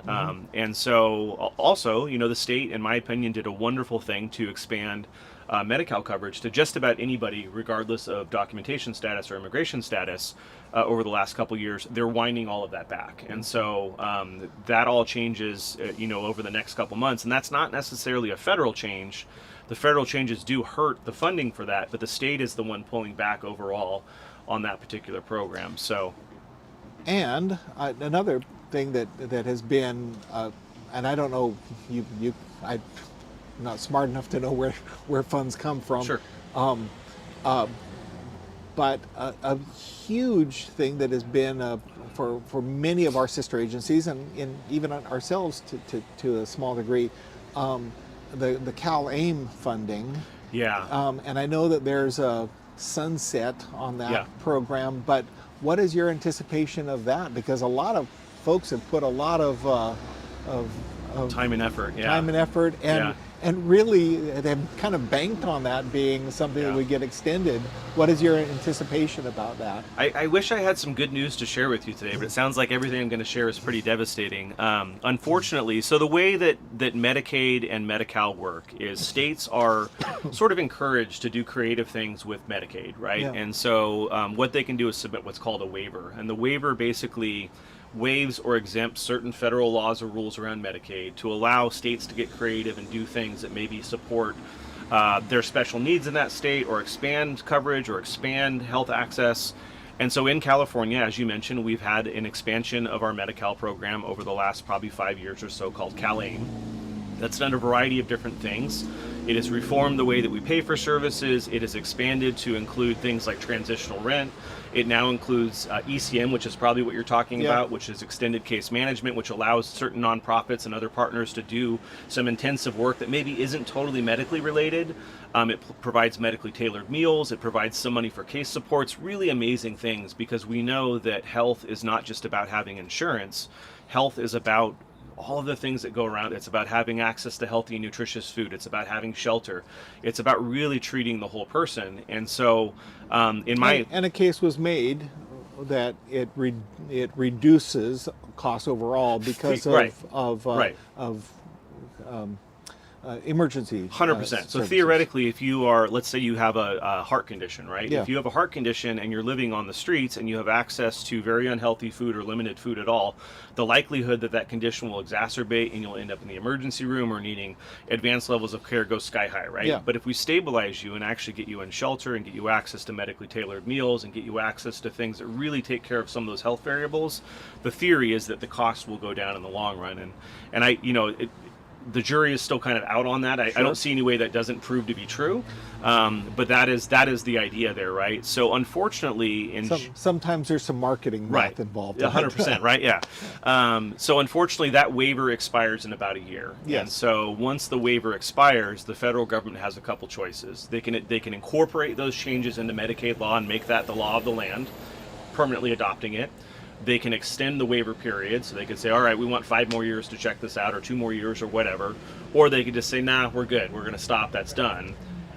The likelihood that this federal administration will probably extend or adopt is pretty much slim to none, in my assessment. I'm not in Congress or anything, so I can't speak for them, but I don't think it has a chance at moving forward. And so, it sort of is the ostrich with its head in the sand right now. We're doing all this work with CalAIM. We're pushing forward. The governor and the state are putting out all these new programs. And in my assessment, the likelihood that CalAIM exists today, like it does, a year or two from now, is probably a slim chance. And so that is another area that frankly keeps me up at night. Well, welcome to your new position. Yeah. So it's you get used to it. I mean, this is the industry. Yeah.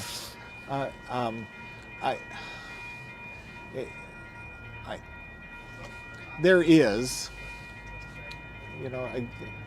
a level of frustration of communities, of individuals that we had seen, a pretty significant increase over the last decade. Sure. In solutions. Yeah. And a lot of huge promises. Yeah. It was 18 years ago that in the Bush administration that we were everyone was tasked to come up, every county was tasked to come up with a 10-year plan to end homelessness. 18 years ago. Yeah. And there were huge promises with every new approach. Housing First was gonna be the answer for everything. It's really difficult. And our communities look and say, I'm not feeling it. I don't see it. I still see chronic homelessness. 100%. And then we were promised things like net zero or whatever I can't remember what it was. That it's not, we're not going to eliminate it, but we're going to eliminate the chronic homelessness so that we're going to be able to deal with it, and we haven't seen that either.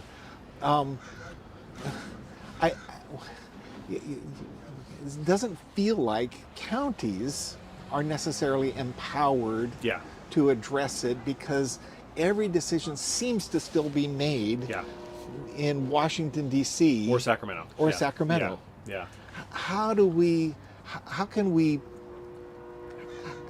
what can we do? What can you do? What can our counties do to be able to wrest a little control and to say we may have a better plan when all the plans are decided for the counties? I mean, this is a fantastic question. I think part of the challenge that we have is counties traditionally really have not been built to fund or operate social services programs. Typically, we're a pass-through for the state or the federal government. Yeah. So about 60% of the funding that I have in my department is all state or federal, right? Yeah. And all of those dollars come with 1,000 restrictions and guidelines and rules that are applied either nationwide or applied statewide. And really, every county is different, right? I think every county has different needs. And so, my big request, if the governor was listening to this call today, or someone at HUD or Trump was... Yeah, thousands are listening. They're I'm there. sure He's the watching. governor's on. He's watching, yeah. I think. Is give us flexibility, right? Like, we deserve accountability, but give us flexibility. And I think that is one of the challenges. We have about 27 different funding streams funding homeless services in the county today. And each one of those funding streams has different timetables, different requirements, different restrictions. It makes it almost impossible to operate a cohesive program that really will serve the needs of Sonoma County. It also adds a ton of admin costs. I have a whole army of analysts that have to answer reports and file, claims and invoices and do things that frankly have nothing to do with folks that are experiencing homelessness. Secondarily, I think, a solution. So streamlining, giving flexibilities to county is key. Secondarily, I think counties have to lead and kind of take control of their own destiny. And a good example of that here locally is Measure O. Okay. So Measure O was passed about 4 years ago, and it is a voter-approved tax measure that produces about $20 million a year to be applied towards addressing mental health in Sonoma County. Mhm. And I know the average day voter, the average citizen does not see the impact of that, but it funds so many amazing things in Sonoma County that we don't have other places. We are constantly engaged with In Response. Right. In Response, great example. In Response is almost entirely funded by Measure O, Yeah. right? The CSU, our Yeah. Crisis Stabilization Mhm. Unit, which is essentially the community emergency room for mental health or substance Yeah. use crisis, is entirely funded by Measure O. We have 20 crisis beds. We have 20 crisis residential units. And again, none of this is state or federal funded. So I don't really care what the governor does or what the federal administration does.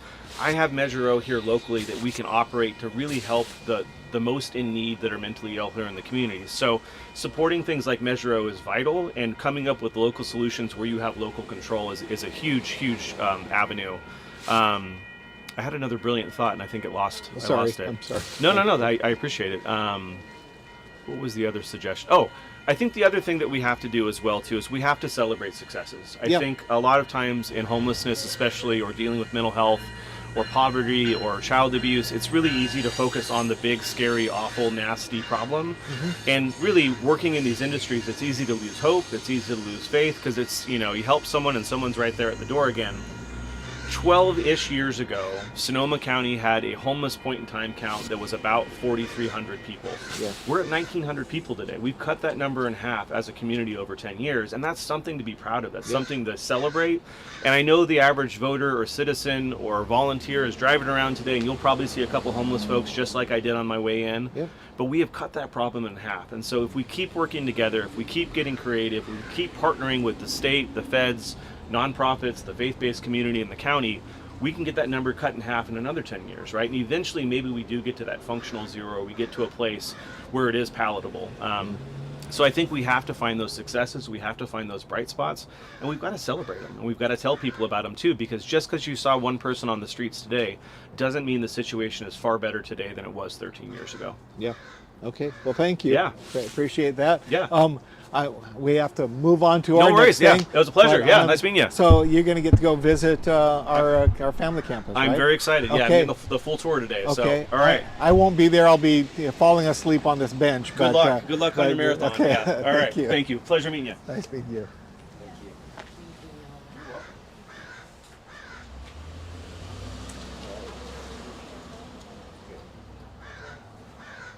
Okay, we'll be right back.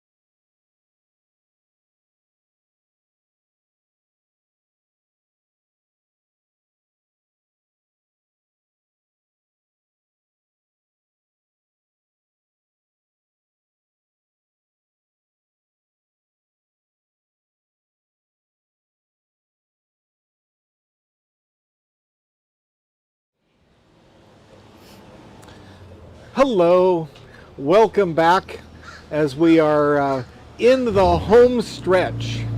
My friend here next to me is a runner, a distance runner, and over the last couple of years, maybe 3 years, 4 years, Yeah. each year she has run a half marathon each year over the last 4 years. Except this year, Jeff. And- I was and not able to. I Yes. got a little injured. Oh, injury. Yeah. So anyway, distance runner, and she let me know that we're in the last 2 miles, which right now means I can't breathe, that the lactic acid is building up in every muscle in my body.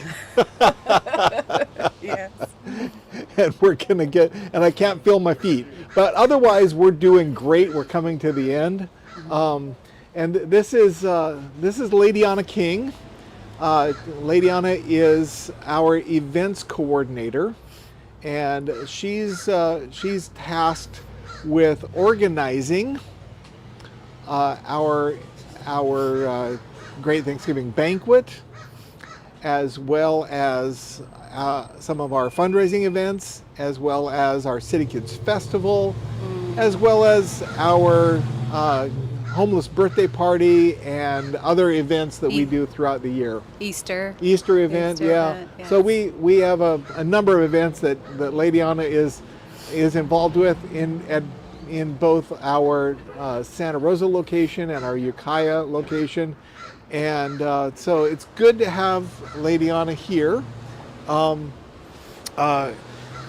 You want to talk about a little shindig we have coming up in November? Oh, yes. Yes, absolutely. So in November, we have a great Thanksgiving banquet coming up. Day before Thanksgiving, we start registrations at our thrift stores.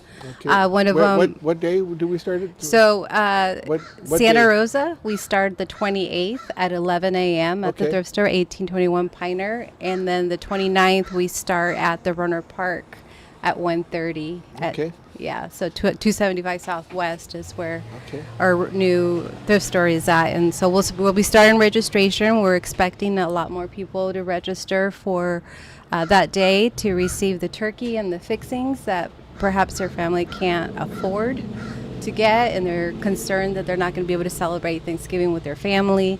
So you can come in and get registered and go to the fairgrounds right the day before Thanksgiving.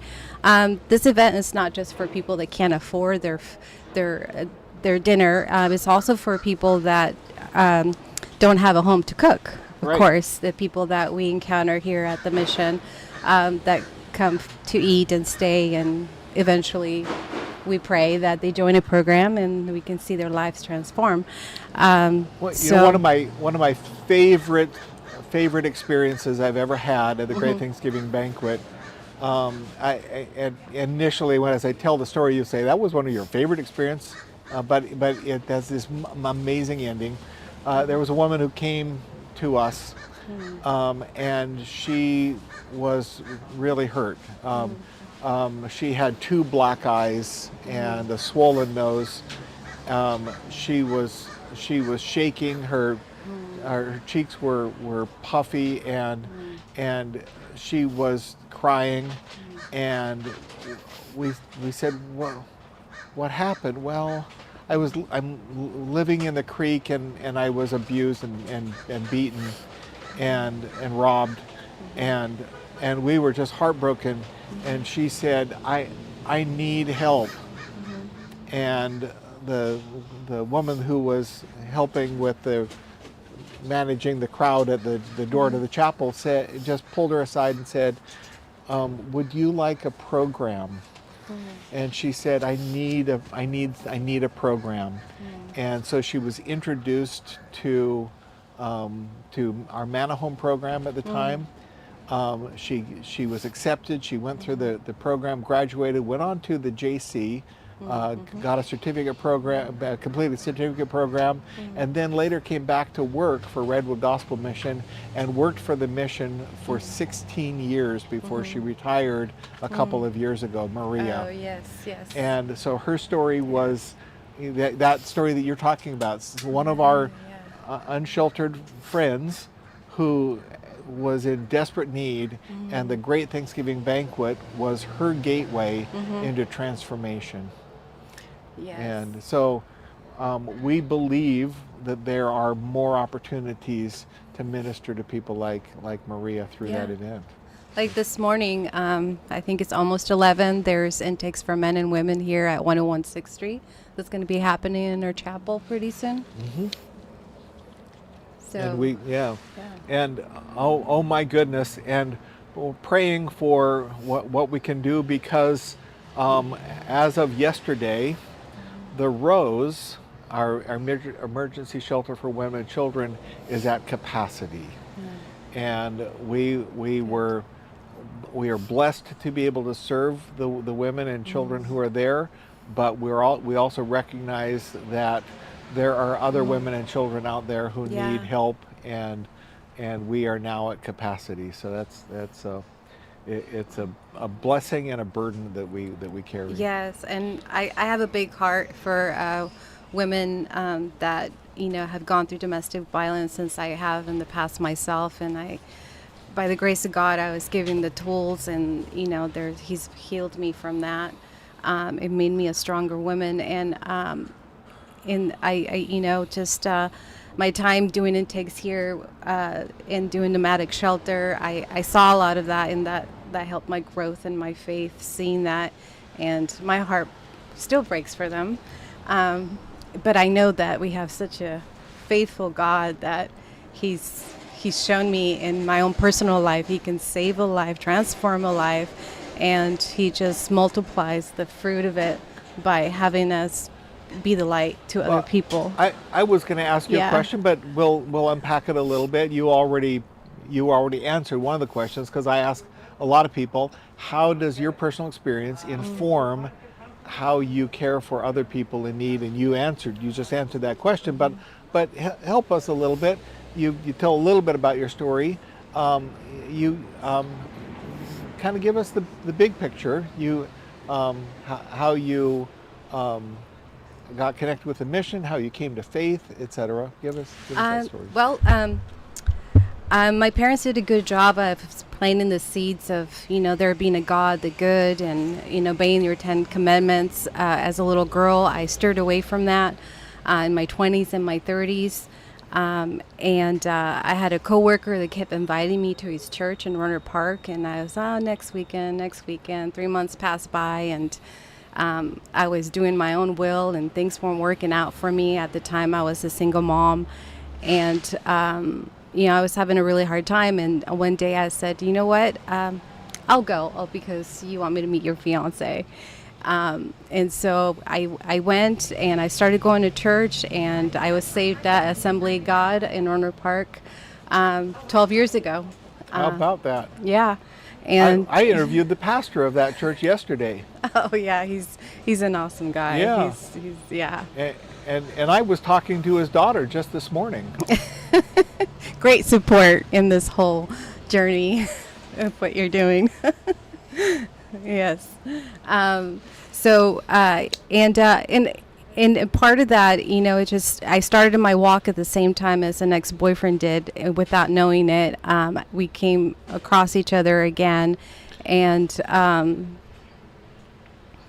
it was that God orchestrated this. God is very humorous. He's very faithful, and He's very loving. So He orchestrated.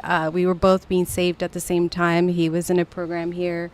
I was doing my walk with God at church, and he reunited us, and and we had that in common, that we both became Christians. We both had gotten saved, and we both had been baptized. And I think I interviewed him at 1:30 this morning. Yes, I think you did. Yeah.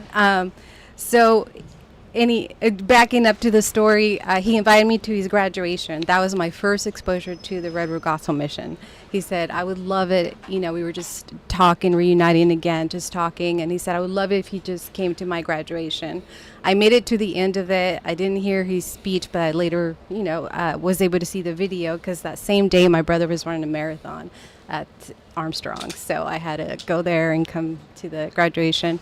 So that was my first exposure. And, once we got married, I continued to volunteer on my lunch while I was, doing a career in insurance, and God kept tugging me to do more. I mean, I just kept, there was something about the experience of volunteering for city kids, for many different positions that just drew me to the mission. And how could I not give back to the place that saved the love of my life. How could I not be part of that? So like I said, I was, the door opened for me to do nomadic shelter back in 2016. That was a great experience. I remember coming home a week after doing it and just feeling like I just gained $1 million because God was working on my heart to continue to be super grateful for everything that I had, and I was content with that, where before I wanted more and more materialistic things. And so he shaped me in a way that he showed me, look, you are blessed, you should be grateful. And so it was one of those experiences that shaped my faith, and so here I am. Okay. In Awesome. another capacity. Awesome. Amazing. Thank you for sharing that. We're up against the clock, and my producers are giving me the wind it up message. Yes, of course. Thank you, Lady Anna. God bless you. Thank you you for your ministry here at Redwood Gospel Mission, Yes. and for your God story. bless you too, Jeff. Okay.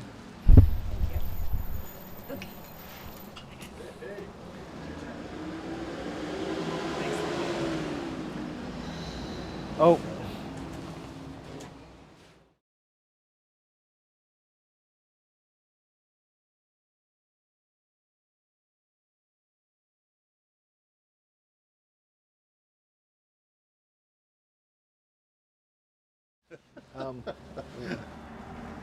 Well, hi, Sam Heron. I need you to sit back, and you can pull that microphone there toward we you, go, just like that. so people Easy chair. can hear you. Okay, is that close enough? That's I'm guessing it's Good, close okay. enough.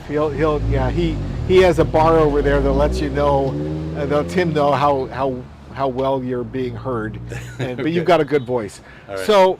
My goodness, it's great to see you. What a blessing you are. Hey, I've been here at this mission for 32 years, and you've been ministering here for longer than that. 82. 1982 is when you started. Uh-huh. That's like a decade longer than I've been here. So I started in more than that, 93. So 11 years longer. We're shooting for 50, boss. Oh my goodness, that's a marvelous, wonderful thing. So you've been serving here for 43 years. Yeah. My word. Yeah, it's been good. And you've done so with a couple of different hats, but always serving with the gospel in the chapel at least once a month, right? A couple times a month. A couple times a month. Yeah. So praise God. So Sam, tell us a little bit about yourself, a little bit about your background, what drew you here to talk to us about, man to man, or talk to us about whatever you want to talk to us about. Okay, great, Jeff. Okay. So I gave my life to Christ in 1972, and Jesus People Days. Okay. It was quite a revival that was going on. And were you one of the folks up on the hill up there? Up on Sonoma Mountain? No. Oh, you were part of that? I'm okay. good friends with those guys. Okay. But I lived up at Tahoe at the time. Okay, gotcha. And the day that I actually committed my life to Christ, I met this family that was having a Bible study in their house once a week, and eventually I started going to that, and eventually moved in with them. Okay. And the guy, I was having a little trouble getting going in construction, but the guy was one of the best carpenters up at Lake Tahoe, and he took me in, and not only taught me carpentry, but taught me the Bible. I moved in with that family, and I lived with them for over 2 years, and I needed that. And really, that was one of the things that has driven me to continue with the mission, because I was discipled. And a lot of times in churches, you know, I hate to say people fall through the cracks, but you know, hey, how you doing? Hey, see you next week. But here, guys get discipled, and I see guys' lives change all the time, and motivates me to keep going. So praise God. It was good. I didn't know anything about the mission, and but for some reason God was drawing me to it back before 1982, and I stopped on the street one time, and a guy prayed, and he became a Christian, and I go, something to this. So mostly singing and working with different groups, but I love the network here. Is there's so many different areas that people can serve, and it really, this mission brings all the churches together. It's amazing how the unity that it causes, and I'm always kind of looking for somebody else to get involved in it, because wonderful. Besides changing the guys' lives here, it changes the Christians' lives, and that's great. I love that. Thank you for putting the seal on a theme that we've heard all throughout this 24 hours. Oh, is that right? Absolutely, it changes everybody's life. Yeah. Well, I prayed about it, and I'm not the greatest of speakers, but you know, God, He still uses us. It's amazing. You know, a lot of times, I'm still at 77, Jeff. I still do construction work, and sometimes coming over here, I just don't have anything in the tank for a 6 o'clock service. So that's so weird. I still think of you as 45, and I've passed you up. So yeah, but you know, God's faithful. He, you know, you by faith you step out, and I always have something for the guys. Nothing's prepared except God fills our mouth when we step forward. And this last time, the last Wednesday, I worked with the Christian motorcycle guys here, and they're well received here. And 7 guys came forward, and it's really neat to see. Yeah, really neat to see. So we've had several of the CMA guys that have been as a part of this this marathon, sharing the story about that chapel service the other day. So, oh, really? Yeah. So, yeah. It was great. I mean, I had trouble sleeping that night because I was so wound up thinking about, you know, such a worthy endeavor, the mission, and started, I think when I was doing it, Dick and Ruth Cross were the ones that started it, and they, you know, and you've been here faithfully. I just love who you are at this place, Jeff. Oh, bless you. It's really, Thank you. really cool. I love who you are at this place. So it's a mutual love society. There we go. But I'll tell you one story. You know, I usually sing and play the guitar and then talk in between, but I don't know, for one reason, I have this one friend of mine that's a voice teacher, and I go, you know, what could I do to improve, you know? And I don't know, she must have known this or something, but she goes, well, one thing you could do is you don't want to smile while you're singing, and because it uses different muscles in your face. Wow. So you won't quite sound the same. So, you know, wow. I was kind of tripping on that, thinking, I asked the guys in there, I go, hey, you know, the voice teacher told me this. What do you guys think? Should I smile or should I sound a little better? And all of them just said, smile, brother. Glory to God. And they need that. They need people to encourage them, and I don't know. I was raised where I kind of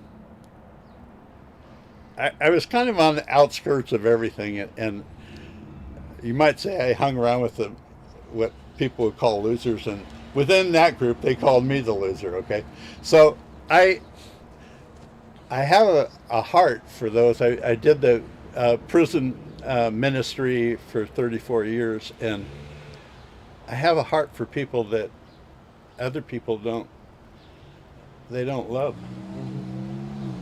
And you know, Christian and Jody were doing the service the other Yes. night, and they were loving on those guys, and they were loving on them. There's something really great about guys that have been through the program, and then they come back and they stay here for one thing. I like that, but they never lose that compassion for the guys here, and God's into the changing of lives. I just love how just through the years watching the mission grow too. God blessing the mission, and you know, in fact, this truck here, we came out and it was sitting right out here in our face, kind of, and my buddy Ed, who's Springle's been coming down here for a long time. He says, "Boy, the Lord's really blessing the mission." I go, "Yeah, man, it is happening," and so it's really good to see and good to know that there's a place that a connection for all the Christians. Somebody could be a teacher, somebody could be a mentor, but the key is that people get discipled, and that's what I love seeing. I love seeing guys that have been through the program, and they're solid in the Lord. Amen. And I mean, it's not about just praying the sinner's prayer and then going on your merry way, but really getting further along with Jesus. Amen. So, amen. Well, God bless you. Thank you. Wow. Yeah. We should have had you first. And No, now- or maybe last is good. No, So, no. I'm I just found out about it. So, okay. and I'm so grateful. I'm just so grateful for you being here. I don't even have to ask if you already you've said it so eloquently. That the reason for people to get involved. You've said it so clearly. Why others should get involved, and you said you're always looking for other people to get involved. And I am. And that's kind of what this is about. You know, giving people an opportunity to take the next step and get involved in a meaningful way. So, somebody may ask you to come down here and either give your testimony or whatever, but I've seen that just be like the springboard for somebody to really get involved in the ministry, because it encourages you to go forward, because you see that God meets you there, and uses you for something good. I mean, you know, I was thinking about the ministry when I was first started at the prison. I was going through some troubles, and but I started getting involved with the prisoners, and I realized, hey, my troubles aren't so bad, and it brings about a healing. If you're involved in some kind of work of the Lord, it brings about a healing in your life, because it's not about the me, myself, and I club. Yeah. So, yeah. And so I got plans to get some other people involved. Okay. So, well, thank you. And okay, and you're pushing to 50. You're pushing to 50 years. I absolutely am. Okay. It's like a train that won't stop. 2032. Okay. Yeah. Okay. That's right. Okay. All right, bro. Thank you, Sam. Yeah. God bless Hey, you. it was Appreciate a pleasure. it. Okay. Thank you. Okay. We're gonna take a break right now, and we'll be back shortly. We've got a big wrap up coming up in about 6 minutes.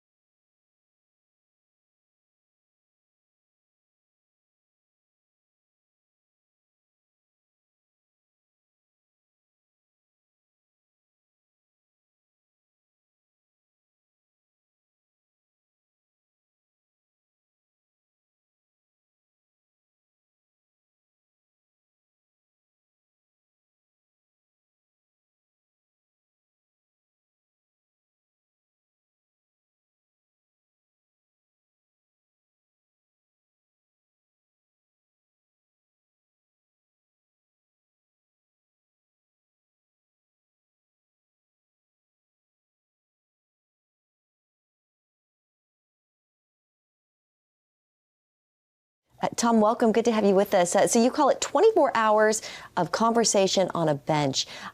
Tell us about what it is you're doing, the vision behind it, and what you're hoping to accomplish.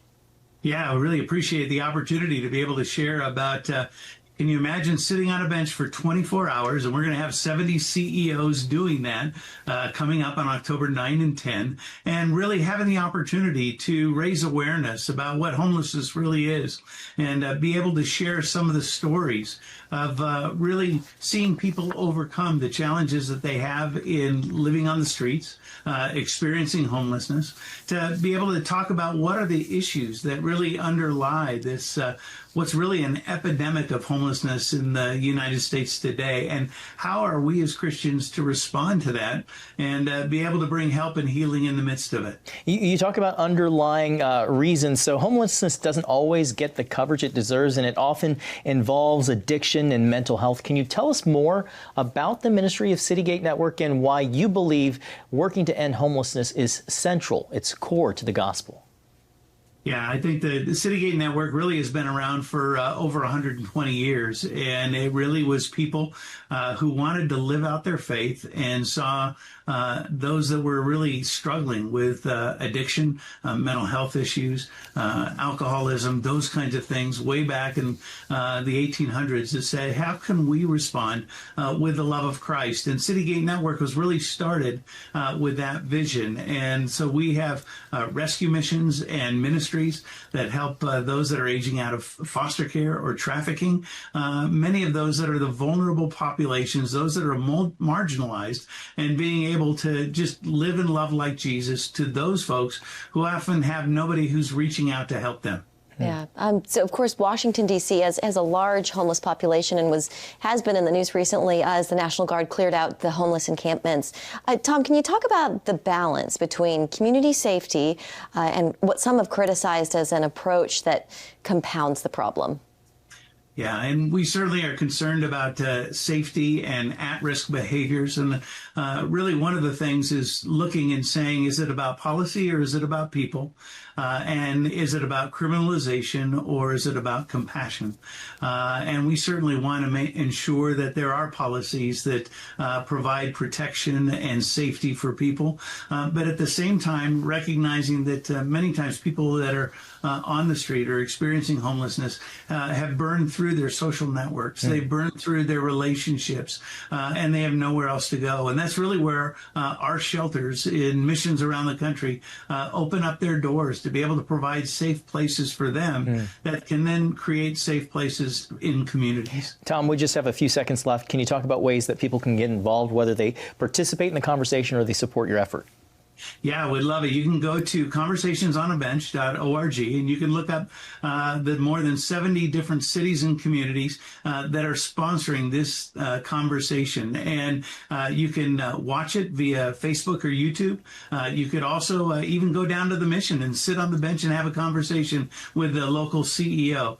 You can also volunteer in a rescue mission or continue to give. 95% of what our missions do from a funding standpoint is all through private philanthropy and charity. All right. And so a number of ways to help.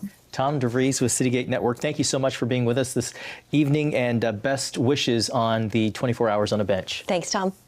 Thanks, Tom. Nice. It's the only place in town that homeless people can come, and they give a breakfast, which is real cool, and a little positive word for the day, which is really good too. Things we need in life is a place of worship, right? And good Christian friends. And there is some here. I have made some good friends here. They treat me really nice, and I've been here every day for the past 2 years. And never went hungry because they always feed me, and if I was extra hungry, they would always give me extra food. If you got nowhere to go, if you got no friends, come here. It's a great place. Here at the Center for Hope, we open at 7 o'clock in the morning. When the guests walk through the door, they come in and have a hot cup of coffee and get ready for a day full of breakfast and receiving shower services, clothing services, and getting the love of Jesus. When the guests come through the door, we have volunteers that are here every day that come and are ready to serve our guests. We have men and women showers. We have our clothing ministry. We have breakfast that's served every day and an encouraging word of the day. We have a shower ministry here every day. I believe it's to give a person dignity where they can feel like they can go out back into the community and feel like they're valued. We have a mobile shower unit that's able to go out into the community where they also can get showers at different churches during the week. The guests, when they come here and they go to the clothing room to get clean clothes, they're able to, one, feel warmth. They're able to be able to walk out of here with their head held high and feel clean and feel like they're somebody. We have showers, we have clothing, we have food, but each one of those things is a ministry, and it's our way of showing God's love to each and every guest. Some of the resources that we have that come through the door are street medicine. We have doctors, social workers, counselors that come in. Street medicine is a really important resource that comes in weekly. They're able to serve the guests that aren't able to get to a doctor's appointments, that aren't able to get to the hospital. And so they know that they can come here and there's going to be a doctor or a nurse or a social worker on site that they can meet with that's going to help them get the medications they need. It's a very important resource that we have here at the center. So when we serve breakfast here at the Center for Hope, it's not just about the meal that we serve. It's all about relationships. We have volunteers that sit at the table with our guests and talk to them and love on them while the whole time they're getting their bellies filled, not just with food, but they're also getting their hearts filled.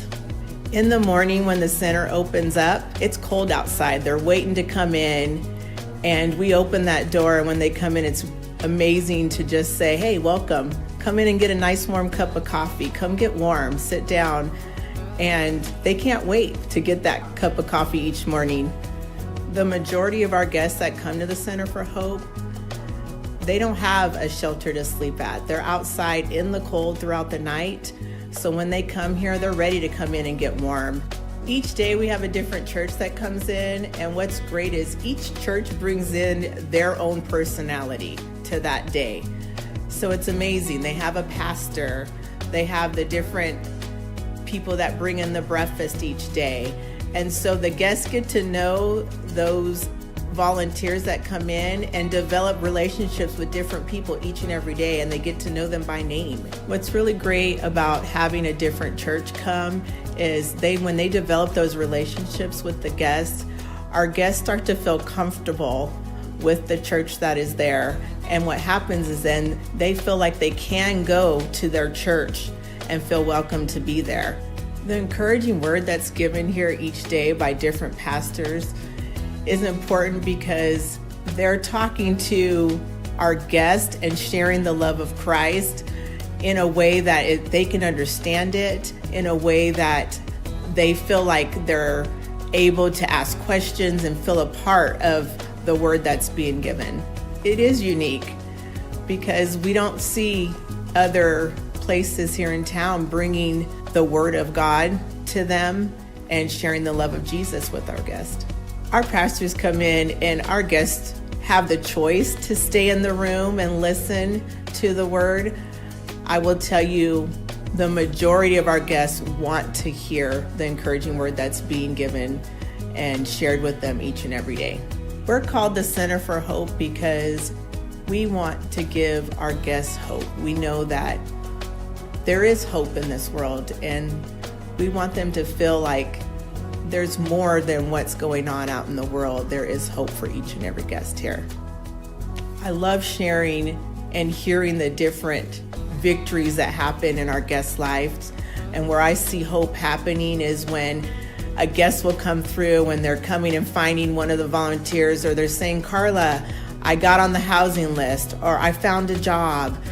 They are telling me I got into recovery. I just developed and was able to talk to my brother that I haven't talked to for a really long time and reconciliation with family members has been big. And those are things that they thought were gone and missing, and they're able to come through the door and share that hope moments with us. Without the Center for Hope, many of our guests would not eat. They would not have a warm shower. They would not have clean clothes on their back. And they wouldn't be able to develop some of those relationships that make a difference in their lives. Without the Center for Hope, many would not hear the Word of God. This is their church to them. The Redwood Gospel Mission is my family.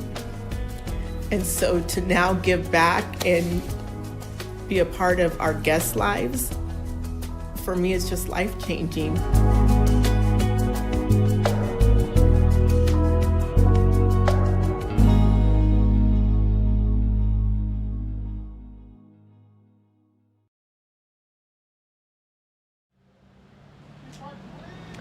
Okay, welcome back. We are now in the last hour of our marathon of conversations on the bench. I want to introduce to you my friend Joel. Joel Ward is the manager of our Men's New Life program. A ministry for men with life-controlling issues who are seeking to experience transformation. Joel, how long have you been in this role? Since late November of last year. Okay, so almost a year. Right. But that wasn't your first role at Redwood Gospel Mission. No, it wasn't. How did you get involved with Redwood Gospel Mission? My wife took on a job at the Redwood Gospel Mission as procurement manager at our thrift store on Piner Road, where she arranges all the pickups of the donations. And I was 6 weeks into my retirement after 39 years at the Press Democrat, and she called me up and said, I had a driver quit without notice. You can help me out for a few weeks. And I did that position for 5.5 years. Long 3 weeks. Yes. But I loved it as a retirement job, so I still, and it although it started out full time, it eventually is, I said, I'll take less work if you got someone else to do it, so I ended up only working 3 days a week, calling myself semi-retired and enjoying that until this position became available. And this is more than full time. It is more than full time. You certainly take it with you back home. So you're always thinking about it. You take it with you home plus the phone calls. Right, plus the phone calls you get. So it was it was certainly a radical departure from where you were. It doesn't feel at all like a retirement job. No. But you do have a deep heart for the men on the New Life program. I do, and it's kind of interesting how that all happened. It happened as I took on the job of collecting donations, driving the truck, and as we have the guys in work programs, and they go to different work assignments, and part of that is industry, retail store. So I would see some of these guys come in, and they'd often be assigned to go with me on the truck. And I started hearing their stories and just being amazed by them and just amazed by the journeys that they had been on and that brought them to where they were. And also concerned, okay, I'm not just driving a truck. What else can I do here? What can I say and offer these guys as a word of encouragement in their time with the Redwood Gospel Mission? And it seemed like I only knew one thing. So I would offer this. I've noticed that the people that stay in community and stay connected to God, to men in their lives and have accountability, they continue to have ongoing recovery. And those that separate from that community and their accountability, they are end up in relapse. And that was the only message I had for them. But it resonated. Which is interesting because that's the only message that we've been saying for the last 24 hours. Yeah, but it's not someone that doesn't know what the 12 steps or never experienced that kind of recovery myself. That's the only thing I observed, and that's still in my role right now. The main thing I keep emphasizing, my whole agenda for them is to get them connected, and with a team of men in their lives and with their church involvement, so that they have lifelong recovery. So with those that I got to interview on the bench, those who are current members of the program, that is resonating with them. We interviewed Ruben on the bench, and man, the first thing he talked about was his coach and his mentor and his sponsor and those important relationships that he's developing and how critical those are, and his therapist, but those important relationships, how he's chosen to be connected, and I think that we're seeing that with all of the folks who were graduates. All of them were showing the same thing.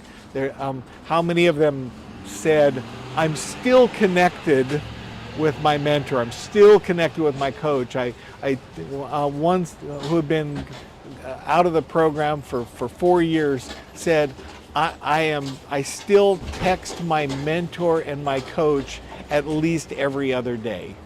That's awesome to hear that.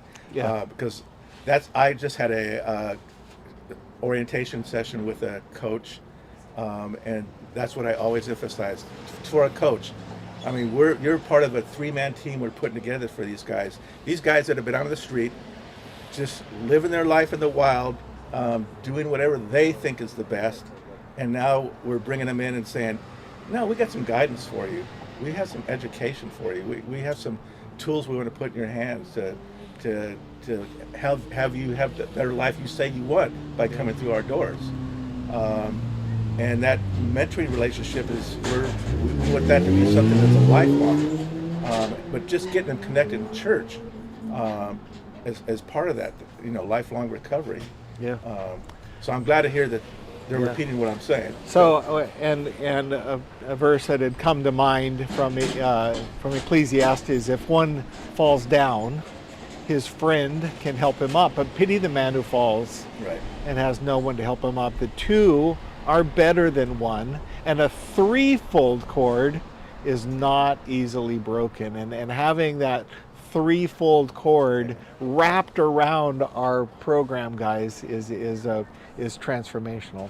So I'm going to kick you out. Okay. But God bless you. Thank you. And we won't talk about the challenges of people getting into our program.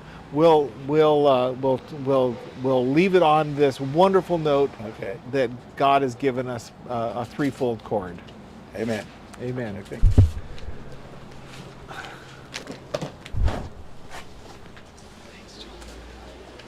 Come on in. Have a seat on my bench. Oh, it's just what I need. Of course it is. Coffee to keep me up for. Oh, God bless you. Ham and cheese croissant. Oh, my word. You look like you might be hungry. Can't stay out here on the street all night and not get hungry and thirsty. That's true. So, welcome. Oh, look at this. They even knew you were coming. Look at that. These are my friends, Bill and Joy Kendall, and Joy is a major part of Redwood Gospel Mission. Her team is deeply involved in caring for the men and women of our New Life programs at both the men's facility and the family campus. Bill has been involved with us in the past in our coffee roasting program, and these are dear people, and you get to be last. We're last. You get to be last. You get to wrap things up. We've only got about 10 minutes, unfortunately. Well, we love you 10 minutes worth. Okay, so I just a couple of questions. give your story about how you guys got connected with Redwood Gospel Mission.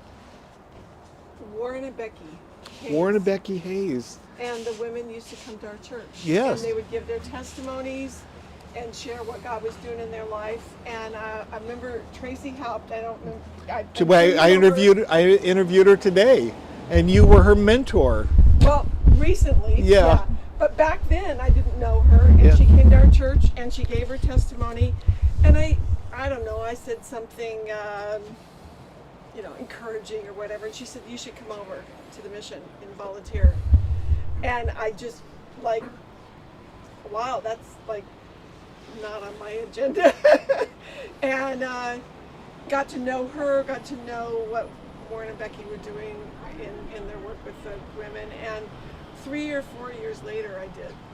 Okay. Yeah, my work schedule opened up, and I was able to come over, and I asked Becky and Deborah, who had come on then, and said, what can I do? And I thought they would say, oh, okay, well, you're a therapist, why don't you do therapy with the women? They didn't say that. And they said, could you help us with teaching a class on communication? So that's where it started. We started teaching that class, and built, everything has grown from there. Yeah, and today you've got really a team of people. We do. Both staff and interns who provide really important therapy for the people who are on our New Life programs. It's really amazing how it's grown. When you got the property there at the family campus, it was obvious that if you got to be as big as that campus could hold, we didn't have enough people, because we had a couple of volunteers that were working there and doing group therapy, and I was teaching the class. And so we recently, just in God's timing, he brought these people who really had a heart for this ministry. So we have 3 men at the men's campus, and we have 5 women at the women's campus working. Wow. And eventually some of them are probably going to be there pretty much full time. Wow. We have 3 beautiful offices that are getting decked out to have therapy in, that have sand trays and toys for the kids. So we're already seeing a couple of teenagers and a child there, in addition to the women and the group therapy programs that are going on. I'm working right now on developing the curriculum for the group therapy, because it's now twice a week on the women's campus. And you're training and equipping our staff as well on a monthly basis. Monthly training at the staff. It's so exciting. It really, really is. And what God's doing to hone the skills of the up-and-coming Christian therapists in our community at the same time is really, only God can do this, because it didn't even enter into my head. George's wife was one of the women that started with me there almost at the beginning, not quite the beginning, but she was one of the first women that took over from me. So it's growing. Had her name on the door. Yeah, Rhonda. Yeah, amazing therapist, great woman. So, and Bill, you came to us after you had retired. I actually remember coming here to the mission in the early 1990s. Okay. At one of the evening services. Okay. The we were attending helped supply support. Okay. And I came over with my guitar and led some congregational singing. Okay. With the men who showed up this one night. That was my first experience with Redwood Gospel Mission.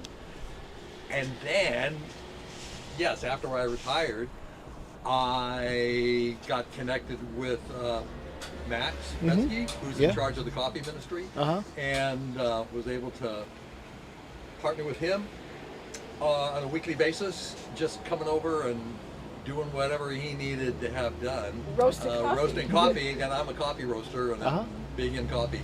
And then COVID hit, and everything kind of went underground for a while. Yeah. So I haven't been participating since then, but it's really good to see how big the coffee ministry has grown, even the new coffee shop, over on Piner Road. That's really great. New coffee shop on Piner Road, and the planned new coffee shop at the family campus Right. coming in March. Okay. Yeah. In March, okay. Yeah. February or Great March. facility. Yeah. Yes. Is there going to be a little restaurant there too? There's we're gonna have actually a restaurant cafe. It's breakfast lunch cafe with lattes, etc. So So we'll have to book a latte with you there. absolutely, How's yeah. your coffee? It's delicious. Thank you. Thank you.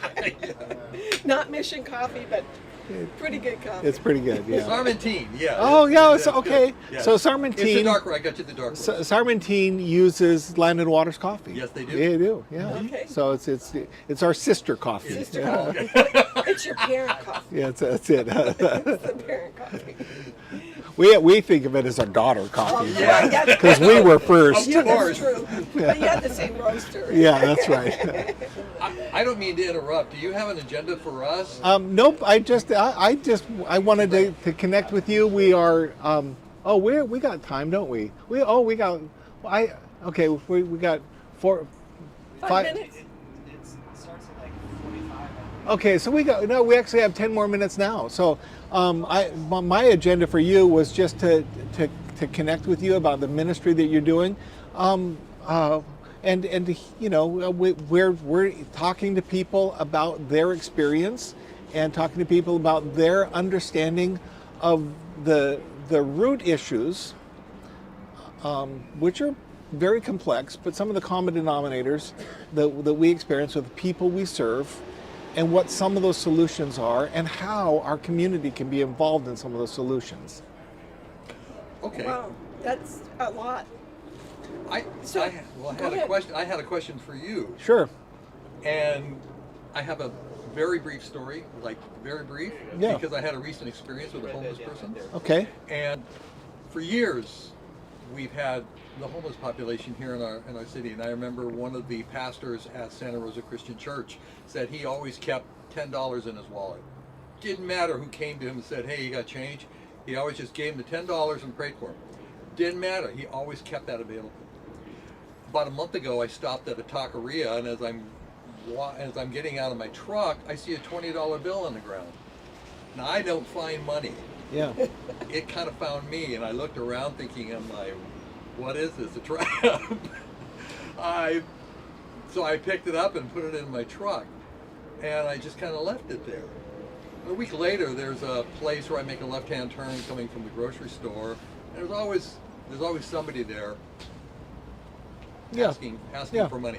And there's one person in particular who had the sweetest, the gentlest demeanor and disposition about it whenever I've driven by them. And this one time, I happened to be the first one in the left-hand turn lane. There he was. Yeah. And so I took that $20 bill that was in the console of my truck, and I said, "Hey, I think this belongs to you." He gave me this quizzical look and this sweet little smile, and I said, "I hope you just use it well, okay?" It's really hard, at least it's hard for me, not to see these men and women who stand and are asking for assistance this way, not to judge them. Yeah. It's Yeah. it's a work Holy Spirit has Yeah. to do with me every time I drive by them. But Yeah. that particular moment, I knew this money wasn't mine, and I knew that's an attitude which has to prevail in regards to the homeless population. That all of this stuff of life it's in our responsibility, but at the same time, how are we going to change things as we understand the needs of others? Absolutely. So here's my response to that. Thank you. It is a sin to disdain the poor. Yeah. Thank you. Yeah. It is a sin to disdain the poor. But sometimes we can disdain the poor by withholding money from them. Sometimes we can disdain the poor by just throwing money at them. You know, I mean, I think what's important, and it's very difficult, is to show love, respect, and dignity to people who we encounter, because we don't know who they are. Hebrews 13:2 says we might be entertaining angels unaware, but it doesn't. So there's no quick, easy, right or wrong answer. I say one of the things that we did was we had this promotion of this thing called Real Change Certificates, and we encouraged people to put together a bag that had the Real Change Certificate, a bottle of water, a protein bar, some other something, tangerine or something like that, and that we would give that to a person in need, because it says to them, I was prepared. I'm intentional. I was prepared for this. I was expecting this. I was anticipating an opportunity to meet you, and that we would ask them their name.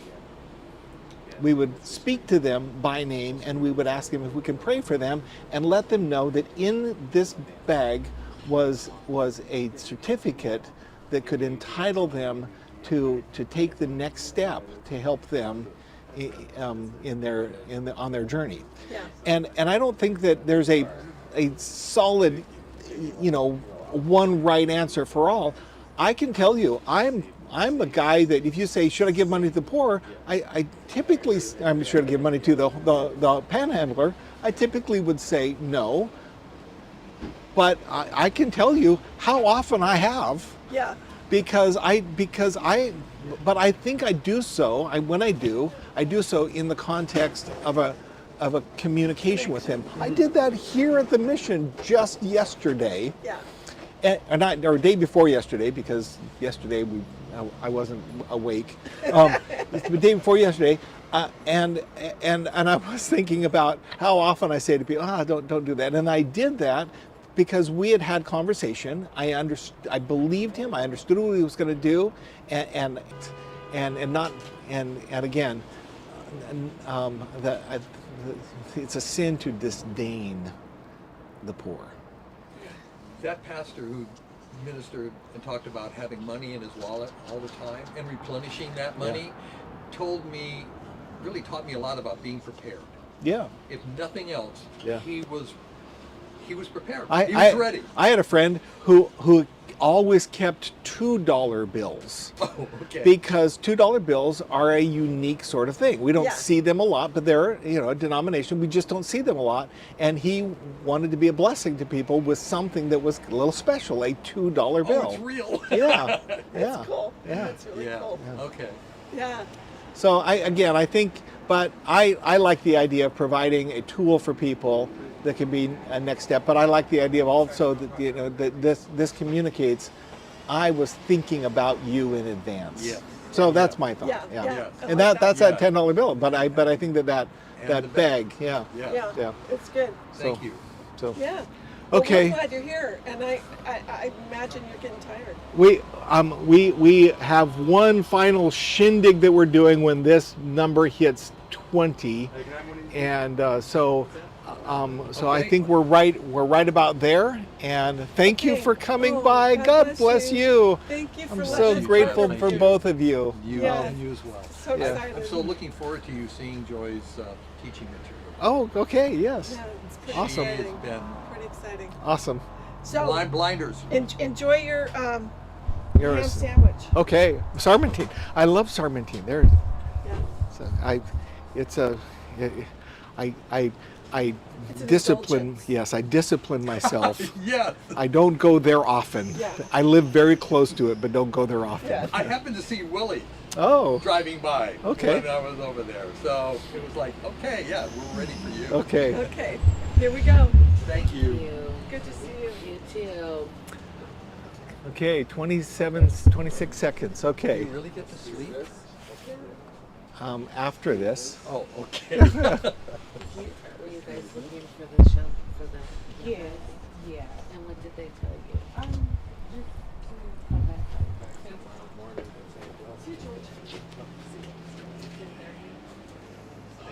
Thank you, George. Good to see you. Thank you, Joe. Blessings, Bill.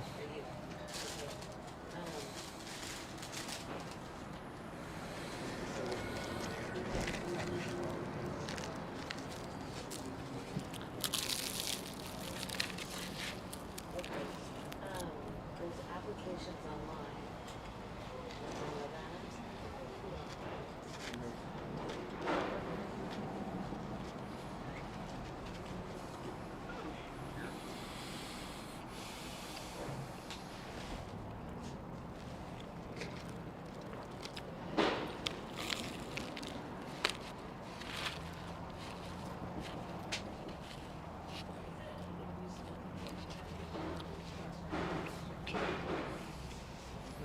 We're on.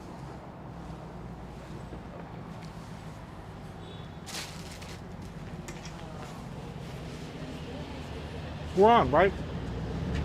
Oh. Oh, I'm sorry. My bad. Yeah, they said 45 after. Okay.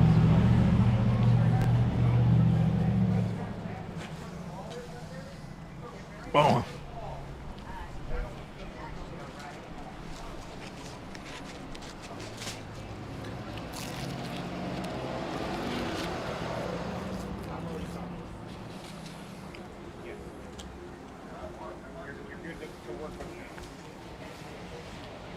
I'm sorry, is it a Zoom thing? Yeah, I think that they're just gonna play it. Oh, we don't have to. Okay.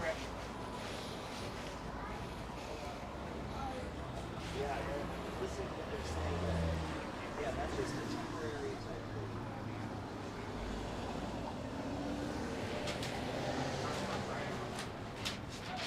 No. I think they're gonna like 10 minutes, and then they're gonna give us like the very last 5 minutes to ourselves. Okay. Okay. I'm gonna turn on the sound on this so you can hear what they're saying. Sure. You want me to do that? Oh, you got it there. Okay.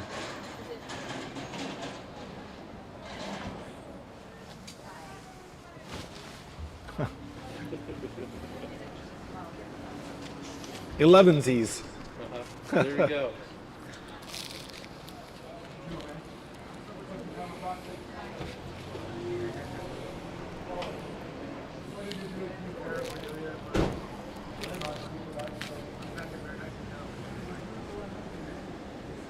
What I need is more coffee.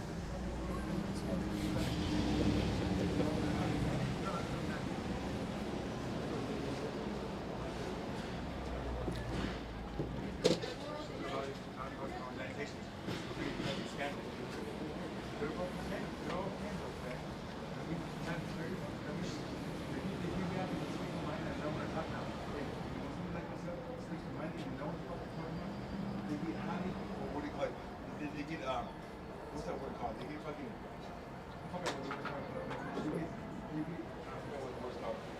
They get really fucking.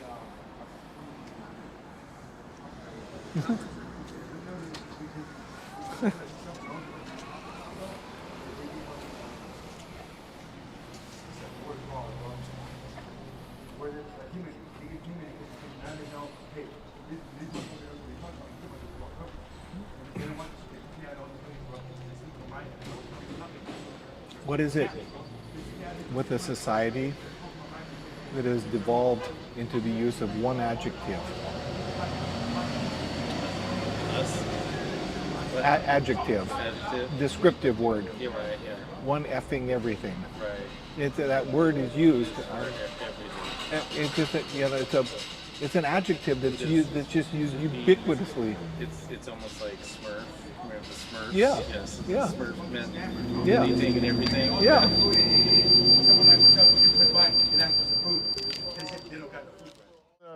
The people in our program, for the staff, and like this would be awesome just to give him praise. Thank you. Thank you.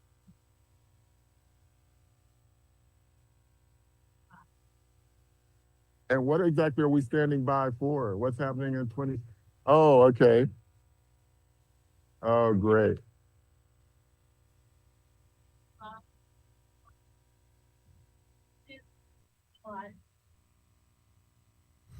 Hey, my name's Ed Stetzer. I am not sitting on a bench for 24 hours.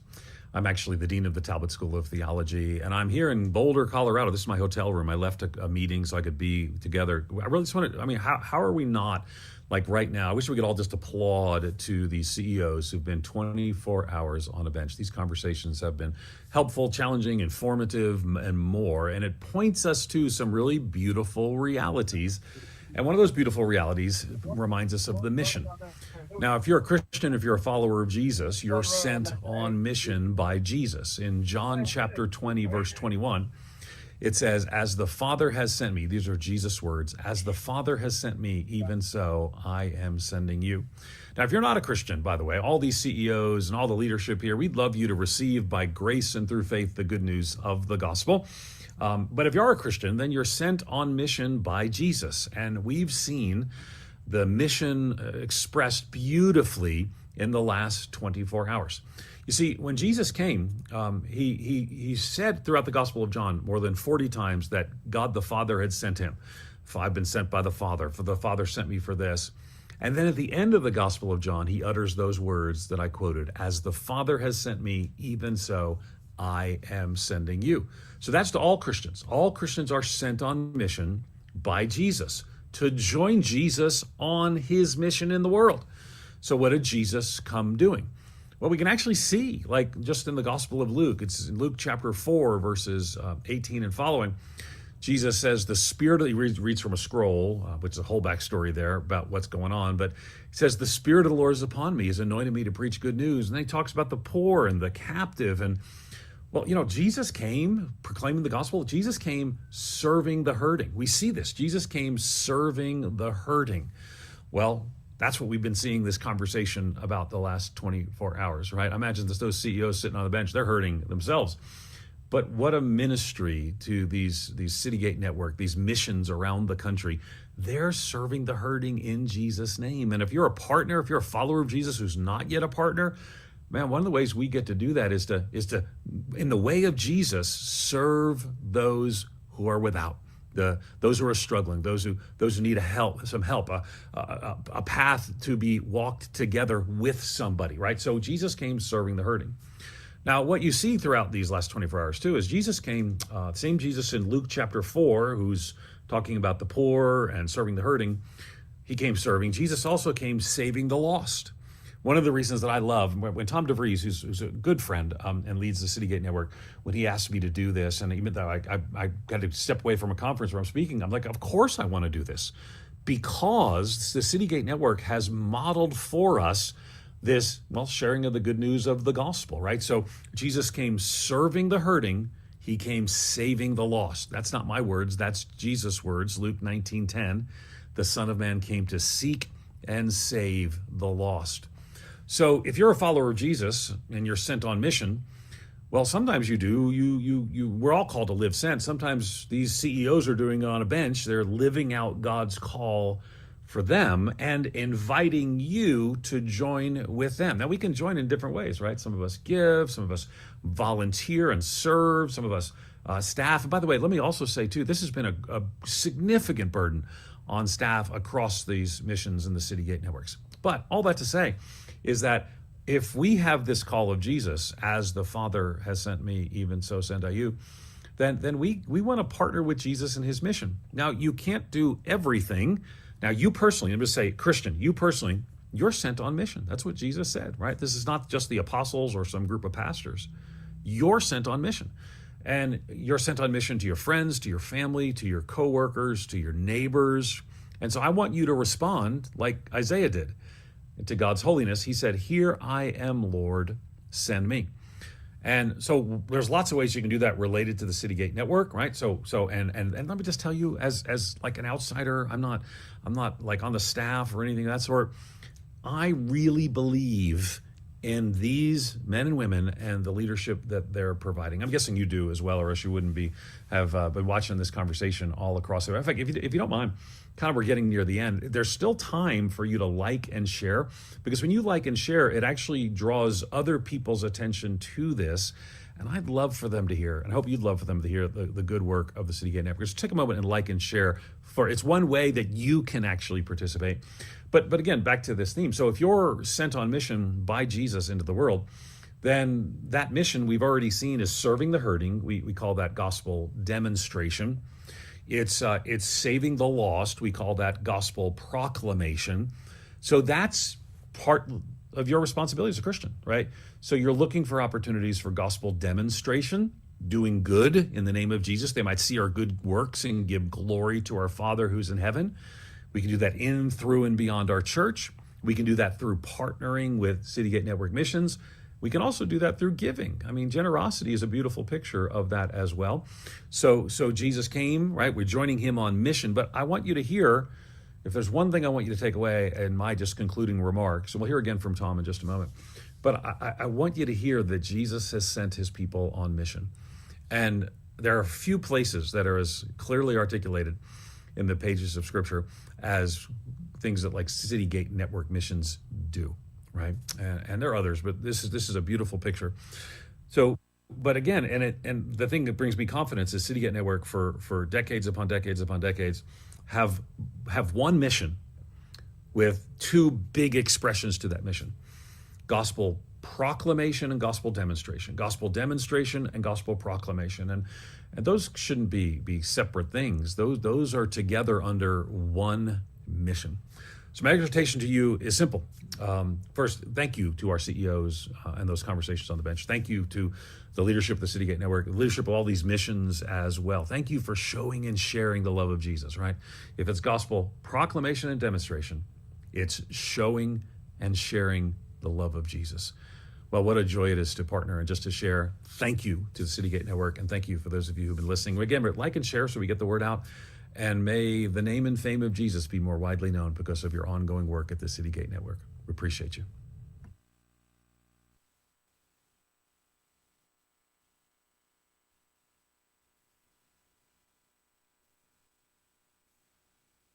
Period of time, who would imagine what this experience was going to be? How many conversations there were going to be on a bench? And I think what impressed me too was the number of conversations between CEOs, and how cool it was to be able to see each of you talking with each other. 93 at least different conversations, CEO to CEO, mission to mission, ministry to ministry.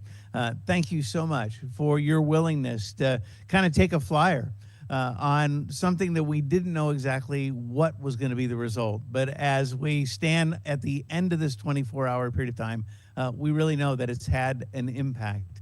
Hearing from you, a significant impact as you've been able to raise awareness with regard to homelessness and addiction recovery and mental health, as you've been able to share and show the love of Christ in very tangible ways and how significant that is. As we bring to conclusion this time, I just want to say thank you. Thank you especially to Matt and behind me, the Fresno mission team, for being incredible hosts for us during this event. We could not have done it without their leadership, without their support, and without their help. So thank you so very much, Matt and Fresno mission team. Want to say thanks too to the City Gate Network team, and who many of you slogged through all 24 hours providing Zoom rooms and making sure that we had videos and conversations as we needed them on the national feed, and being able to help in navigating with Louder and providing you the resources that you needed to have an effective conversation on the bench experience. To you CEOs, we just love and appreciate you. Thanks for being willing to do something that many of you didn't know what you were saying yes to. Probably your development people did, but you didn't. And thanks so much for sitting on those benches, having those conversations, and sharing your heart, getting a glimpse at really your leadership that was humble and caring and willing to really put into, put into action what it is that you do as a leader at your mission. And then tech crew and leaders, thank you. We know that this is tech intensive and incredibly challenging. And thank you for all the work in the months leading up to this, for all of the anxiety that you bore in the midst of it, and how significant it was to be able to stand here now at the end of our time and really give glory to God for an incredible event. We also want to say thanks to the mission staff and so many of you that helped do everything from put up tents to place benches to make sure that coffee was filled up to just enjoying the time of being part of the team. And we're grateful for all of those mission staffs. And then we want to say thanks to our guests, many of whom really are not faith-based in what they do or why they do it. but you had the opportunity on a bench to be able to share your heart of why you're engaged, and many of you partner with a Citygate Network ministry, a local mission that is committed to help bring hope and healing to the people in your city or in your town or in your community. As we close out, I just want to share from 1 John chapter 3, and we read these words. It says that this is how we've come to understand and experience love. Christ sacrificed his life for us. This is why we ought to live sacrificially for others and not just be out for ourselves. If you see some brother or sister in need and have the means to do something about it, but turn a cold shoulder and do nothing, what happens to God's love? It disappears, and you made it disappear. My dear children, let's not talk about love. Let's practice real love. As we move from conversations, we really move to action. And I love being a movement of God that not only talks about loving people, but we show it and we share it and we do it through our actions. And thanks for your courage in being willing to do that. And as we close together, thanks for this 24-hour period.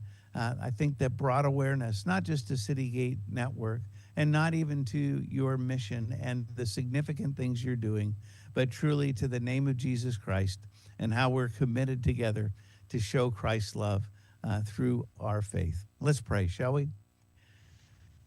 God, we thank you for your goodness and for your grace. We thank you that we can gather across the country as people of faith, as leaders in ministry, as those that are part of movement that do reach out to the hurting and to those who need to know of your love in a tangible way. We pray for those that are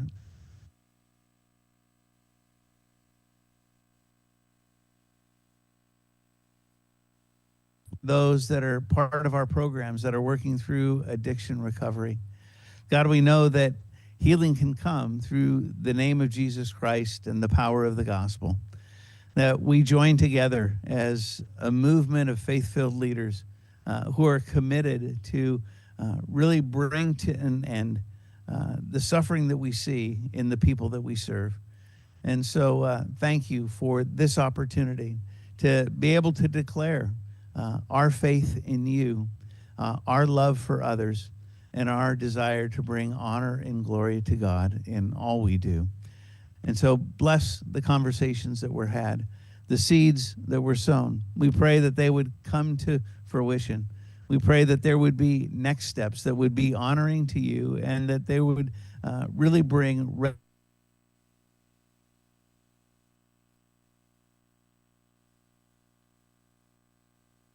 community, that we are able to link arms in being able to love and serve in Jesus' name.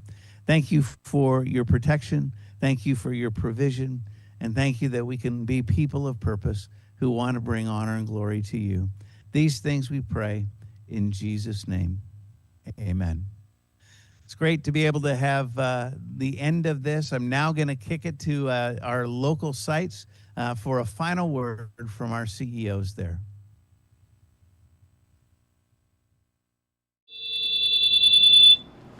Oh gosh. Okay. Yeah, look at 28. Hey there. Come on, Trey. We need the whole team out here. Okay. Hey. So here's a team. You got to see me through this whole thing. You got to see George a little bit. This is George. You didn't get to see Tamara at all until now, but she was the key to putting all of this together. And then you didn't get to see our tech team, Trey and Kelly. You didn't get to see Kelly because she was napping. But Trey was awake and never asleep at the wheel the whole time. And so God bless you, all team, for putting this on. And God bless you all for watching this and participating with us. And God bless all of those who shared and participated in conversations on the bench. And I can't believe I'm saying this. Look forward to doing it again next year.